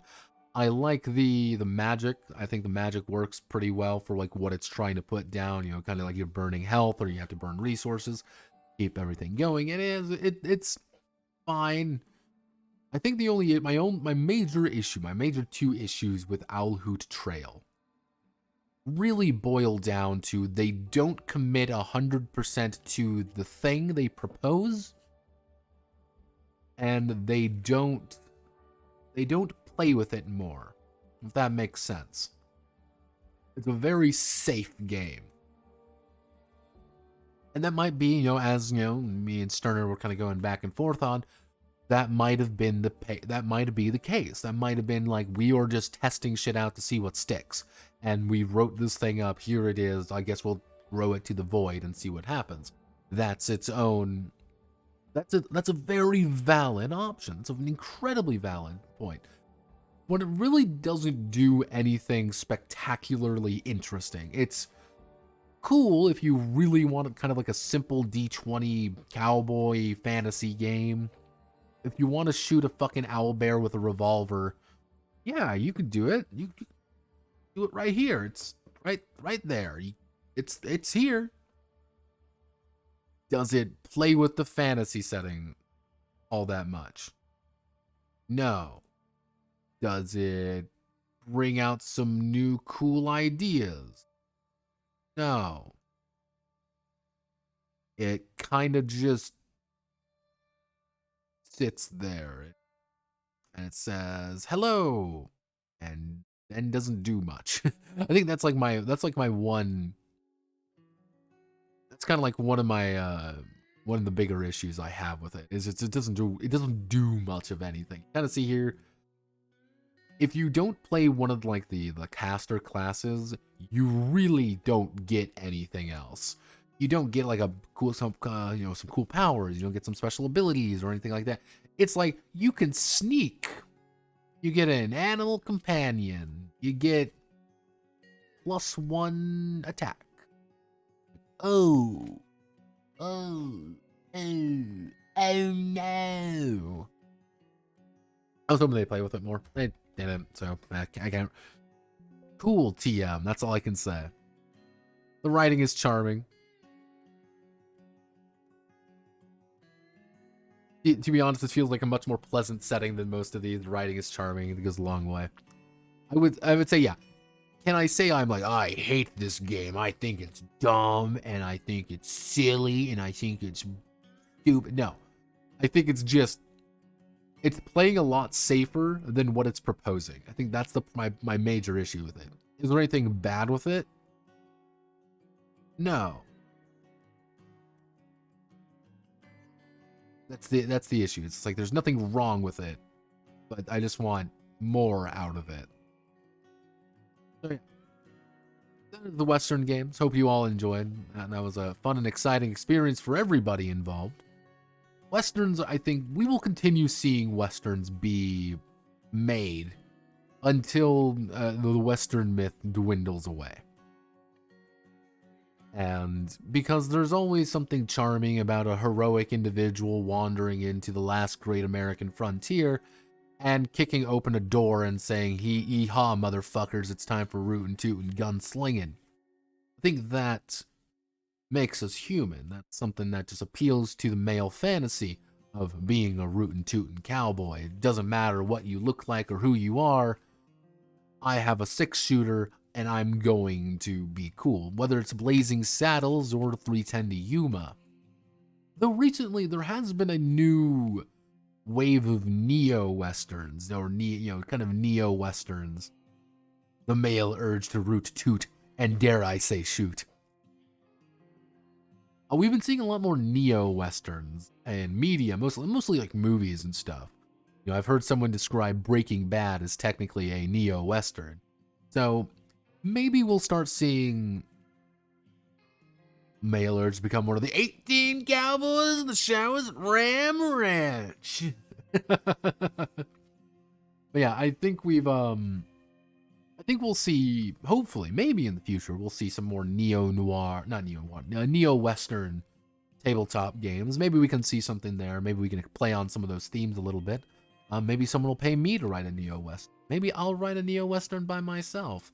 Maybe the real western were the friends we made along the way. But with that fun and exciting adventure out of the way, time for cock and ball torture.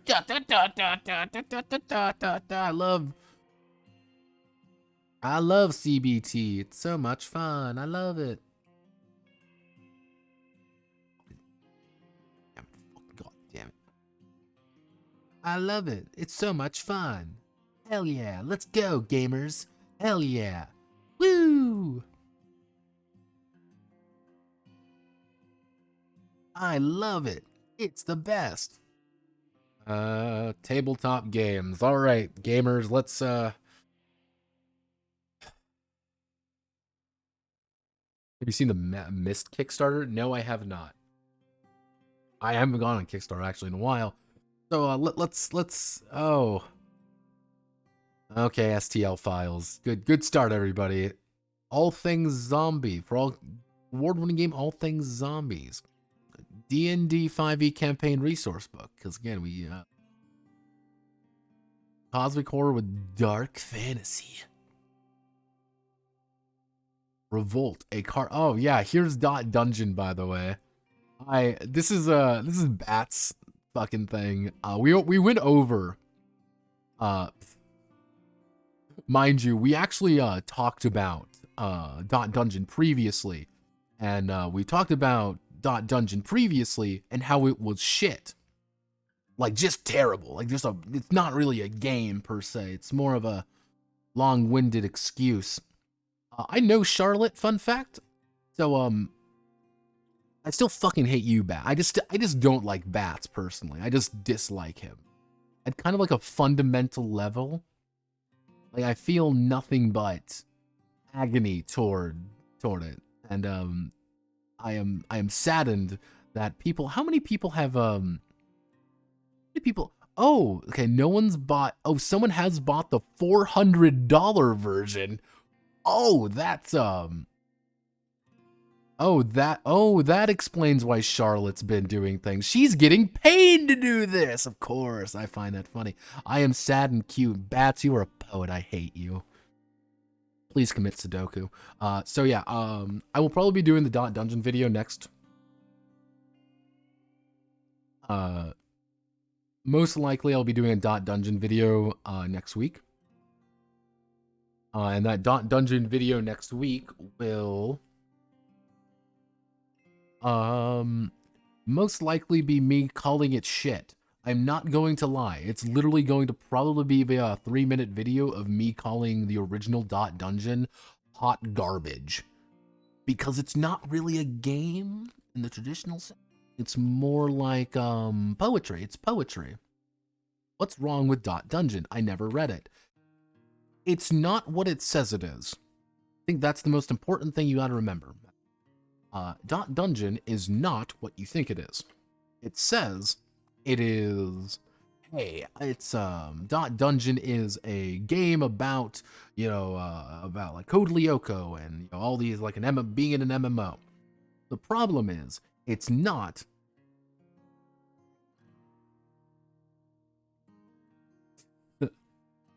The problem is it's not actually about those. It's about the feeling that Bats had. I specifically say Bats. The feeling that Bats had watching those shows. Not actually playing it, because when the sweatshirt in the game, there's literally an item of the sweatshirt in the game, and it's more about like your connection dwindling and things. I don't know what the fuck. Oh god, he's from Chicago. That makes sense. Yeah, I don't know why they, building out your role, but choosing it. It looks like he's at least trying to do something, but I also have very little faith that it's going to be anything different. Yeah, meta narrative stuff at the beginning to keep the playset. Let's do a little book look here. Let's see. Did he change anything? Let's play a game, everybody. Sync connection time. Oh goodness.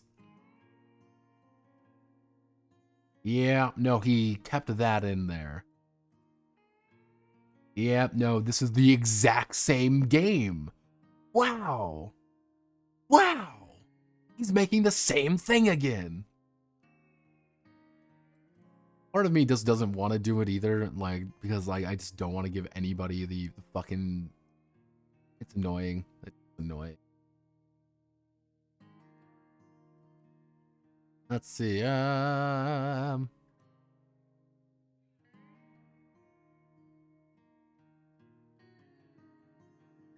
Ooh.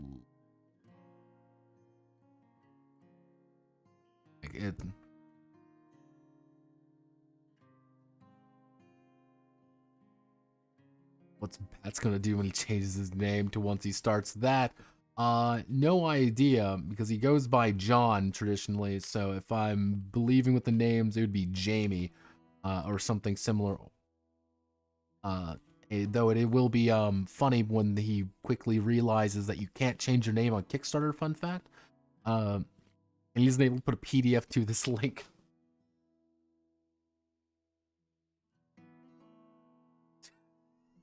Wuso going sicko mode. Yeah, I don't like Bats at kind of a fundamental level because he's a poet.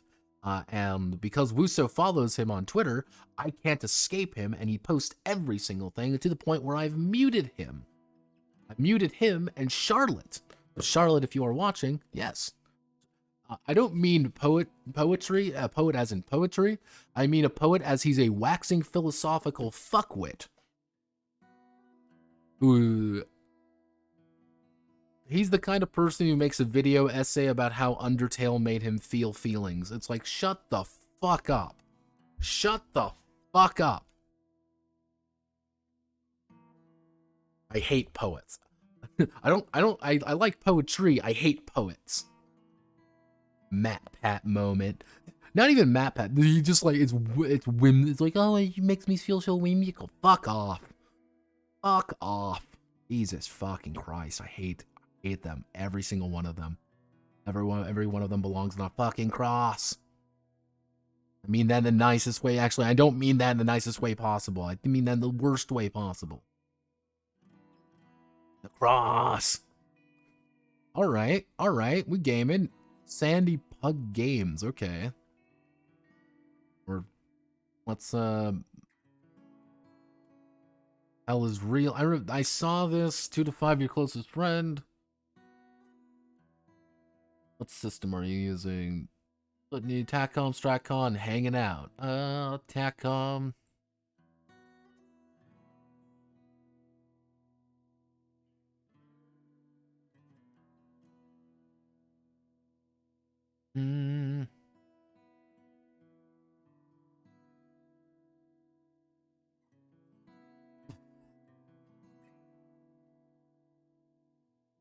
They always look so goofy.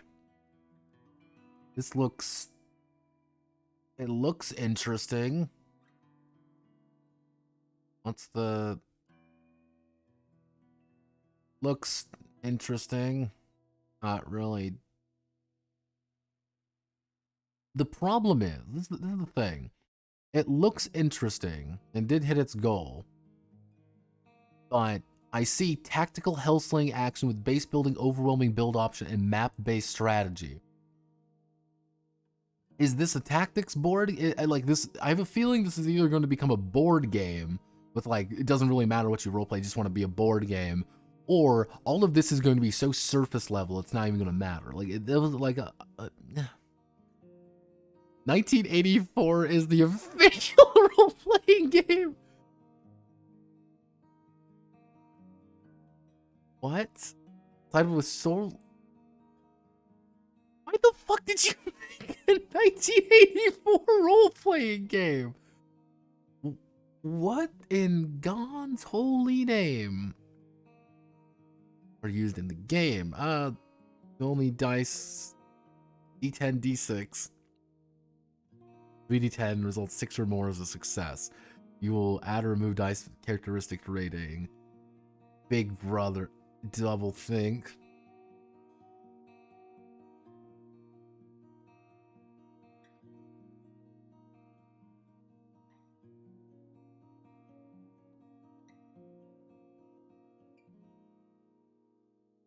This, what? In God's holy name? I'm in. It's weird how this is like, oh, this is like an official game, and they needed €100 to make this. Fucking Spanish game. So I mean, color me interested. Like, what the fuck? They just for me make a poet. Just that make a poet, whaler play like now. Pinged you with Kickstarter sadness. Yeah, I saw it. I guess the actual thing is that playing their bills and not apocalypse keys. How long are these Kickstarter? 30, 60 days. About dispensing hopelessness. Powerless, lack of choice. Get the TRPG. Color me interested. Why do they need €100? Which one deserves better than this? If anything, never disappoint. Spaniards poggers. Yeah. Either my theory is either they already have the money. Like they already have the money, and this is like again, you see like this the digital version. And it's not about the Kickstarter is just like to garner interest, or it's legitimately just they just didn't like, who the fuck is gonna buy a fucking George Orwell TRPG? Ah, boy, you know what I want to play is the fucking 1984 tabletop role-playing game experience. Cool. I'm awesome. I love it. Board game.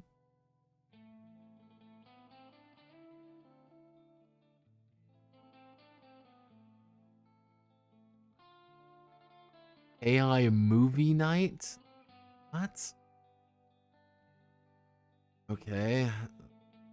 Button shy wallet games. Oh god. Maria de Jesus, my love, but my beloved, please.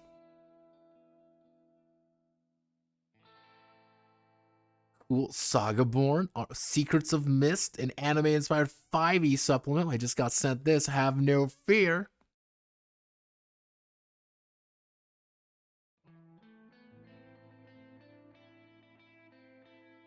Let's see. 3D models, 3D models, 3D models. Writing game for classroom use. Okay. Let's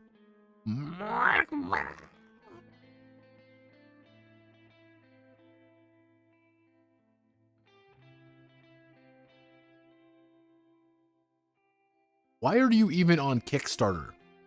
Why are you on Kickstarter? It's literally a fucking $1. Why? Just why? 5e, 5e, we all love 5e, it's fucking 5e. I can't escape you.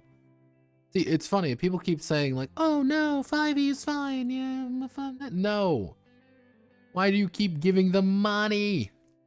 This is why we keep having, this is why they did the OGL crisis to begin with, you fuckers. You stupid fuckers.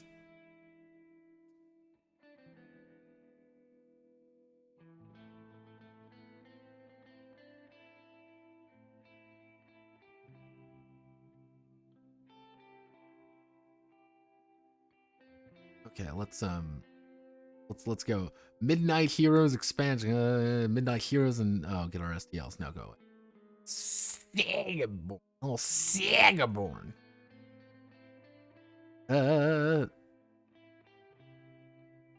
Featuring over 9,000 different playbooks, including Rapey Interrogated Terrorist, Falsely Accused Terrorist, and George W. Bush.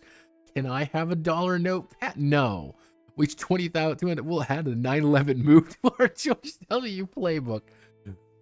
God damn, I'm 9 pages away from the end of the day. I believe in you. I believe in you, Ethical. Have any of you ever heard of Sagaborn?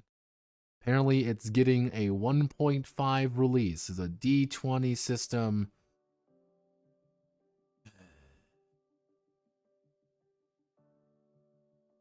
Wait a second. It's based in the world of Dark Return by Michael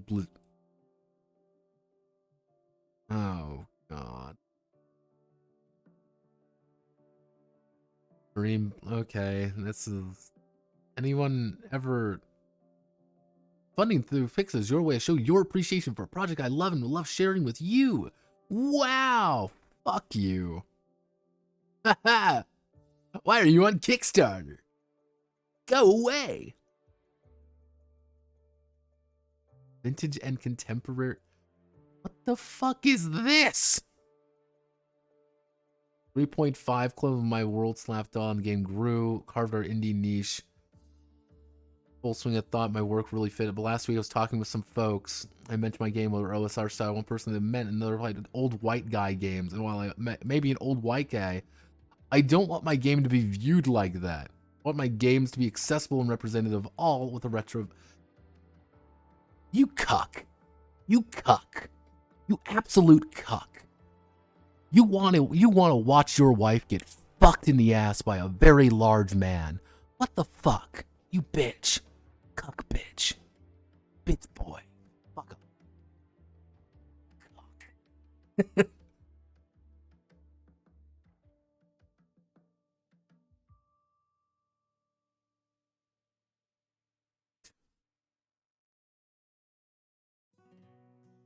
him. What? This make me look like it's not to judge Kickstarter by the quality of their art. That's the game. Honest to God, that's the fucking game when you have to do with Kickstarter. You have to judge things by their art.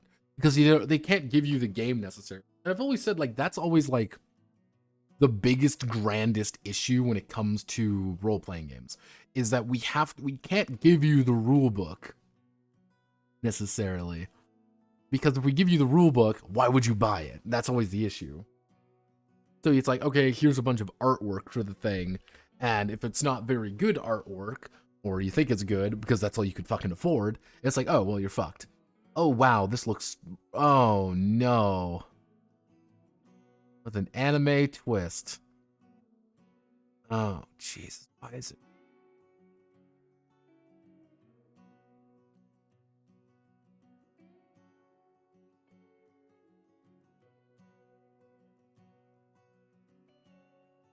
Let's check the Patreon. Let's check the Patreon, everybody. $39 a month.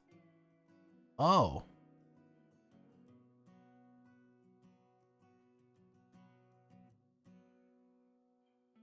By the way, while I'm here, I would like to thank all of my patrons right now. Thank you all very much for contributing to the Notepad add-on experience. I love all of you guys. I love you guys are the best. If you ever have any suggestions or anything you would like to do, please send me a note. I will make sure to do it. You're all lovely people. I think you're all great. And no matter what, I'll always be there by your side. That guy looks like he watches his wife get fucked up. Listen.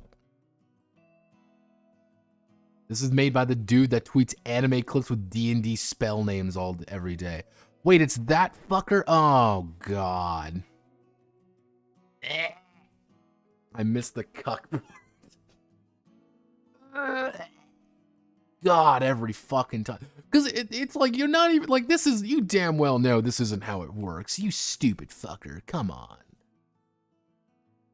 It's so annoying. I still see it every fucking day. Now I know who it is, and now I know I make more than him on Patreon. Go God, go, good job, team. I love you all. Mwah. I'd kiss you if it weren't gay. Game designed to learning to write. Wait, Michael Lowe, I did something previously, right? Yeah, you did something like this previously. I remember that name because I'm like, this seems kind of neat. I mean, seems interesting. Cool. Neat. Revenant Vector. That's some artwork. That is like, all right. Need 4,000. Healthy dose of negative continuity. What the fuck does negative continuity? Nausea City, nondescript metro somewhere in the Midwestern US. You're an avid TTRPG. Drag when you use it between set pieces. Just want to skip out the window, helping game move. Wait. Something in the sky. Narrative is broken up into discrete scenarios, and the overall campaign's narrative arc is established, maintained, and even retconned by the player. Your character dies, they're fine. Next scenario with no explanation needed. What? Getting a...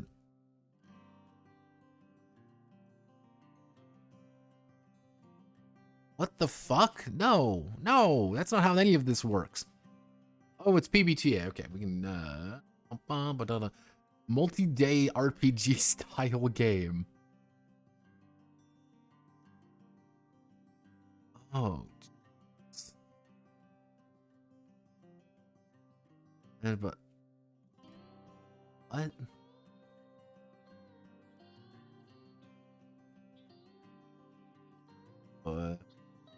Ooh.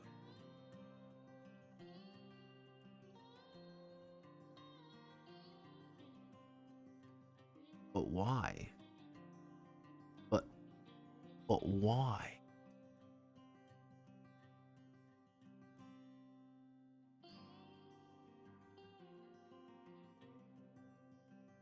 Okay, then. This looks interesting. What's Revenant Society? You're trying to solve mysteries of your own murder. Cool. Looks like it's gonna cost a shit ton of money. 5 scenarios, 2 maps. Ooh. PBTA. Cool. It's amazing how quickly you can make me not give a shit. It's astounding how you can do it just like that. Ascendant Platinum Edition. What a Chad. What a fucking hero. He's back again, everybody. The second printing of the core rules. He's back. Gee.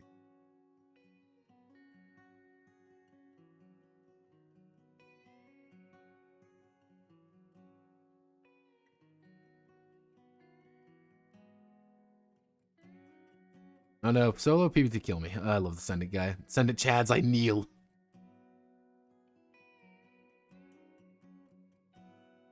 Yeah, Ascendant's one of those games I'm like, we need to do this.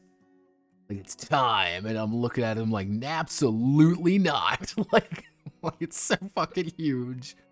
I'm like, how do I even fucking approach this? Built for kids. Okay, kids role-playing games.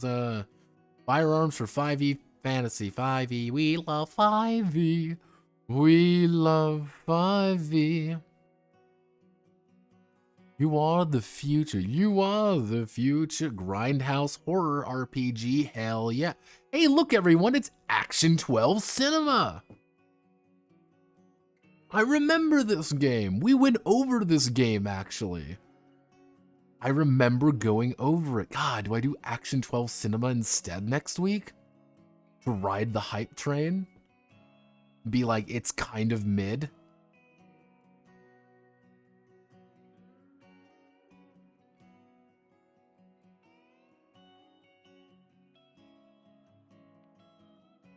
Yeah, let's...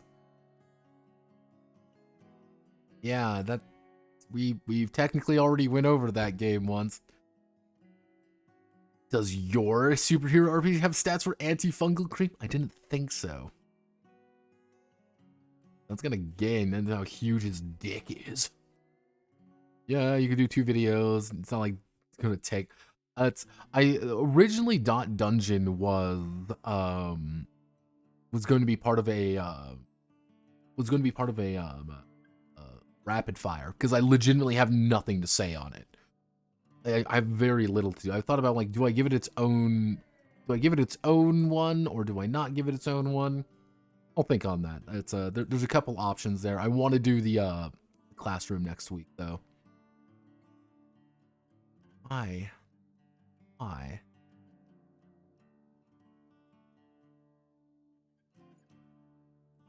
Class and levels. Ascending armor class. It's D.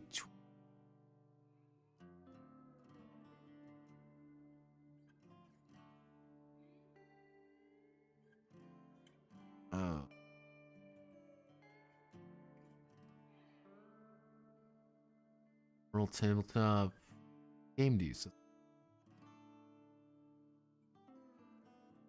Free from Hell team. Yeah, because the thing is, I see this and I'm a little bit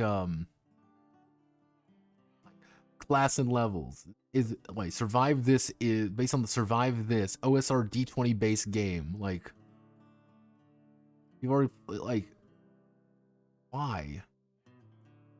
But why? Like, all right. Oh, that's a board. I see a board.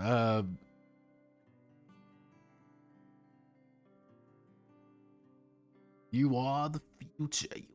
Future teachable moments. Pass the torch. Name your heir.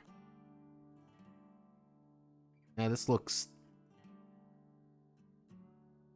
a little rough. Edges. Is a graphic, like, the thing is it a graphic novel first, or is it going to be a tabletop game? Yeah, base game, because it looks like there's like this massive fucking board here. Yeah, it's like, this looks like a board game. This doesn't look, yeah, it's a board game. It's not it's not an RPG. Okay, we're getting rid of you. For children. I always find it funny that every single children's game looks the exact same. I have no idea why they try to make it like, it's going to be just for kids, because only kids can understand these things. I'm like, no, when I was fucking 5, I was like, hell yeah, let's fucking go. This is shaping up to be this is going to be $1 million game, by the way. A fun fucking fact, this is going to be $1 million one.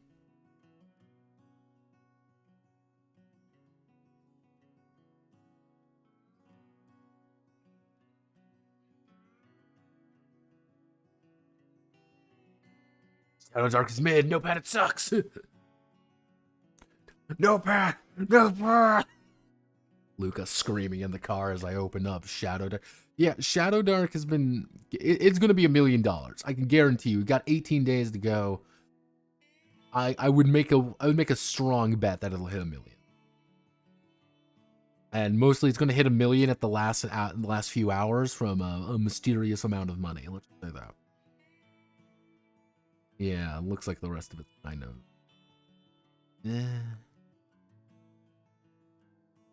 Yep, it's yeah, we've already kind of gone over some of these. So let's take a look at we learned a lot about ourselves today, kids. Let's take a look at physical games. What's new and popular? Let's see what's here. That's just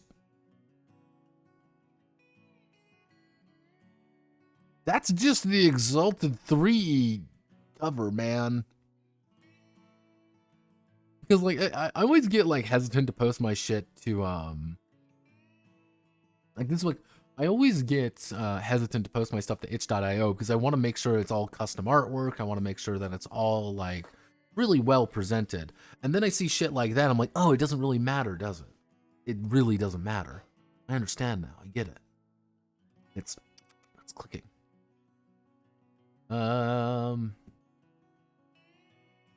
Though I have actually debated on using the power of everybody, using our collective autism, and I was gonna write a game and then have everybody in the server just contribute AI artwork to it, and we're gonna give it like a really pretentious name, and then we release it for free, but we also call it like 5e compatible or whatever. That'll be great. OSR 5e compatible. Compatible with Morkborg. It'll have to be compatible with Morkborg. Fist. We can just say it's fisting. How about that? Like we just need to get as much as physically possible. I'm not even like paying attention to any of these. None of these are really grabbing my mind. Nothing's really exciting the body. Nothing's really compatible with fist. Why is it compatible with fist? Not like throwing fist or make it powered by Lance.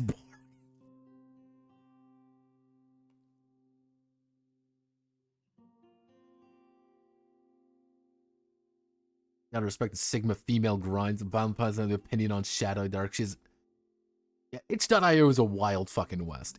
I hate it. I really hate itch.io. Morkborg sex rules. Sorry, everybody. We're making Gotchi Moochie Morkborg. I need everybody to contribute artwork. See, what I was thinking about doing, this was my big shower thought. Was we make a game and we make it as like extravagant as possible, but make it like you just roll a d20, and if you roll above a 1, you succeed. It's just 2 up, you succeed. That's all it is. That's the entire game. But everything, it's just this lovingly graphic thing. Make it like 50 fucking pages, but there's no content. That's the thing. There's absolutely no content. You learn about the rule. It's every single page is just combat. D20, roll above a 2 and succeed. Tracking, roll D20 above a 2. That's all it is. It's just every single action. You just have to roll a D20 and get above a 2. You'll get 2 or above. It's great. With the final page being, if you roll a 1, you lose. That's it. Nothing else. Just play this plain white fucking, Comic Sans. Right at the end, roll a 1 and you lose. It would be Kino. Yeah, no, this is nothing on itch. It's weird. I've been seeing more playbooks for powered by lesbians recently. I've been seeing a lot of those. I don't know why. Mostly because I think it's done by the same person, like over and over again. Is it by the same Yes, this is by the same person, which is weird. It's the same. Yeah, it's the same person over. All she does, mind you, I've learned all she does is actually buy visual novel sprite boxes. They're not even you die. That's too thematic. I just like you just lose. Lose. Roll 1, lose. Misspell lose is LOS, just LOSSE or something. Lose a. Let's make it text speak just with a U. It'd be great. Think about it. We can go so much higher. But thank you all for watching the game. That's all it is. Last page is just minimalist loss. It would be perfect. It's just the fucking lines. That's all you have to do. Roll 1, just do the loss meme. God, think about the shit post. But thank you all for watching. My name is Notepad Down. Hope you had a wonderful time. Next week, I'm going to be debating on what videos I want to do next week. I do want to get the classroom out next week. That's something I want to do. That's going to happen. I'm going to get the classroom out next week. Short stream, sad. It's been 5 hours. Truth be told, we didn't do that many games is because this was another game that I had actually, which was Fistful of Lead Reloaded. This was a war game though, and so I'm like, oh, I fucked up. I thought this was another game. So we were initially going to be going over this one, but I didn't. So yep, that's that. Next week, I don't go over war games. I don't know them as well. Next week we're going to be going over some video streams when we are going to be going over most likely it's either going to be Dot Dungeon, which if I do the Dot Dungeon game, it's literally just going to be a side. There's going to be a thing with it, by the way. There will be a thing. I don't know what the thing will be, but there will be. Next week is actually when we're going to be going over all the whaling games, because again, 15th, 4 days remain, gentlemen. 4 days. You have until Wednesday to impress me. Monday, we're going to be starting on the wonderful and excruciating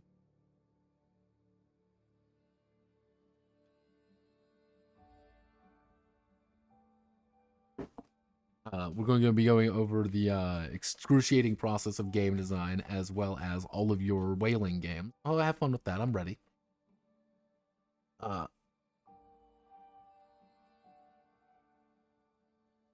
Let's see. We're probably going to be working on Tuesday, Thursday streams, or most likely going to be working on Pretty Derby. That's going to be my thing. It's going to be trying to get Pretty Derby hammered out. Because I'm making good progress on it. It just takes time, and that's pain in the ass. But yeah, I'm gonna call it there. Godspeed, good luck. Thank you all for watching. I hope you all have a wonderful rest of your day. Probably not going to be a stream tomorrow unless something occurs. If there is going to be a stream, cool. Not, kind of depends on the situation. We'll play it by ear there. Thank you all. I will see you at another time. Oh yeah, games will be uploaded probably within the hour. So yeah.